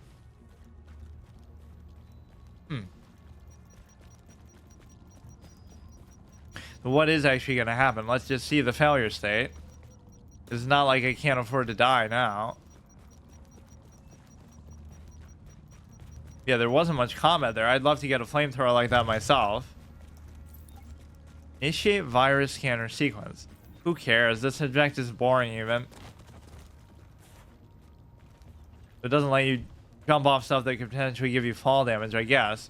But what if the alternative was worse? Like, I might survive the fall, but I won't survive that. Like, whatever's about to kill me up here. At least let me have the choice. Okay, how do I get down again? There's too many things just on rails that don't need to be. And if it was any sort of realism, you could fucking just pick up their weapons. There's so many games disobey that standard, like The Last of Us. Oh, it's you're scavenging and resources are rare. Meanwhile, the enemies have infinite bullets as long as you fight them. And as soon as they die, they just magically disintegrate and they have 0 or like 1 or 2. Like they're firing at you for an hour to try to make it challenging. That's such a hard compromise to make. Right, like they don't want it to be where the enemies only have 5 or 6 bullets or something, because then afterwards the combat would get dull. But they also don't want to spoil you with as much ammo as they're using. What is he doing, trying to creep up on me like that? Here, let me try to do it. Alert. Contamination scan initiated. Find the scanner. I really didn't know where it was. I wasn't even looking at the radar or whatever, but they even give you like a... I keep trying to do F to climb it. What the fuck is going on? This isn't GTA. Although it does give you that vibe with the random pedestrians walking around. I haven't even tried to kill one yet, though. So I'm assuming you have to just kind of go along this. The ladder's even glowing. I got to the end and I kind of jumped myself into a glitched position, I guess. I don't know why this reminds me so much of Watch Dogs. It's like anything in third person, I guess, falls in the same category. It's like GTA, it's like Watch Dogs, it's like The Last of Us. I'm not even worried about the distance. I'm just kind of following the track here. 35 meters. We're getting closer to it. Like, imagine not being able to jump down that. Why was he struggling with that? She. 15. It seems like it would be here, but it's just not. The fuck? So there you just end up going back down. So you would think it would be somewhere around here, but I have no idea actually. Or maybe, okay, maybe I just jumped down the wrong part of it. You see, it's deceptive to say, oh, it's 25, 20 something meters, because you have to keep circling around like a clown anyway.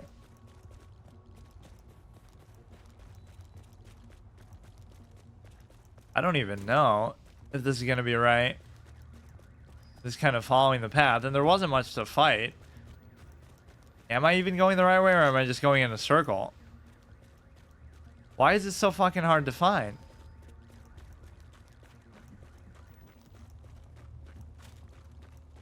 Huh.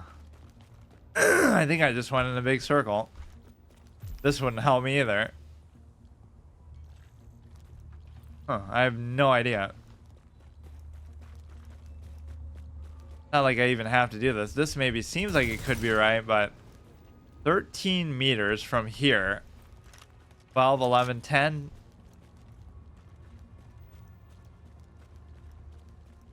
10, 9, 8. But how would you... 6, 5. 5 meters. Oh, maybe it's just up above here. Whatever, I'll just do something else. It's not even like the kind of mission that you know, that's going to involve much action, even though it does give you a whole stockpile beforehand. That could be a massive explosion just waiting to happen. Okay, let's just get down. Losing the puzzle solving and an action MMO. Okay, let's get out of here. Oh shit, I should have gone from there though, in that glitch spot if I was going to do that. Or I guess this works too. Yeah, mission permadeath failed a million times. I can't believe how easily I die in some of these games, but that was kind of just a tough spot. And I even called it. Like, the fact that they're going to come from different directions, and that's going to really throw me off. So this contamination level doesn't really matter.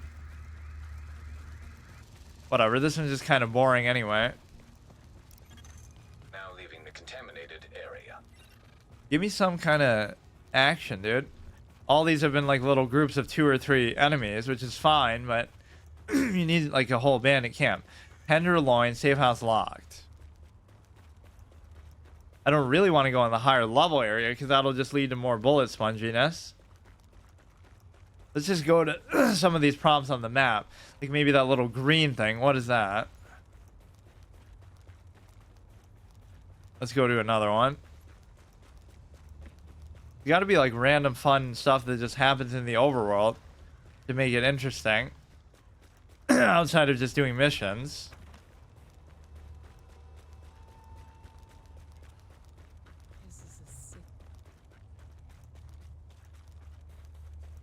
Let's check out this green one. I really can't find where that place was that I went to the first time. Look at you rolling around. The NPC dialogue isn't the best. Like even where they keep saying, oh, how'd you do that? How'd you do that? What is the icon here? We saved this place before. Oh, it's like a chest. Yeah, let's stop them from looting it so I can loot it. What an amazing concept. What were they even trying to do?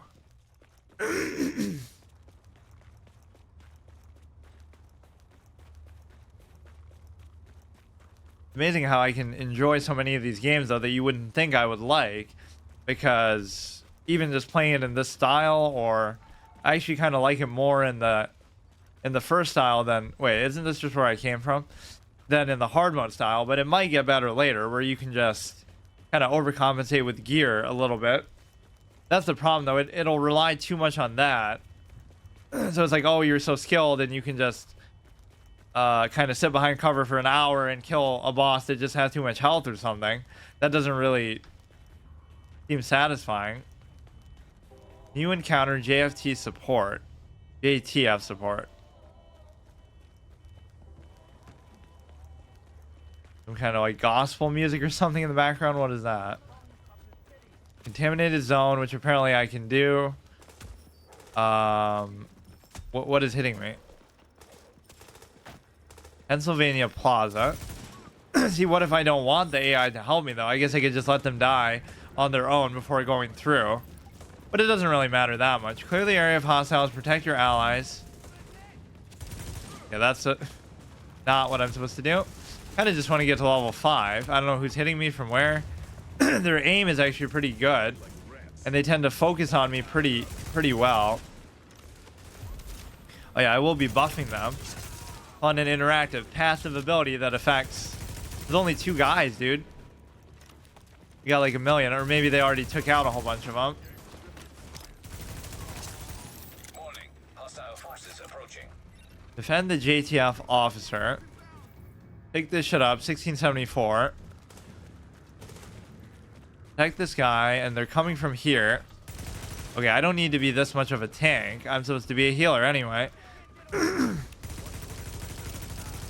This feels like the abilities might be too sparse though in the long run. It's always going to be just the same 3 or 4 that you're spamming all the time.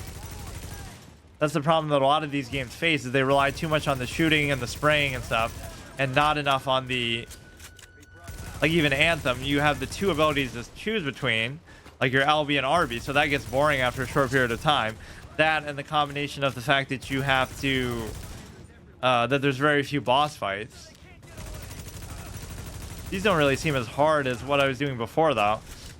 Maybe it's just because that was actually where you could choose a difficulty. What's going on with these guys, man?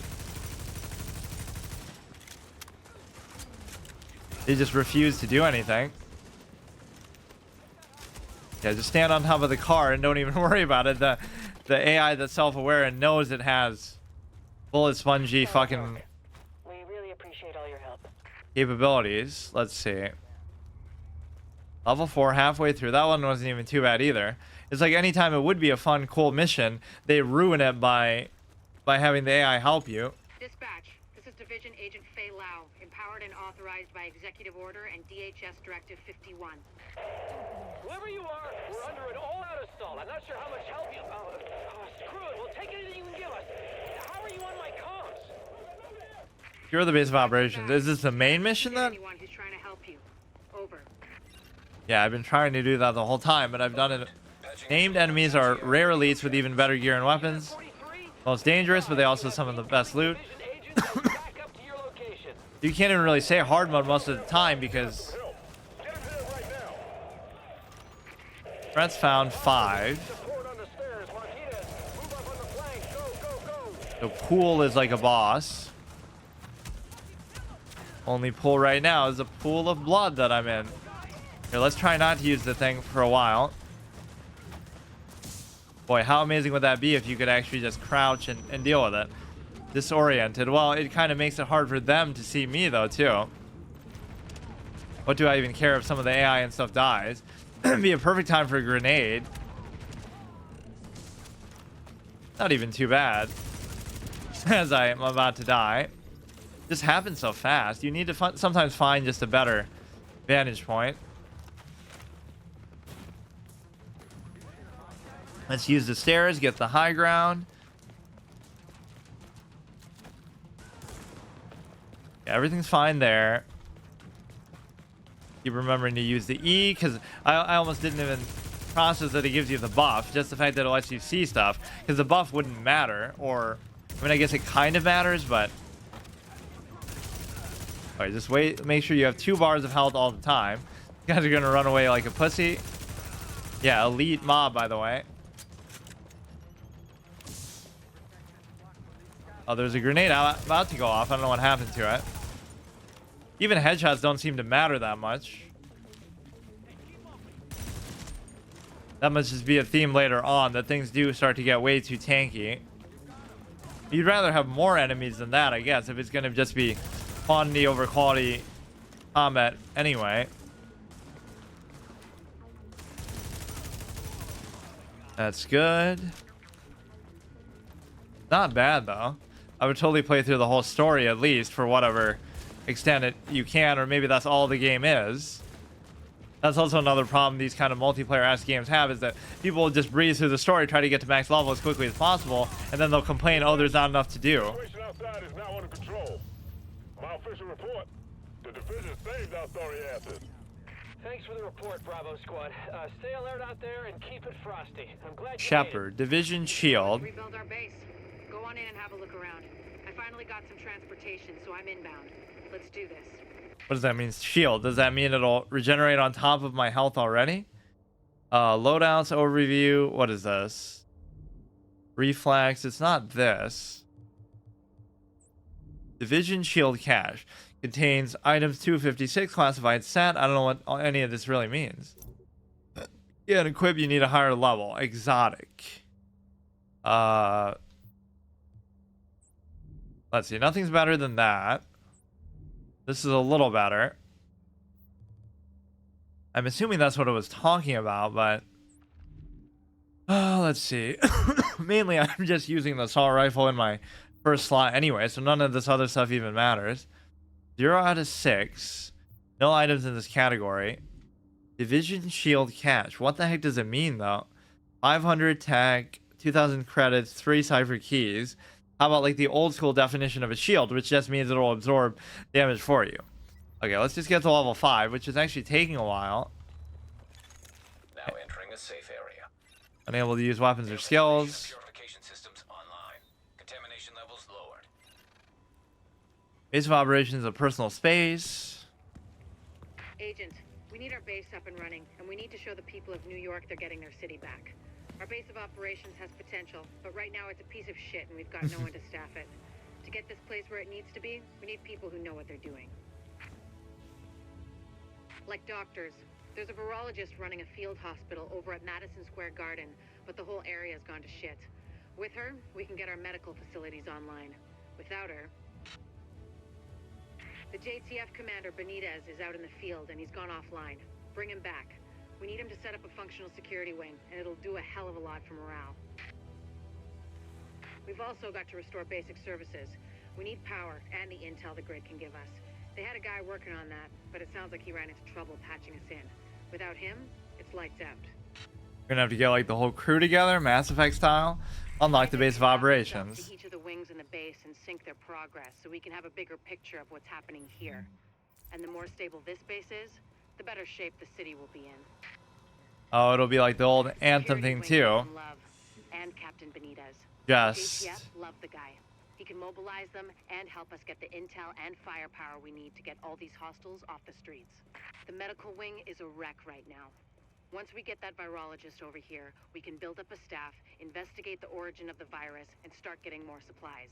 For civilians, but for us as well. Kind of, yeah, just every wing isn't gone to shit, so just do missions for everybody. We get the point. Like, she kept going on and on. This wing is bad. This wing is bad. Tell us which wing isn't bad. How about that? Gear optimization. Okay, I don't care about this right now. Yeah, it's, like it's kind of insulting to say that to me. We need a doctor. Without her, we're screwed. Just let me get to level 5 and I can heal everybody infinitely. I'm going to abuse the shit out of that. So, investigate each wing. I kind of just want to do something that... I guess I am getting experience from this still. Complete the Madison Field Hospital mission to save the doctor.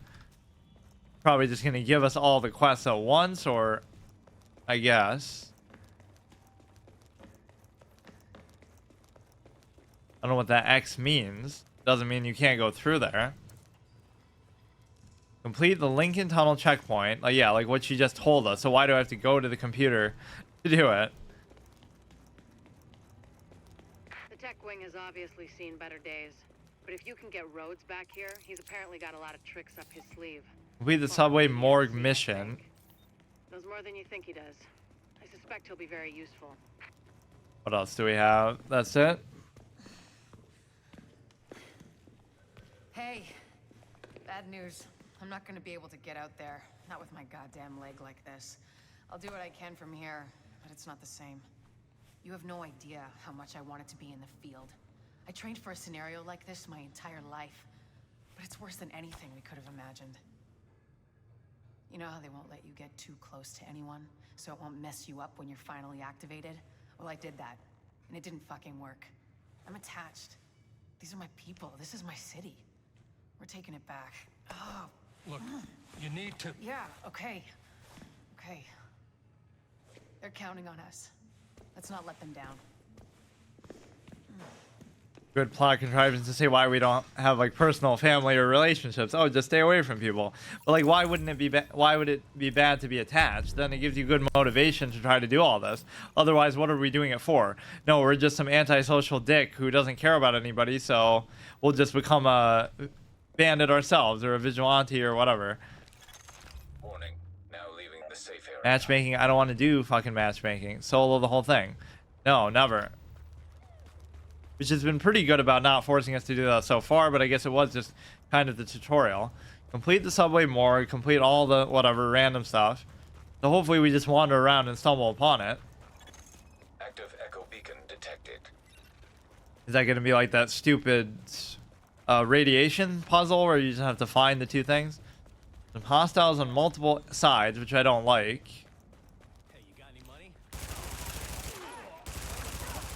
See, whenever you're in that situation, the bandit should just finish the guy off that they're about to kill anyway with their last bit of strength. Why would you let him get away, of all things? Not going to be able to kill me anyway, but... Virus research. Give me some random mission. I don't really want to go to any particular spot. Kind of still exploring. So this must still be Chelsea. Oh yeah, here we go. Garment District. I'll stay out of there. 3 mission threads: Medical Wing, Tech Wing, Security Wing. Complete Madison Field Hospital, Subway Morgue, and Lincoln Tunnel Checkpoint to unlock the missions tied to each thread.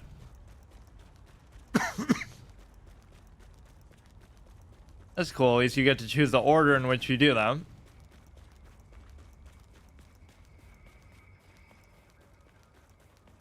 Oh, here we go. Look how much fucking food they have. Where's all the looting when you need it? Gonna go to waste otherwise, eventually. I always wonder about that with water. Like, if, let's say you have a bunker and you have all this food, canned food and stuff that's gonna last you like a million years, right? How do they get running water or clean water? You can have certain jugs of it, but I feel like you'd run out of that before anything else. Food wouldn't be as big of an issue. You have like peanut butter, you have all these things that just don't go bad. Twinkies, I guess, never go bad, or at least it's something that stays in your stomach like forever and never really digests.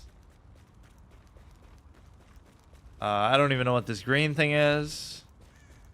There are too many like invisible walls or blockades, so it doesn't really feel as open as I thought.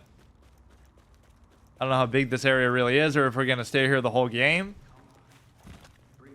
Mercy Drop. 83 meters. What the fuck is this? Just literally stumble upon it? Like, what is that? I guess there's still only a few of them at a time that we are really running into. I guess I should constantly be using that, though, to be fair. Are you fucking kidding me, dude? You just go from 100 to 0 so fast sometimes. You got a shield, by the way, but not the kind that you're really craving. That's not even a hard encounter. It's literally just 2 fucking enemies. I'm just so starving for that level 5 ability. And I guess I'll even test to see, like, will it let me get the other thing? That's like... in a different tree without even having gotten the first tree. If you could just skip it. So you could just save your point. Or you don't have to get them, you know, kind of all in a line. I guess I assume you would have to, but... Dispatch to JTF Patrol. We've got a flash incoming. Deploy units to Penn Station to recover Mercy Drop. Reach the supplies. We'll link up with you shortly. Like, what if these were just random civilians who are like, we're asking for food, please give us food, and the government doesn't give them food? So they get mad and try to take it. So now we're gonna blame them and say they're stealing our supplies that we only need to take them out in the first place. here. Play a little bit careful. I don't have any grenades. I don't have any healing. I mean, they're already here, dude. They're not approaching. These guys are kind of weak, though. I guess I'm still in the mindset of the hard mode values, which were a little bit jacked out, where like every single thing had a shield and everybody was like an elite mob. But this is just like random stuff out in the field. I do like that roll. I only have 1 bar of health, though, unfortunately.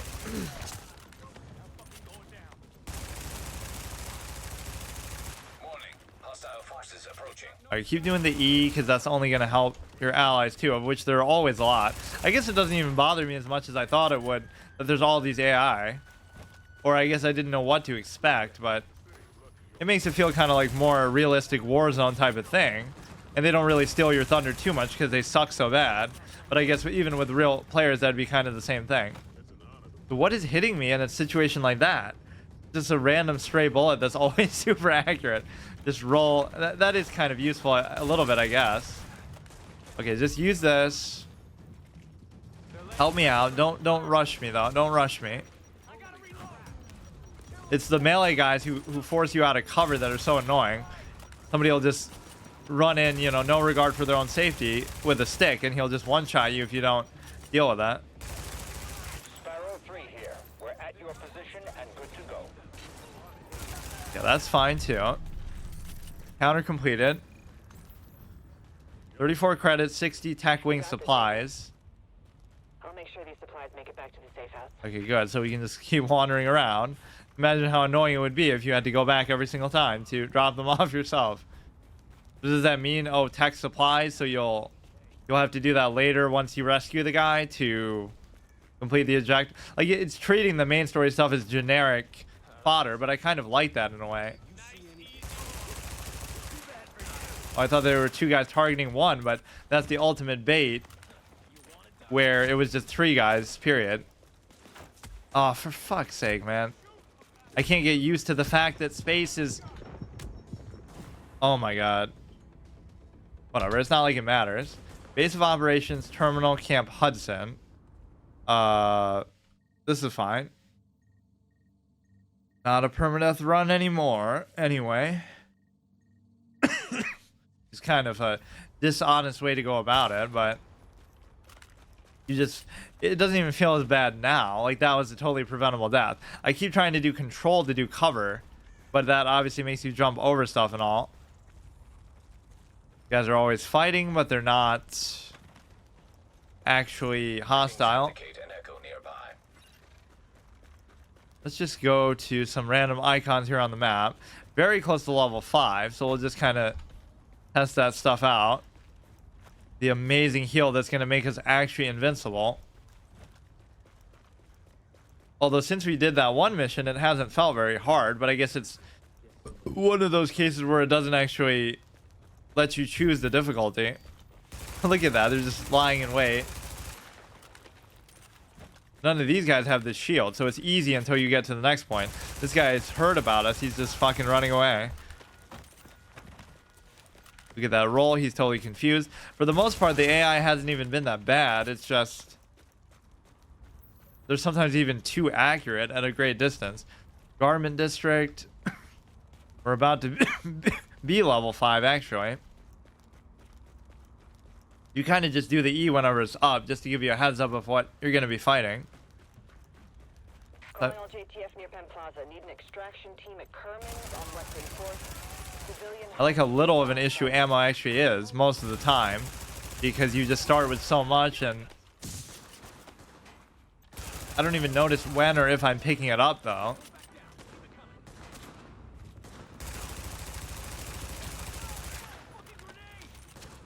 Grenade? Must have been an ally or somebody who threw it. I certainly didn't.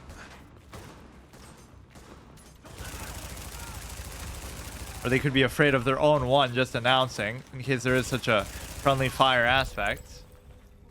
Some of these are over so quick, but I guess I can't say anything because I just died. So we should be very close to level 5. Hostage rescue. Search area for a key. You don't really have to search, just follow the icon. I actually like what I did there in Hogwarts Legacy. I turned off the map, or like I wasn't using the map. So I was trying to kind of simulate, right, in my RP immersive way that I play stuff, the fact of getting lost your first day in school. Because doesn't that feel kind of organic? Like you should get lost your first day in school. You shouldn't know where everything is. And it should really be, it's just a big part of that universe that you feel like the school is a main character almost, that you have to really respect. But probably I'm the only one in the world to have done that. Please.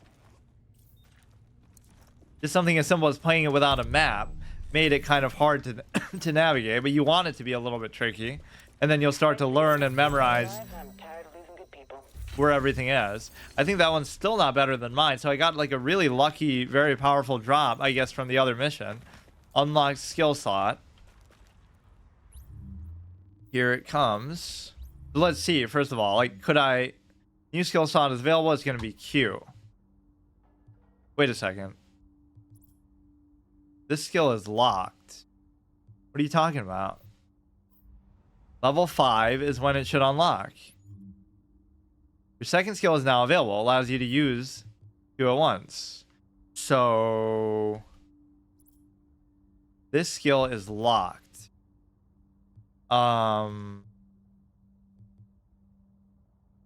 I don't get it. If level 5 was the unlock condition. Acquire a signature skill to unlock the last slot. Q. QTE. I guess T would be kind of an awkward one. I really don't understand that. You can assign it to Q, but I thought 5 was going to unlock the thing. Locked by what, though? Doesn't say like what level. Oh, maybe that's different from this. Like what level? Ready, locked. It doesn't say how you would get it. Base and modifications. Self heal. I guess shouldn't it say like a level requirement or something? Base first aid. Medical. Oh, that's even how they're setting up the wings too, that you have to. Requirement medical wing upgrade clinic. Okay, never mind. I misunderstood that. I misinterpreted unlocking the Q, but there's nothing to put in Q. That's the stupid thing. Yeah, skill not assigned. But I don't have a second skill. Oh no, you can... Oh, I get it. You don't even have to unlock these at all.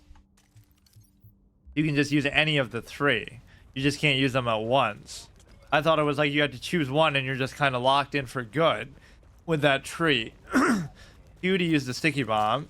It's gonna be basically like a grenade, isn't it? Don't want to use it on the poor dog. I just want to test it. You can do it whenever you want. And presumably you can't do more than one at a time, or it'll blow up automatically by then. What is this guy doing? Sometimes they just lose track of even where you are. It still didn't blow up though. Now you can kind of bait them in there. They would never expect it.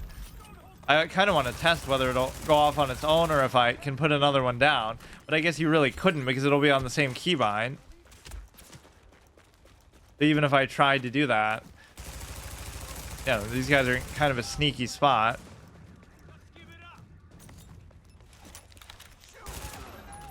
Reminds you so much of a gang activity sort of thing in GTA 4. The lovely mechanic that they didn't add in GTA 5 because they want to force you to play online and buy shark cards like a clown. And you should be relatively safe because you're literally in the sewer.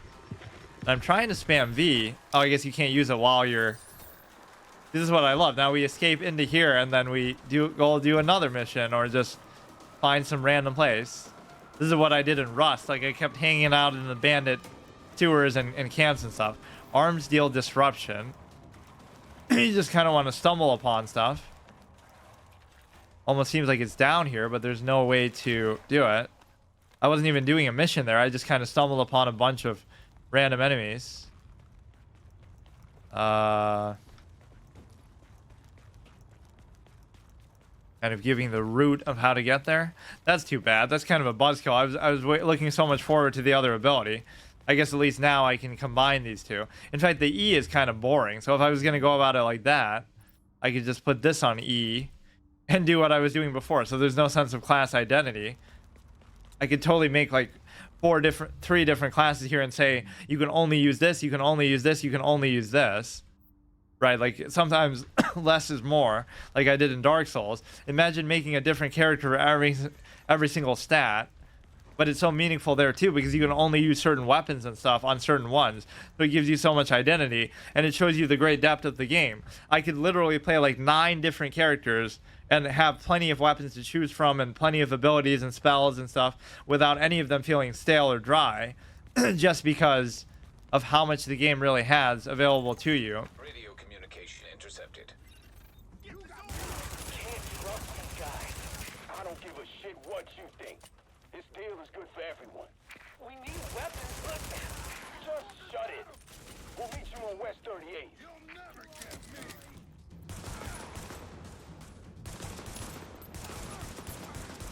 What is he even looking at? Do we have some kind of ally in there, or is he just totally bugged out? Who are they fighting, if not me? They just know they're no match for the shield, so they're not even trying. New objective, mark the supplies, and then you'll have to hold down the hub. I mean, I do like this. It's just kind of cheese to use them all together like that. I totally would do that too. If I was doing like a full series of this, I would just say, okay, each class can only use one thing. Incoming hostiles. Warning. Hostile forces approaching. I mean, that just gives you basically an extra grenade on demand or whatever. Alert. Explosive device. Okay, how many times have I made that mistake too? They seem like they're all melee, so they're not even trying to hit me, or they're very slow about it. And as soon as I start to talk shit, they open fire.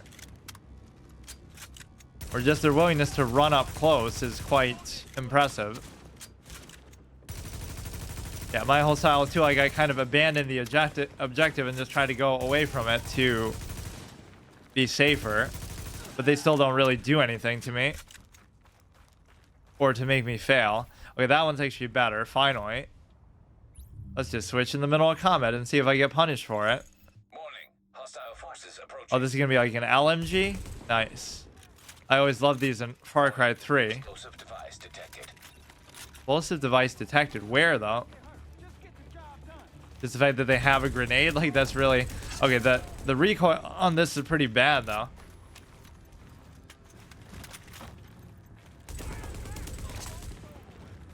You know, almost like a melee thing or something to do once they get close. The cooldown on that is actually quite long, too. There's just not enough abilities to make that kind of fun or satisfying, though, too. Right, like, you'd only have 4, like, what, the whole game? Even here, you only have 12. There must be more. Or, I mean, there's at least alterations to it. You know what? Maybe I should say that. Pretend like you're not allowed to use that or something. I don't know. Warning. Explosive device detected. You wouldn't be able to get rid of one thing otherwise. I'm just kind of AFK looking at the menu and they're not even doing anything to me. Oh, now the allies come in. Not even doing anything, by the way. That's so lame, though. I was waiting for the heal the whole time. The terminal, base of operations. But at least I did a very hard solo mission, like with those clowns earlier. It's effectively solo, despite the AI. Wait, I said base of operations. Doesn't actually spawn you inside of it, I guess. Or here, fine, I'll just do this one since it's still active. See, now my whole guard is down too, because it's not even permadeath, so I can kind of just dick around and do whatever I want. I still don't even know what I died to. I went to some base here and just got flanked from both sides, and I couldn't really get out of it. Guess it doesn't really matter. It's just about doing a bunch of random stuff.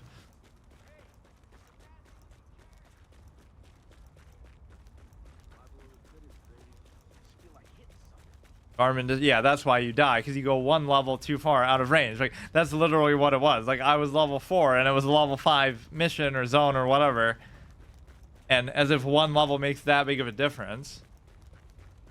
Yeah, that's what you always got to do, especially if you're doing these things solo, is not let them come at you from different sides. You got to keep your back to a wall or something safe. where you know they can't come from behind you. Expert permadeath player advice too. Not even just like permadeath in a game you're familiar with too. Like imagine going into something you've never played before. This format has been so good.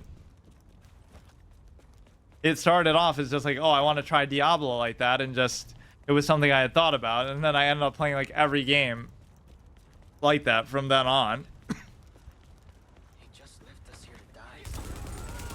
This thing has a fucking nasty recoil on it though too.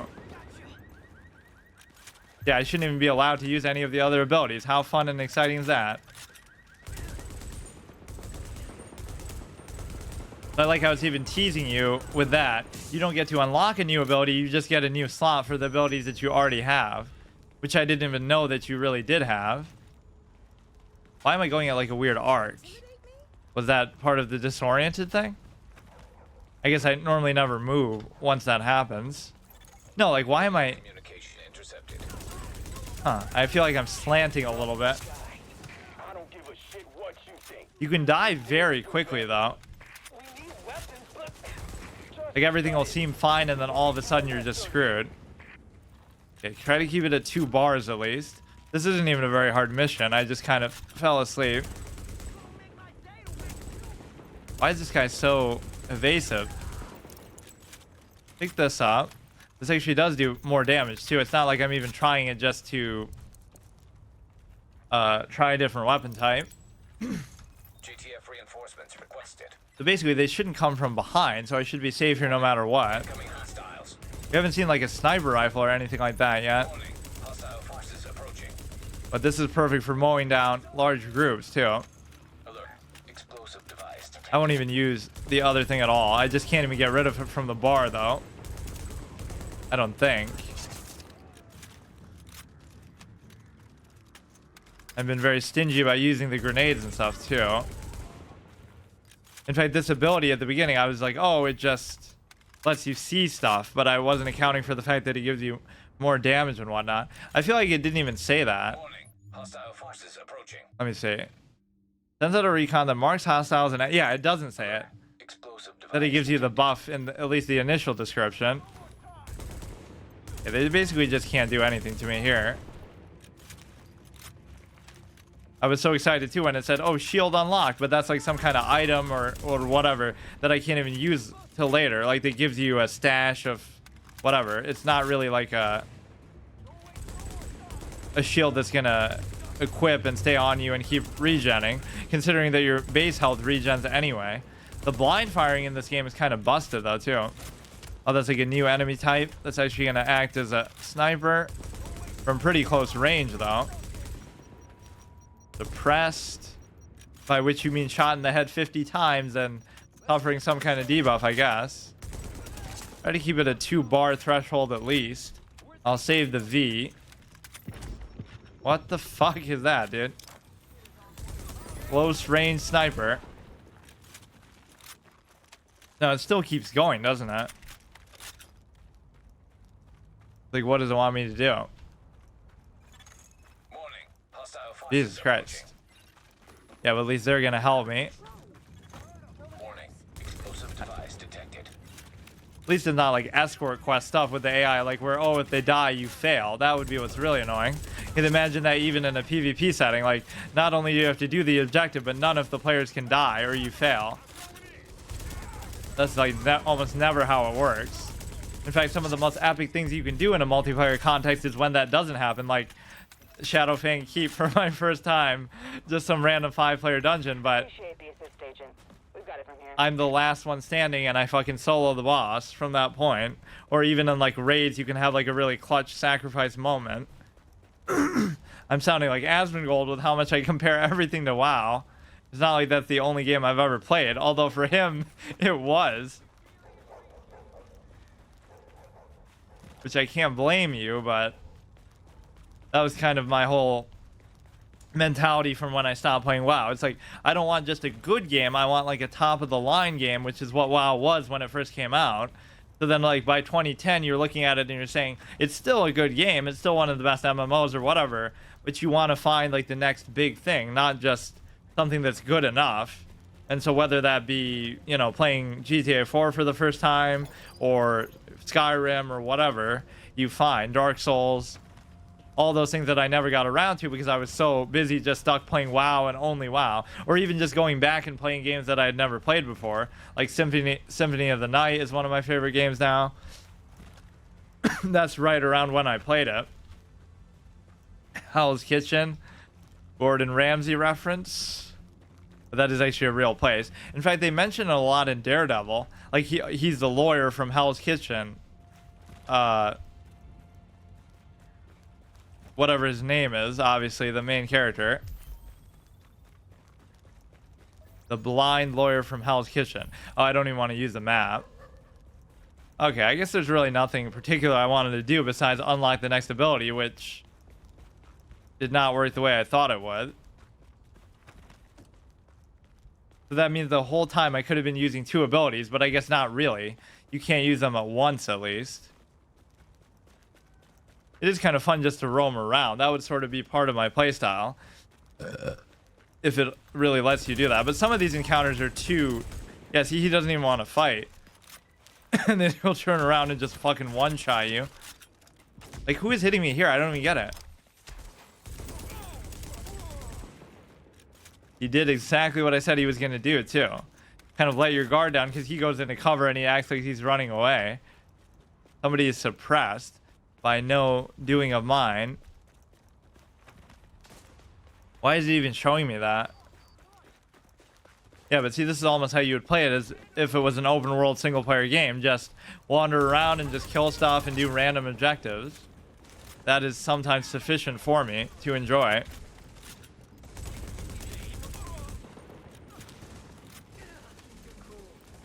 Really not bad at all, though. I wonder how the Division 2 is, because people seem to be shitting all over that.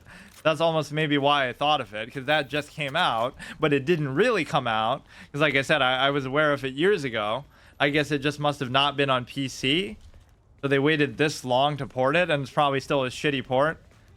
I love how much developers neglect the PC market when it's objectively the best and biggest market by far. Not even that, oh, a lot of people don't own consoles, but if they had the choice and if they had the preference, objectively everybody would choose PC. It's just better. Says the guy who plays on a laptop too, but it's just so important to me to be able to bring it from place to place. So gaming laptop streamer, it's normally not that big of a deal either. And like the fact that this is stuttering a little bit, I don't think has anything to do with that, because I played way newer, way better quality games and it doesn't do that. So obviously it's something. I hate when people say that too. It's like they'll say, oh, haha, it's your computer. Meanwhile, I don't know. It's like you'll play an old game and it'll lag, and you'll play a brand new game and it won't lag. So your machine is a common denominator, but they'll always defend and stick up for the game and say, oh no, it must be you. It probably still is some weird setting or some interaction that it has with my particular computer, but I don't know why. It's still their fault then for not accounting for that. Or like the Binding of Isaac would lag. Like clearly that's your computer's not good enough to run the old school. It still does actually. There's some weird problem that you can never quite fix. Sylvia. Yeah, the old school Binding of Isaac is too high end for my modern machines to run. The fuck is this, dude? Darth Vader role player? Jesus Christ, how long is that gonna go on for? We get it. Heavy breathing. Rick, hi. Finally, I've been waiting all day for you to call. I've got someone here who's been dying to talk to you. What the fuck is this, dude? Yeah, just listen to my old school streams where I did ASMR breathing. More like I just struggled to do the quiet voice for some of that stuff. Or like even on that Danganronpa clip, somebody commented that, like, that breathing with the little skull emoji. Like, yes, people breathe. What do you want me to do about it? I couldn't really even edit it out because it's part of, you know, what you're saying. What is this guy? He's wearing a mask or something? Oh, just a hat. Let's try to go back and find the base without dying. But this area seems kind of too big for that. It wasn't even in Hell's Kitchen. It was kind of like just for the RP of it. This was kind of late for my normal. I kind of prefer doing it on Saturday, but I guess I could do it Saturday or Sunday, the flex day. So last week I actually did it on Sunday just because I got late, which again also happened today, but I guess it's not as big of a deal. I did Rust for like 6 hours too, and I didn't even figure out how to get a gun or anything. Mercy drop. I guess I'll just keep going, but crafting is available. You have enough at the base of operations. Yeah, that's exactly what I was trying to find too. Organically though. Agent Trace. I do like how much random stuff kind of just happens. Oh, this guy might be out of my level. It doesn't seem that bad though. Yeah, normally it says the level, so this is what overpowered enemies look like, and it's not too bad. Although they... Division agents, we're expecting a mercy drop at the playground on West 43rd. Could use your help with this one. You could say, oh, they drop your health so fast, but that's how it feels anyway. Or maybe this will pull me out of... No, shit. They really don't feel that bad, though. It's just like... They're going to be a bit more tanky, and you can't really afford to get hit at all. Fuck. Well, that's one way. I didn't die on purpose, but there's the base of operation. Problem solved. Clearly, I have too much integrity to ever die on purpose. As a hardened hard mode gamer, permadeath player. Man, some of these failures have been pretty shitty though. Like even in Hogwarts Legacy, how I died to the first combat encounter, and then there wasn't even any more combat for a very long time after that. Right? You just go to the school and kind of look around. Offline, offline, offline. Is that foreshadowing for their servers? The Division 1 offline, Division 2 offline, fucking some other Ubisoft game. Current server status in 2023. Oh, you couldn't sprint there for a second. 0.0%. Medical wing complete. Madison Square Garden thing. Yeah, Madison Square Garden hasn't been this abandoned since... Oh, wait. Since the Knicks fucking took over. Since James Dolan became the owner of the Knicks. Because they're a shit team. Pretty much all the time. Yeah, when was the last time they were even, like, remotely relevant? I think basically with Ewing. And they did get to, like, a Game 7, actually, in the finals, I think, but... Lost to the Rockets. Just because I live in New York, too, is why I know that. Or, like, people were more hyped about Syracuse with Carmelo than they were about the Knicks, even with Carmelo, ironically. Warning, any individual violating the visitor regulations will be regarded as a high-risk suspected case of infection and will be detained in a quarantined visitor area under 24-hour surveillance. I didn't even really look around the base properly. You're doing good work. Oh, I can't jump over that. I do like the random sporadic feel that you can do in this that I often crave in these kind of games, is that they're usually too mission based. This is just like free play, free roam. You can just kind of do whatever you want, and there'll still be encounters and, you know, random side missions and stuff that just happen. Like a day in Fort Tarsus. This is a day in whatever base of operations, generic title that it has. These look like players or what? 288, 281. I don't know what the fuck that is. Why are they always standing there like they're NPCs though? What is all this? These are just random NPCs, blah blah blah. It's offline for me, but I'm sure it's not offline for them. We barely even saw any players too, because I've obviously been avoiding them. I think I saw a couple in the safe house at the beginning. No matchmaking. I didn't even choose to do that. Oh, it's just a tutorial. ID check. What is this?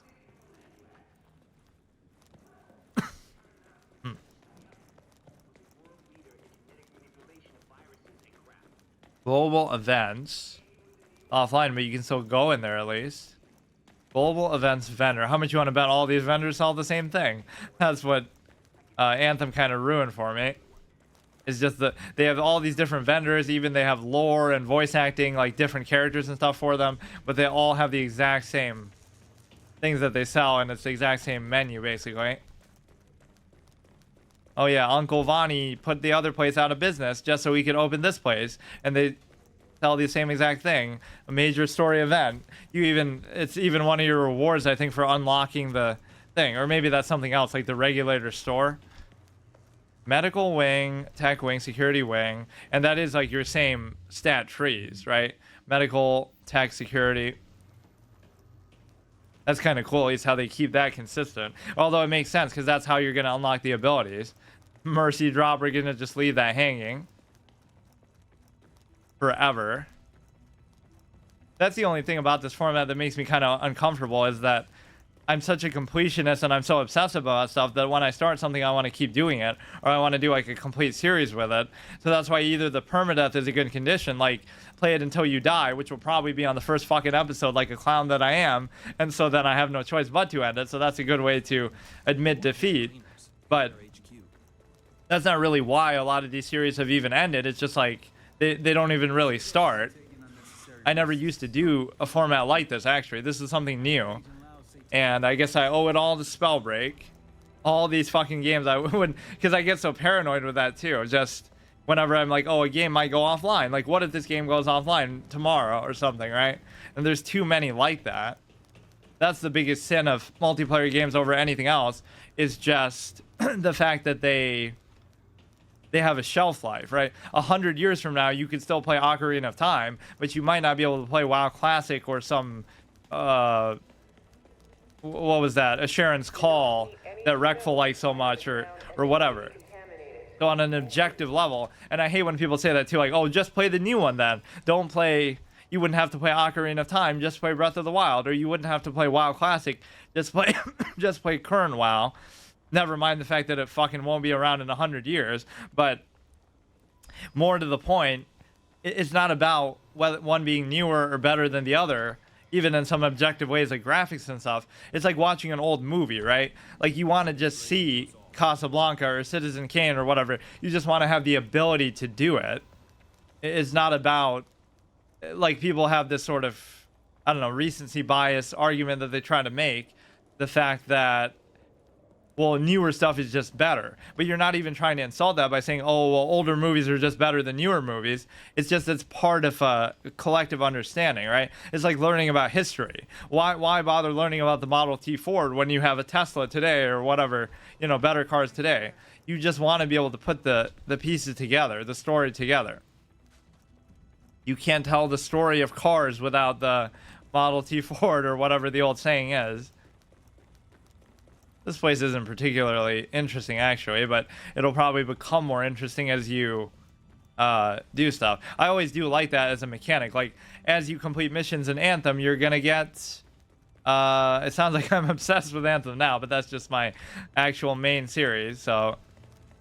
That and PvZ still. That's been going on for like 6 months, which is similar to like Dark Souls, but it's just I haven't been doing it as regularly as I used to do hard modes. Like, literally, I've been doing it once a week now, so what do you expect? For a couple hours. It's just not the same. Like, it's one thing, okay, I like to do stuff, variety of stuff. Like, every day is a different game in a week, but for literally all 7 days to...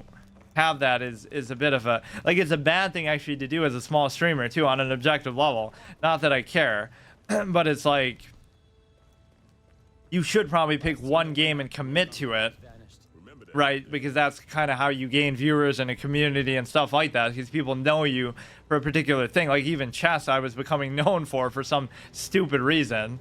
Not that I'm even good at chess, but yeah, you definitely shouldn't do what I do. No face cam, variety streamer with fucking 5 average viewers.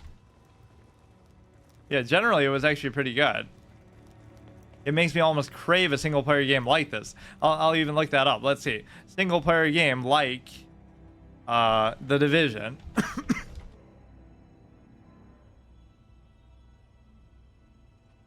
12 games like The Division. Well, looking for a Division-like game on the Division Reddit. Insult to injury. I've tried, all I can say is good luck. There is no game like Division. Closest counterpart being Ghost Recon Breakpoint. Is that a multiplayer game too? That game's wildly different. Looter shooter mechanics. Well, this does have mechanics like that. Let me guess. It's also multiplayer only. Not even that it has multiplayer. That's what it used to be, right? Like, every game would have every game would be a game, and then it would have multiplayer as an option, whether it be local multiplayer or something later on. But now it's become like you'd be lucky if you even have the campaign part tacked on. It's just such a bad design philosophy. You can have both. It doesn't have to be one or the other. In games like The Division, but see, they don't even include the single player part. 10-bit games like The Division, also Escape from Tarkov, Tiny Tina's Wonderland. Isn't that part of Borderlands? I think that's like a DLC for Borderlands. Or maybe it's not. What is that? Embark on an epic whimsy. I'm pretty sure Tiny Tina has something to do with that. What even is this? But anyway, the point is there's not very many single player games like that. Yeah, it's made by Gearbox, so it must be. I love that. Nobody even acknowledges the single player part of that search. It's like games like The Division that are also going to go offline at some point. Probably soon. Yeah, I wonder what the state of part 2 is, though. But I would have no urge to play that, because presumably it's going to be around for many, many years. Okay. Too bad it kind of baited me, like, get to level 5 and you can try the other ability. Oh yeah, credits. Let's roll the credits, because who knows when or if I'll come back to this. What I could do is I could kind of do a poll, or like have an extra slot for the ability to like rotate. So like, okay, we'll replace one of the card games that I do, like Pokemon or something, with an MMO or one of these that I've opened the door to being able to potentially do. I guess there's a certain amount of pressure with the card games too. Like, if you don't play it now, it'll go offline, or you'll miss a chance, or it'll become too power creep heavy, right? You won't really get to experience it in its glory days. Like with Hearthstone, I'm pretty grateful that I got to play it even from the open beta, or no, even from the closed beta. So at least I've gotten to see the whole transformation throughout. And I would still say the best state of the game is potentially now, not because objectively, you know, that's the current meta, but because this is the game. We beat the game on one life cap. But no, it's like, what was I saying? Let's see, how actually long is this? Or can you scroll through it? Oh my god, imagine sitting there and waiting. That's actually kind of a cool way to do credits. Yeah, well, they should all do it like that. That's the best design feature of this whole game. I don't think I've seen that, where unless you can always skip, but you can never scroll. So you get the best of both worlds. You can actually look through it if you want to, but you don't have to wait. Okay, that's enough. Yeah, I always go into these type of games thinking I won't like them, and maybe that's why I avoided them, but I actually don't. Most of these I haven't disliked at all. Yeah, I love that. That'll be my YouTube title when I upload this. Besides bragging about the fact that I beat that mission in solo and hard mode, which I thought would almost be impossible, just through attrition. But it'll be like, why is it called The Division? Because I had to split my formats up because I'm too bad to do the first way through Permadeath, so we get to divide them and do both.